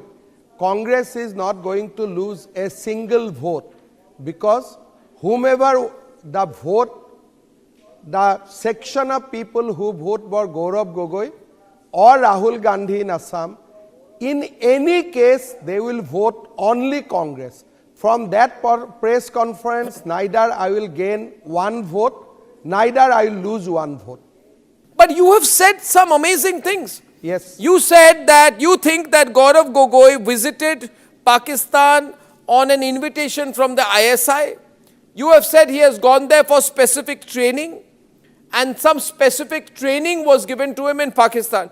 Arnab, these are national security allegations, yes, sir. Yes. Arnab, today Gaurav Gogoi did a press conference. I do not know whether you know it or no, do not know it. He has amplified my allegation. My allegation was that he got a visa for Lahore. Then next day when he arrived Lahore, Ministry of Interior Pakistan issued a letter that India AI Impact Summit, a global summit on artificial intelligence, first to be hosted by India from the Global South, underway right now at Bharat Mandapam. Now, top tech CEOs, policy makers, heads of states all have arrived at this spot to discuss the future of AI with a focus on people, progress and planet. So what is the discussion all about? We'll get you all the details at 7:30 with me, Ishita Mitra, on Republic TV. Amity has one of India's most advanced supercomputing facilities for AI research and teaching. Equipped with world-class facilities, the center drives interdisciplinary research and industry-academia collaboration, preparing students for disruptive AI technologies. Committed to India's global tech leap, Amity is proud to be the knowledge partner at India AI Impact Summit. MDH की देगी मिर्च, देगी मिर्च का तड़का, अंग अंग फड़का। MDH की देगी मिर्च। यानी इस घर में कुछ है जो टूटता नहीं। ये पिलर कभी नहीं टूटेगा। रुंगटा स्टील TMT से बना। रुकना नहीं तो घर स्ट्रॉन्ग नहीं। रुंगटा स्टील टीएम की बात एकदम सॉलिड। थोड़े में ज्यादा स्वाद, यही तो है इसकी खास बात। वाओ मामा, क्या स्वाद है। अरे मेरे राजा, मुस्कुराए लड़खड़ाए जिंदगी, चाहे जो भी हो। सर, पेशेंट के लिए कौन सा रूम प्रेफर करेंगे आप? जिंदगी भर के प्यार का कोई रेट कार्ड नहीं होता। Tata AIG health insurance, with you like family, with you always. Our pure shahi paneer masala, delicious, healthy every day. I am absolutely fed up, like you are, I'm sure, with the U-turns of the BCCI and the ICC and cricket politics. And I feel bad, like every citizen of India does, that these people, because they want to make some money over cricket, are ready to compromise the nation. Terrible. Pakistan has taken another magnificent U-turn in its decision to not play, not play, not play, not play, keep changing its mind, ladies and gentlemen. First they say they stand with Bangladesh, then they said we stand with them so much that we don't participate in the World Cup. Then they put Shehbaz Sharif in front and he said we've taken a clear decision not to play cricket with India because we are backing Bangladesh. Listen to what Shehbaz Sharif said.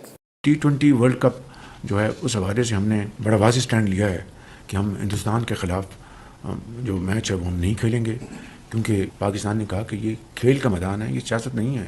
खेल के मैदान में सियासत बिल्कुल नहीं होनी चाहिए। हमने एक बड़ा सोच समझ के हमने स्टैंड लिया है और इस हवाले से हमें बांग्लादेश के साथ पूरी तरह खड़े होना चाहिए। That's what he said 8 days back. Now he's changed his line 8 days later. Now he's saying that the government of Pakistan is now directing the Pakistan national team to play, to take the field on February 15 for the scheduled fixture against India in the T20 World Cup. Now viewers, my point is, let the Pakistanis do what the hell they want to do, who cares? But what is the BCCI doing? What is the ICC doing? What is Rajiv Shukla doing? What is this paid executive Sanjog Gupta doing? Why are we allowing Pakistan to do the U-turn? We should have never given them a long rope. We should have caught them and said, no, you said you're not playing, now you don't play. We should have embarrassed them. We should have made life hell for them.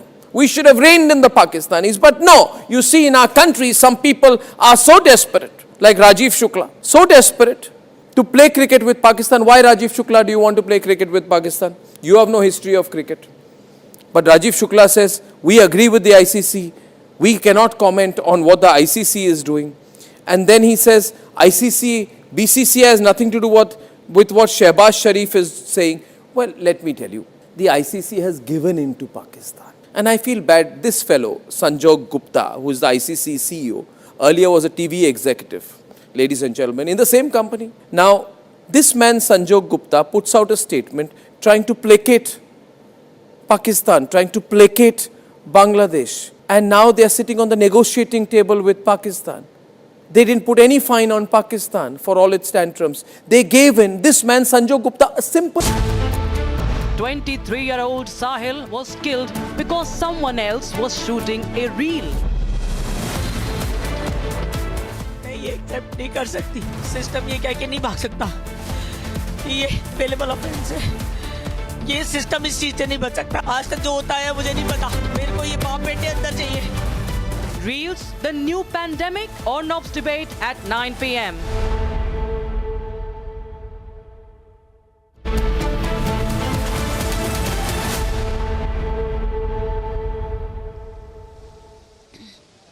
Hello viewers, you're watching Republic TV with me, Ishita Mitra, and I'm coming live to you from Bharat Mandapam. This is where the AI Impact Summit 2026 is underway. Top tech CEOs, heads of states, policy makers, innovators, all from around the world have gathered at one place to discuss the future of artificial intelligence with a big focus on 3 sutras, the 3 guiding principles which have been guiding discussions all around here, that is people, planet and progress. Now the discussions have been going around and we also spoke to top key voices. In fact, starting with I spoke to the CTO of Blue Machines AI, Abhishek Ranjan. Let's take a listen to the conversation which goes around to talk about the impact of AI and how India here in the journey of AI revolution is not going to be standing at the periphery but at the center. Let's take a listen. I want to understand, global giants are also working on this quest. So how is your product responding to those challenges which are being missed by the global AI giants? One of the things at Blue Machines that we are doing is we are building for India scale. I think that is the most important thing. With our infrastructure, we can do millions of calls every day. We already do over 1 million minutes of conversations every day.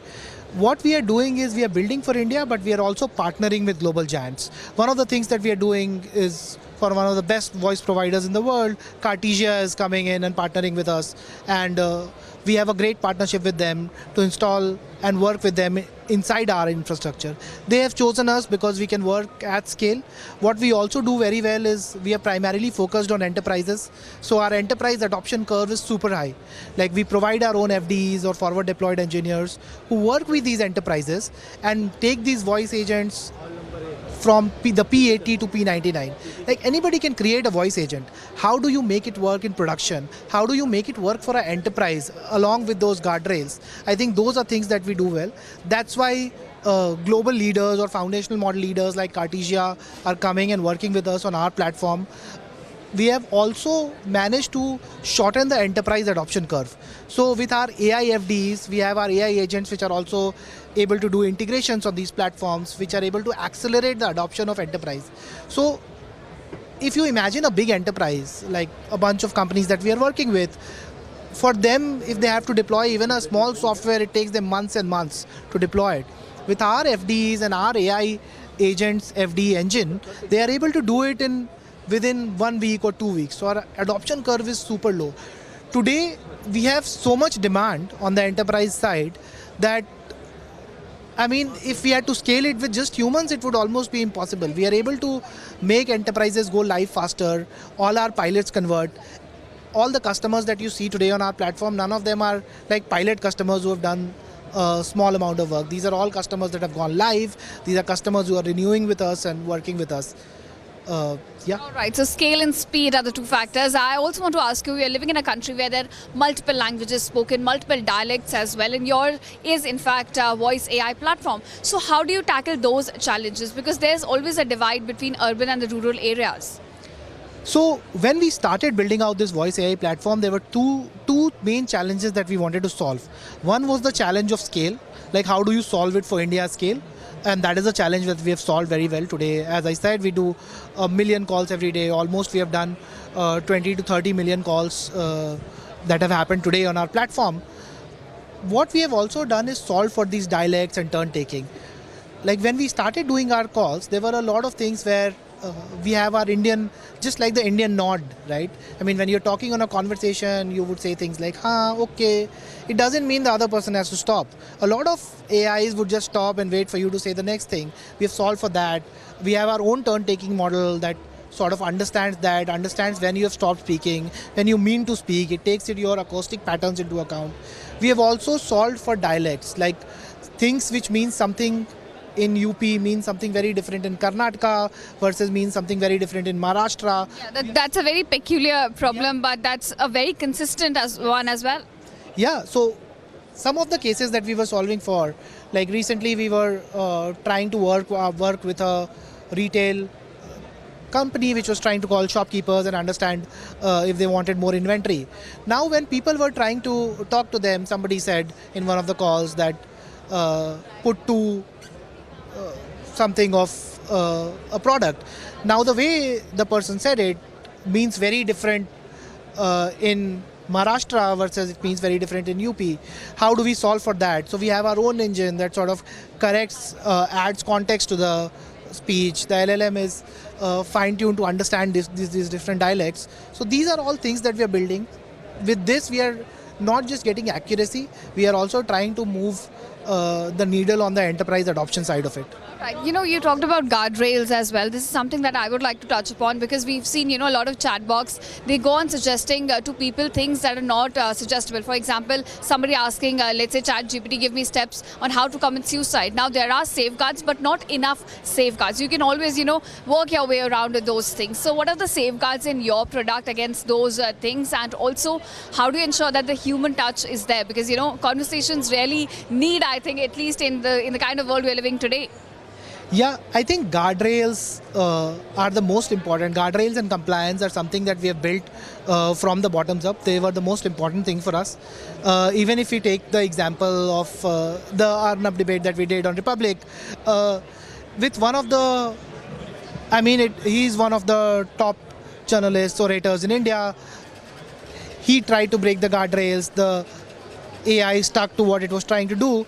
That's what we want to build inside our system. We have our own guardrails engine where you can create your policies. We have a lot of inbuilt policies because for enterprises it's very important. We are working in regulated industries like SEBI, RBI. So we have all these policies set up into our systems already. So it will never mis-sell, upsell. It will never deviate from the core task that is given to it. All these are part of our guardrails engine.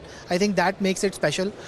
Since we have a lot of these inbuilt into our systems, like once you try to create an agent on our system, you can just select follow the SEBI guardrails and it will follow all that. So that makes it super good. And now, viewers, India is in a transition stage. It is moving from the journey of digital revolution towards the journey of AI revolution. And in that journey, India is not just consuming AI, but also developing AI products. And on this, I spoke to Devdas Sen, who is the CEO of TCG Digital. Take a listen.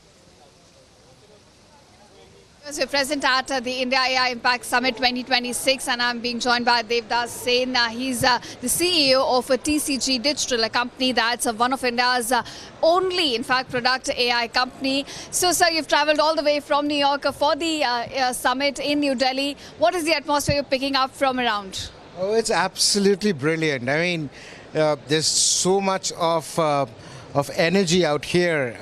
It's the era of AI. Everybody's talking about AI. AI is everywhere. And somebody said it's the century of India. And you really feel it happening out here. It's just so incredible. So many people, so many products, so much of innovation. All right, so stimulating atmosphere around. And I want to ask you, because we're talking about a global summit, how do you assess India's stage when it comes to AI, your assessment, because you're a crucial player from the AI industry? Look at us. So we've built the product in India and the product is getting used at very, very large companies all around the world. The largest oil company uses it, the largest gas company uses it, the largest university uses it. I'm talking about largest in various sectors around the world. The largest sports association uses it. So we make in India and the world takes it now. All right. Also, this is one aspect that, Union Minister Ashwini Vaishnav and Prime Minister Modi has also been focusing on about inclusive AI. How do we ensure that there is not an AI divide? So how do you look at that narrative going ahead and also ensure that, we're looking at equitable access, more access to AI? I think just like the digital revolution that has happened with the mobile phones in India, this is just the next step. I think it is pervasive, it is democratized. About us in TCG Digital and our product is M-Cube, what we do is we make AI work for core industries, making sure that efficiency enhancement and productivity enhancement happens at scale in the core old industries, and nothing gets more democratized than that. All right, so there's also this debate going on, AI versus human, that AI is going to take over our jobs. I believe the job market is certainly going to change. New jobs will come up. The skill set will also have to change with time. Do you think it is human versus AI or humans with AI? No, it's absolutely humans with AI. Frankly speaking, some jobs are going to change, but new jobs are going to come in. So I don't think we need to be worried about jobs going away. It's about having a different skill set for the future. All right, your one message from India AI Impact Summit to anyone who's watching this? It's the era of AI and the century of India.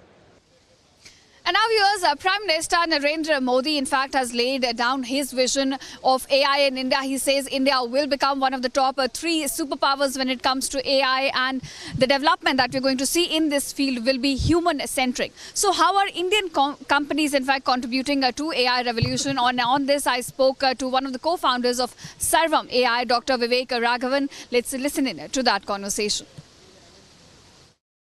And I'm being joined by Sarvam AI's co-founder Vivek Raghavan. Thank you so much for joining us on Republic. Thank you for having me on. All right, a short while ago, Prime Minister was speaking and he talked about his vision of India becoming one of the top superpowers in AI. What is Sarvam's contribution to that goal? See, I think India should have its rightful place in AI superpowers, clearly because we have the talent, the young people. And I think that that's a natural place for us to be. So Sarvam is very happy to be a small part of that success, and our goal really is to show people that from India we can build world-class AI models. And we're starting with things that are closest to us, things related to Indian language, which we should be the best at. And that's really the way that we're starting. But it's a journey, and I hope that we can truly be in the AI superpowers of the world. Yeah, I hope the same, sir. And you talked about, Indian context and the languages. Your Prime Minister also spoke about a sovereignty in AI, right? Owning our own data sets, models and computes. How do you think, how do you assess India's place when it comes to AI sovereignty? See, AI sovereignty is very, very important because AI is a technology that's going to impact every aspect of life. And so therefore the AI models that we have to be grounded in Indianness, right? That's something that's important. That means that the data that is used to train them, it needs to be sovereign. The compute, we must train it in India, and most importantly, we must actually run these models in India at large scale. And people should actually use the Indian models, and that's the way that India can actually become an AI superpower. Right, which is what, we also heard a short while ago, Prime Minister said that India should not just be a consumer of AI, but a developer of it. I want to ask you, sir, when we talk about AI landscape and the infrastructure of it, how would you assess India, in terms of infrastructure available for AI development? See, I think we have made a start, and I think the India AI mission actually has really helped with that. But still, we have a long way to go. If you compare the amount of GPU infrastructure in the US or China, the amount of infrastructure we have in India is much, much smaller than that. So that's something that we need to work on.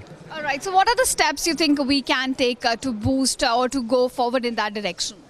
See, I think that one of the things about that we actually need to have more compute, and I think that's one of the things that's important. Whether it is through government or through private entities, the amount of compute available in the country needs to become significantly more. But I think one of the things that drives this is that there should be the use cases. The value of AI is that, one of the things which we have done great in India is UPI, right? We are very proud of it. Everybody is able to transact, in a much better way than most countries. But other things, AI actually gives us the opportunity that everything a citizen thinks about will become easy. Right, and that's really the thing that we need to index on and see. And so when the AI is being used to help the people, then actually that creates the demand for this, and then you can actually have this infrastructure which actually follows that demand. All right, so you saying that it's time for us to move from digital revolution to AI revolution. I want to ask you, you're present at the AI summit. A lot of stimulating conversations are going around. Sir, your big takeaways from the summit? No, it's very exciting. So many things happening here, and I see that so much interest in so many people, so many young people excited about this technology, and I think that I'm very positive about how this is, in the medium term. If any of these people actually get involved. And I hope with some of the work that we've done, people believe that world-class work can be done out of India, and then everybody's proud that we can do this. Hum bhi kar sakte hain, right? That is really the thing that's the spirit that we want to be able to inculcate in this. All right, that's the big takeaway coming from Vivek Raghavan at the AI Summit, viewers. All right, viewers, and next up we also spoke to Bharat Shankar, who's the co-founder of Gyani.ai. He talked about building India first AI solutions for several businesses, startups and MSMEs across the country. Let's take a listen to that conversation. Mr. Bharat, your company has been selected under India's AI mission to build foundational sovereign AI models. Tell us a little bit about that. So first of all, I mean, our DNA is that we want to break language barriers in the country, right? We want to make technology consumable, not just by people in tier 1 cities. We want technology to be consumed by the rural people and people from tier 2, tier 3 cities as well, where language, especially, they're not able to converse in English, which becomes a hindrance when they are trying to consume technology. So what we are trying to do as part of the India AI mission is to build a very large foundational model. It's a 14 billion parameter model, which can understand human voice in any language across the country, and it will be able to respond back in the corresponding language. It can understand emotions, it can understand the underlying empathy, and respond back accordingly. All right, to make it more accessible to people who come from, let's say, rural backgrounds or do not speak English, essentially. Right. Technology consumption has been a barrier in the country, right? With so many people now trying to build AI, how we are differentiated, I would say, is that we are solving problems at the grassroots level in the country. And we believe that the only way to do it is to enable people to consume AI. So AI first approach is the way to go for our country. All right, what you're talking about is bridging that AI divide that seems to be coming in. I want to talk about, in echo chambers, we talk about AI, artificial intelligence, buzzwords. What about, people on the ground may not be as aware also, right? In terms of consumption of technology, first awareness has also to come in, right? So how are we working on that approach? Sure. So I think, the way the problem can be solved, it has to be a joint effort from, the MSMEs and startups, right? So who are now the backbone of our country when it comes to spreading the technology, right? And making India not just an AI consumer, but an AI creator as well, right? And, the support from government in terms of democratization and, in terms of enabling startups to get access to data, to get access to the compute, which otherwise, is very, very expensive. So making it available for MSMEs and startups to be able to, do their research, build their models, which can have everlasting impact to the nation. Right. Okay. Also, when we talk about, because you talked about sovereignty as well, when you talk about India's AI sovereignty, how would you assess India's stage, in terms of owning your own models, data, and also computing, as you mentioned? Right. I think we are excellently positioned, right? From this point, AI should not just be a discussion topic in a meeting room, right? AI should be adopted, right? So, I think we are in a stage where, the adoption will take off exponentially, right? So one simple, example to that, right? A lot of companies train their models, right? So the consumption of GPU infrastructure, is it more for training or is it more for inferencing? So that's where the difference lies, right? So as the adoption increases, you will see more and more people consuming GPUs for inferencing, and we are seeing that happening. There is push, not just, from the government, but also from various industries. There is a lot of consciousness when it comes to adopting the latest and the greatest AI models in, as part of enterprise workflows. So you think India's AI moment has finally arrived on the stage? Absolutely, right. The event speaks for itself, I would say, right? So the amount of enthusiasm that this has generated across the globe, right? And the amount of work that is being done by various, not just startups, but, even the large IT giants, right? Who are now moving from a traditional legacy, sort of operating model into adopting AI. AI first approach is, what is transforming our country at this point, and our moment has definitely arrived. All right, viewers, with the India AI Impact Summit continuing for the next few days here at Bharat Mandapam, we'll continue to track all the announcements, the collaborations and the partnerships, and also the joint declaration that comes out of this big AI summit being held in the capital city. Thank you so much for watching, and stay tuned to Republic. News and developments continue on the other side.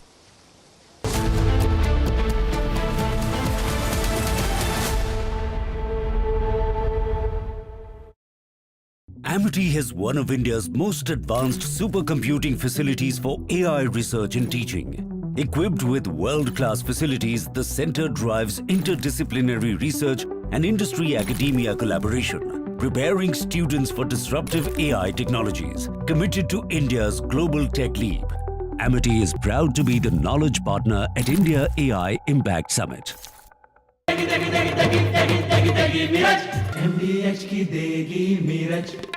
देगी मिर्च का तड़का अंग अंग फड़का MDH की देगी मिर्च मुस्कुराए लड़खड़ाए जिंदगी चाहे जो भी हो। सर, पेशेंट के लिए कौन सा रूम प्रेफर करेंगे आप? जिंदगी भर के प्यार का कोई रेट कार्ड नहीं होता। Tata AIG health insurance, with you like family, with you always. केसरिया से मन जोगी हुआ रे, दिल झूमे देखो मतवारा हुआ रे। केसरिया से मन जोगी हुआ। हर पल मनाओ केसरी त्योहार। विमल, बोलो जुबान केसरी। थोड़े में ज्यादा स्वाद ये तो है इसकी खास बात। वाओ मामा क्या स्वाद है। अरे मेरे राजा राजा आरती और मसाला मुस्कुराए लड़खड़ाए जिंदगी चाहे जो भी हो। सर, पेशेंट के लिए कौन सा रूम प्रेफर करेंगे आप? जिंदगी भर के प्यार का कोई रेट कार्ड नहीं होता। Tata AIG health insurance, with you like family, with you always. Our pure shahi paneer masala, delicious, healthy every day.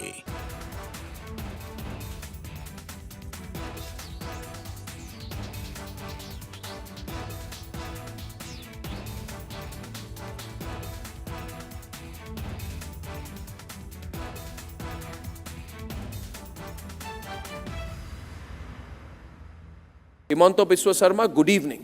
Good evening. And everyone across the country watched your press conference yesterday. Yes. Now, you see, now that you've done the press conference, you've made some very, very damning allegations against Gaurav Gogoi. Yes. Are you doing it? First question, let's have it out of the way. Are you doing this because you're facing a huge test in your political career with the Assam elections coming up, and he's the person Rahul Gandhi is putting up against you? Arnab, you know Assam. Even I produce a picture of Asim Munir and Gaurav Gogoi. Congress is not going to lose a single vote because whomever the vote, the section of people who vote for Gaurav Gogoi or Rahul Gandhi in Assam, in any case they will vote only Congress. From that press conference, neither I will gain one vote, neither I will lose one vote. But you have said... He's been in jail for over 3 years now. 85% vision lost as Imran Khan is tortured in custody. 14 cricket legends now expose Pakistan government. Arnab's debate at 8 p.m. ये है secret recipe MDH का जीरा SIP जल जीरा मसाला। SIP SIP जीरा SIP MDH का जल जीरा सिप MDH का जल जीरा सिप। अरे टेंशन किस बात की? सेंचुरी प्रोवुड का प्रीमियम प्लस है ना। लो एमिशन है, हाई डेंसिटी है, वाटर रेजिस्टेंट भी, टर्माइट एंड बोरो रेजिस्टेंट भी है। यानी ये है जहां नो टेंशन वहां। Premium plus by Century Prowood. थोड़े में ज्यादा स्वाद ये तो है इसकी खास बात। वाओ मामा क्या स्वाद है। अरे मेरे राजा राजा आरती और मसाला मुस्कुराए लड़खड़ाए जिंदगी चाहे जो भी हो। सर, पेशेंट के लिए कौन सा रूम प्रेफर करेंगे आप? जिंदगी भर के प्यार का कोई रेट कार्ड नहीं होता। Tata AIG health insurance, with you like family, With you always. Our pure suji pasta उबालो मिलाओ और खाओ 8 मिनट में तैयार। क्या टेस्ट है सबका राजा R pure masala. I am absolutely fed up, like you are, I'm sure, with the U-turns of the BCCI and the ICC and cricket politics. And I feel bad, like every citizen of India does, that these people, because they want to make some money over cricket, are ready to compromise the nation. Terrible. Pakistan has taken another magnificent U-turn in its decision to not play, not play, not play, keep changing its mind, ladies and gentlemen. First they say they stand with Bangladesh, then they said we stand with them so much that we don't participate in the World Cup. Then they put Shehbaz Sharif in front and he said we've taken a clear decision not to play cricket with India because we are backing Bangladesh. Listen to what Shehbaz Sharif said. T20 world cup जो है उस हवाले से हमने बड़ा वाज़ेह stand लिया है कि हम हिंदुस्तान के ख़िलाफ़ जो मैच है वो हम नहीं खेलेंगे, क्योंकि पाकिस्तान ने कहा कि ये खेल का मैदान है, ये सियासत नहीं है। खेल के मैदान में सियासत बिल्कुल नहीं होनी चाहिए। हमने एक बड़ा सोच समझ के हमने स्टैंड लिया है और इस हवाले से हमें बांग्लादेश के साथ पूरी तरह खड़े होना चाहिए। That's what he said 8 days back. Now he's changed his line 8 days later. Now he's saying that the government of Pakistan is now directing the Pakistan national team to take the field on February 15 for the scheduled fixture against India in the T20 World Cup. Now viewers, my point is, let the Pakistanis do what the hell they want to do, who cares? But what is the BCCI doing? What is the ICC doing? What is Rajiv Shukla doing? What is this paid executive Sanjog Gupta doing? Why are we allowing Pakistan to do the U-turn? We should have never given them a long rope. We should have caught them and said, no, you said you're not playing, now you don't play. We should have embarrassed them. We should have made life hell for them. We should have reined in the Pakistanis. But no, you see in our country, some people are so desperate, like Rajiv Shukla, so desperate to play cricket with Pakistan. Why, Rajiv Shukla, do you want to play cricket with Pakistan? You have no history of cricket. But Rajiv Shukla says, we... He's been in jail for over 3 years now. 85% vision lost as Imran Khan is tortured in custody. 14 cricket legends now expose Pakistan government. Arnab's debate at 8 p.m. Our central government, our state governments, everyone needs to understand that development is not a statistic. They must not think that just because they pay a lot of money in subsidies, poor people will accept anything that is done to them. The government of Madhya Pradesh announced budgetary allocations a few days ago, and its largest allocation is healthcare. These are all women who have been sterilized in a 2-minute operation, lying on the ground. You know why? Because they are poor women. These are women from a tribal, economically vulnerable region, which doesn't matter enough for the administration to pay attention. Tribal culture, tribal tradition, tribal history is not something to be showcased in 1 lakh crores for the Ministry of Health. I'm asking you to join me, show me your support. We'll be taller and stronger if you raise your voice.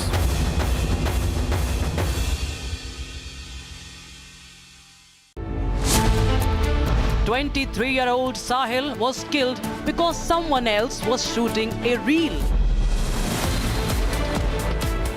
ये accept नहीं कर सकती। System ये कह के नहीं भाग सकता ये पेलेबल ऑफेंस है। ये सिस्टम इस चीज से नहीं बच सकता। आज तक जो होता है मुझे नहीं पता। मेरे को ये बाप बेटे अंदर चाहिए। Reels, the new pandemic, Arnab's debate at 9 p.m.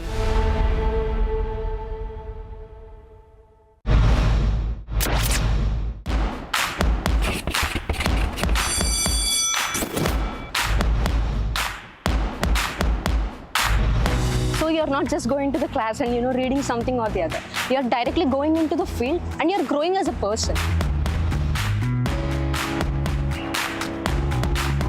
As being an active quantum computing researcher, I can say that we are getting a very huge support for the students, particularly in the aspect of research.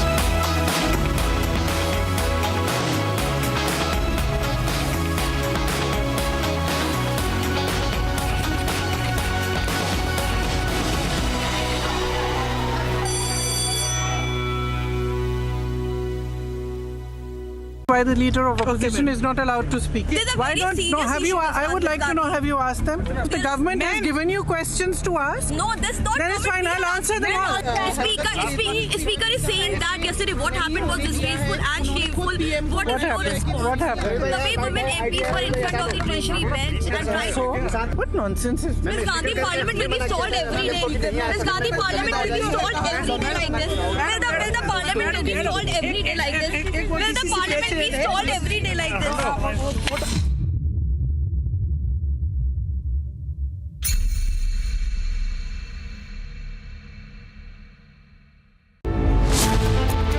23-year-old Sahil was killed because someone else was shooting a reel. मैं ये accept नहीं कर सकती, system ये कह के नहीं भाग सकता कि ये पेलेबल ऑफेंस है, ये सिस्टम इस चीज से नहीं बच सकता। आज तक जो होता है मुझे नहीं पता, मेरे को ये बाप बेटे अंदर चाहिए। Reels, the new pandemic, Arnab's debate at 9 p.m. Our central government, our state governments, everyone needs to understand that development is not a statistic. They must not think that just because they pay a lot of money in subsidies, poor people will accept anything that is done to them. The government of Madhya Pradesh announced budgetary allocations a few days ago, and its largest allocation is healthcare. These are all women who have been sterilized in a 2-minute operation, lying on the ground. You know why? Because they are poor women. These are women from a tribal, economically vulnerable region, which doesn't matter enough for the administration to pay attention. Tribal culture, tribal tradition, tribal history is not something to be showcased in 1 lakh crores for the Ministry of Health. I'm asking you to join me, show me your support. We'll be taller and stronger if you raise your voice.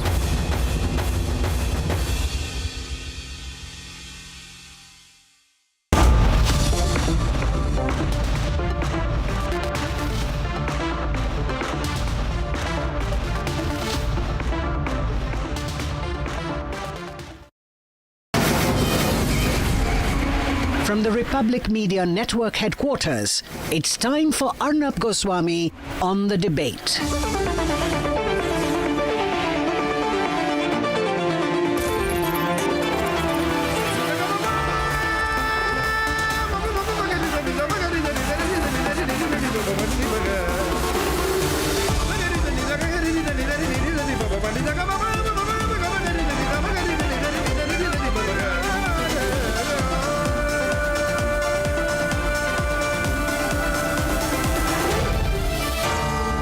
Arnab Goswami on the debate.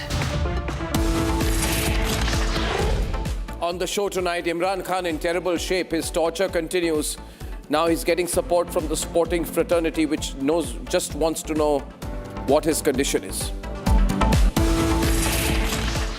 On the show tonight, Bhupen Bora, the ex-president of the Congress in Assam, on the reasons why he's quit and can't stay any longer in the Vadra Congress. And at 9 p.m. tonight, the Reel Demic, how making reels is costing lives, ruining families, and has become the new pandemic.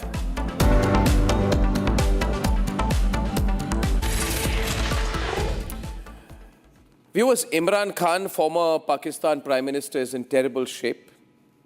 He has lost most of his vision, we are told. There are medical reports which have come out. Asif Munir, who knows that Imran Khan can throw him out of office if he comes out of jail, is probably determined to kill him while in custody. That is my own view. And he will do everything possible to end Imran Khan's life. Now today, a lot of people who played cricket with Imran have written to Pakistan Prime Minister Shehbaz Sharif. This includes Greg Chappell, Belinda Clark, Michael Atherton, Nasir Hussain, our very own Sunil Gavaskar, Kapil Dev, Ian Chappell, Alan Border, David Gower, Clive Lloyd, and the great Steve Waugh. And they've all said that he needs to get fair treatment, he needs to get urgent medical care, he needs dignity for a cricket legend. He needs to be given some respect for being a World Cup hero. He needs a transparent legal process and basic humanity. And all these people have written because they are worried for Imran Khan's life. And it's going to be terrible if Asif Munir kills Imran. But that's the way Pakistan politics is. That's why it's never going to be a democracy. Nevertheless, you have pictures here, Asif Munir, insecure, being told to show his I-card at the Munich Security Conference. This man, Asif Munir, is a coward, a very, very scared kind of person. He knows that if Imran comes out alive, then he's out. That's the way the cookie will crumble. And that's why no Pakistani cricketer, there are a bunch of cowards. Let me tell you about few of the cowards who have refused to sign the petition. Shahid Afridi, who gave many interviews saying, in my whole life I've been inspired only by one man, Imran Khan. He's kept quiet. He's a coward number one. Coward number two, ladies and gentlemen, is Waqar Yunus. Waqar Yunus, ladies and gentlemen, played with Imran Khan in the 1992 World Cup. Inzamam ul Haq, who was captain when Imran was captain when he made his debut. Excuse me. All these people said, we owe our entire cricketing career to Imran Khan. None of those gallery of cowards have opened their mouth right now. And there are a lot of concerns about Imran Khan's life. Trust me, I'm no fan of cricket. Imran Khan the cricketer or Imran Khan the politician. I'm as anti-Imran Khan as can be. But the fact is, if there is a deliberate attempt to kill him by Asif Munir, backed by Shehbaz Sharif, then does a man who's been cricket captain for his country deserve to be assassinated while in jail? Ladies and gentlemen, at this point of time tonight, I am therefore getting some Pakistani panelists on my program, and we are getting some of our own. And we are going to discuss whether this is a straightforward attempt to kill Imran Khan and the threat that Asif Munir faces if and when Imran Khan comes out. Asif Munir, beware, he'll take your job in a minute.